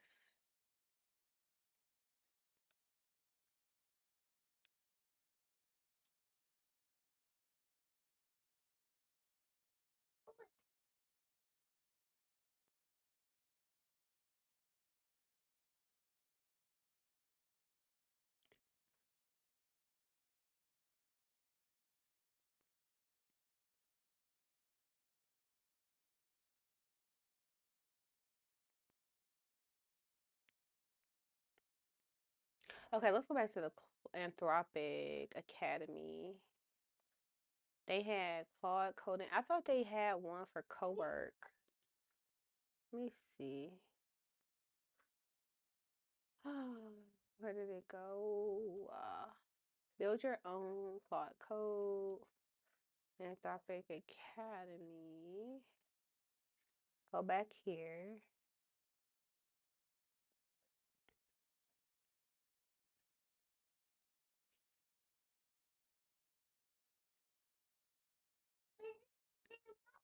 Mm-hmm.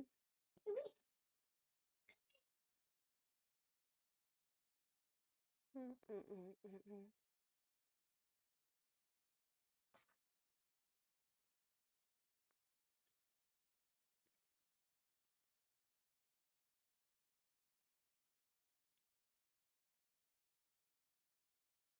Going down a rabbit hole. Sheesh. That's engineering and design.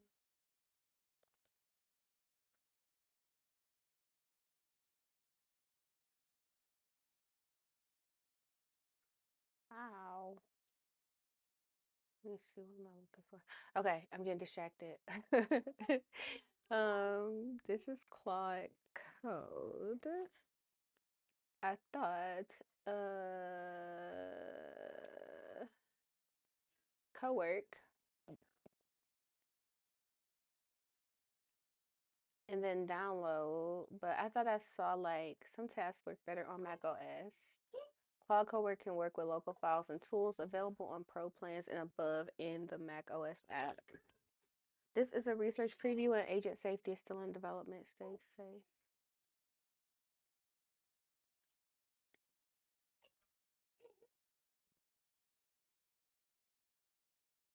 Hmm.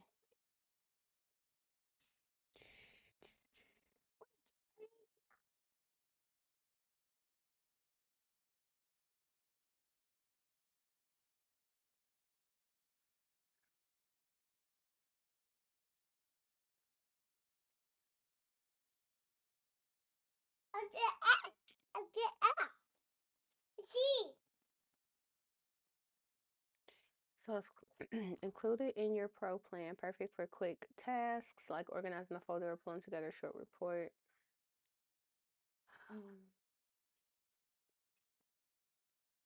Cowork consumes limits faster than chat. For heavy usage, consider upgrading.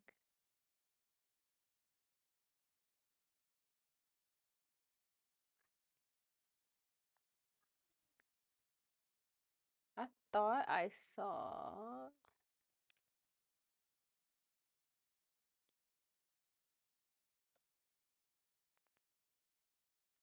Wait, alternate.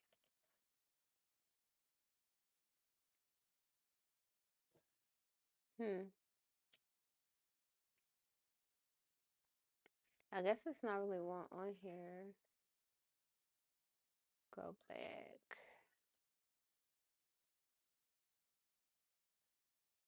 Claude.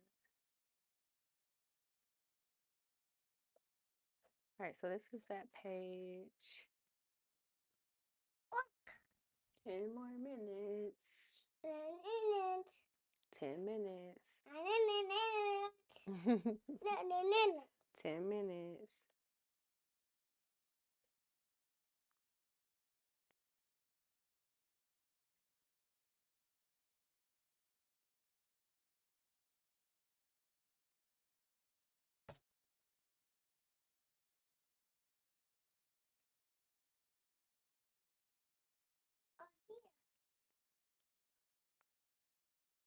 Yeah, I just don't see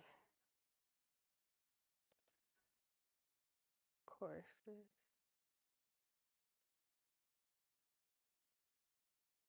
Claude Code in Action, Claude 101. Build with Claude. Claude for work. Maybe this is what I thought this is what I thought I was looking at. Okay. All right, let's just look at the what you call it, Claude.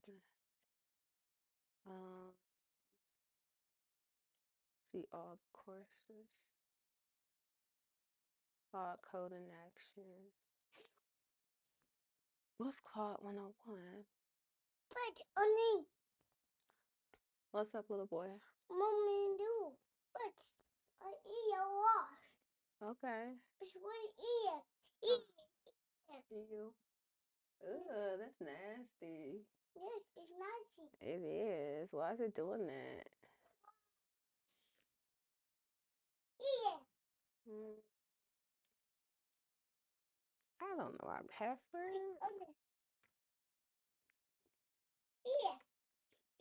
It's nasty. Oh, Peter. I don't know my password. Peter. Oh, this is a new account, probably.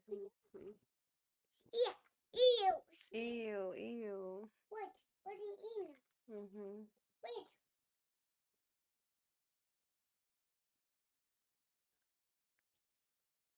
What's in it?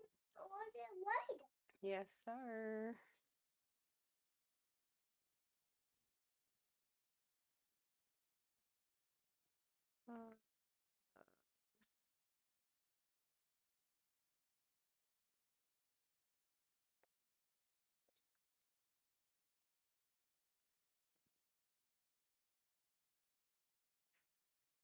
Okay, we're back.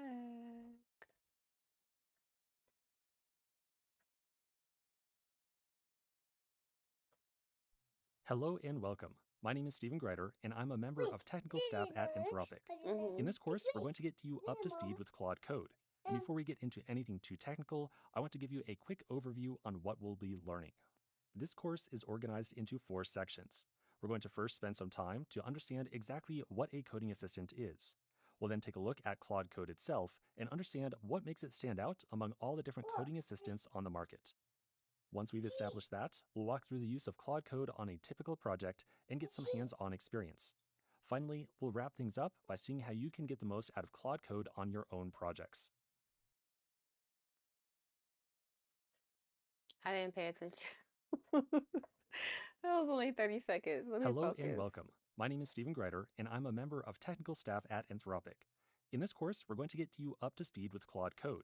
And before we get into anything too technical, I want to give you a quick overview on what we'll be learning. This course is organized into 4 sections. We're going to first spend some time to understand exactly what a coding assistant is. We'll then take a look at Claude Code itself and understand what makes it stand out among all the different coding assistants on the market. Once we've established that, we'll walk through the use of Claude Code on a typical project and get some hands-on experience. Finally, we'll wrap things up by seeing how you can get the most out of Claude Code on your own projects. Okay. In this video, we're going to get a better understanding of what a coding assistant is. Yes, a coding assistant is a tool that writes code, but I want to give you a deeper understanding of what's going on behind the scenes. You see, by understanding what a coding assistant really does and how it works, you'll have a greater appreciation of what makes a truly amazing assistant to complement your team. Here's one way that you can picture what a coding assistant is doing. An assistant is first given a task. In this case, maybe the assistant needs to fix a bug based upon some kind of error message. This task is passed off internally to a language model, which needs to figure out how to solve the issue. Now, different language models solve problems in very different styles, depending upon the complexity of the task, but in many cases, they work very much like how a human would work. It first might need to gather context by understanding what the error is referring to, what area in the codebase is throwing the error, and what files seem to be relevant. Once it has gathered that information, it then needs to formulate a plan on how it will actually accomplish the task. In this case, it might decide to change some code and then run or write a test to verify that the issue is actually fixed. Finally, it will take an action. In this case, that might be updating a file and running the tests. Now, I want to give you some more information on this entire process. In particular, I'd like you to notice that the first and last steps here require the coding assistant to actually do something. In other words, to actually gather information from the outside world or affect the outside world in some way. For example, to gather context, the assistant needs to maybe read a file or fetch some documentation online. Can And you for put those taking pillows action, back? the assistant might need to actually run a command or edit a file. Now, having a language model actually do Put all these the pillows things is back. a little bit trickier than it actually sounds. Let me help you understand There's why more that over is. here. Let's imagine that we are interacting with a language model directly, so it's not running inside of any coding assistant or anything like that. Let's then imagine that we ask this language model directly what code is written inside the main.go file. Language models running outside the context of any coding assistant or similar tool do not inherently have the ability to say, read a file or write a command or anything like that. Language models take in content like text and they return text. That's it. That's the entire extent of their capabilities. And this is true of all language models. So if you were to send some text into a plain language model asking it to read a file, it would most likely respond by saying that it doesn't have the ability to read any files. So let me show you what coding assistants and many other tools out there do to actually allow a language model to, quote unquote, read a file. So here's what happens. Whenever you send a request off to your coding assistant, the coding assistant behind the scenes is going to automatically append a lot of text into your request. In this particular case, we can imagine that the coding assistant is going to add on some text that says something like, if you, language model, want to read a file, respond with this very carefully formatted message. For example, maybe something like read file, and then the name of a file to read. So in this case, the language model would hopefully realize that in order to answer our question, it needs to respond by reading that file. So it might respond with read file, main.go.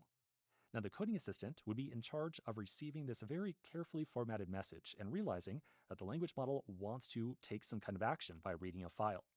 So the coding assistant would then be responsible for actually reading the file and sending the contents of that file back into the language model. Now that the language model has received the actual contents of that file, it can write a final response that gets sent back to us, in which it might say, well, I read this file and it contains some amount of code or whatever else, whatever's inside that file. This entire system of giving a language model these extra little instructions, asking it to respond in a very well-formatted or carefully formatted way, is referred to as tool use. So tools are used to give models extra capabilities. The model is responsible for responding in a very particular way, and then something like our coding assistant would be responsible for actually doing whatever was promised, so actually reading a file or writing a file or whatever else. Again, this is how every single language model out there works. They all work with this idea of tool use. Now here's the critical part to understand. The Claude series of models, so Opus, Sonnet, and Haiku, are particularly strong at understanding what tools do when they're called, and actually using them to effectively complete tasks, and using them in really interesting combinations to complete more advanced or complex tasks. Claude's strong tool use is the absolute core strength of Claude Code as a coding assistant. And here's why. First, as I just mentioned, with better tool use, Claude can handle more complex tasks. Second, Claude Code itself is extensible, so it's really easy to add in new tools to Claude Code. And Claude will have... Okay. I still have more stuff to do, but I have to get on another meeting, and it's going to be an hour. And I most likely need to share my screen, so I'm going to wrap it up, but I'll be back on Wednesday. Realistically, I just got to get some work done, but I'm also trying to get used to, like, producing on 2 to 3 days a week. So that's what's going to allow me to really execute on the 100 video challenge for the year. So all that being said, I have to go because it's 5:30 now. But I hope that y'all have a good rest of your day, and I'll see y'all on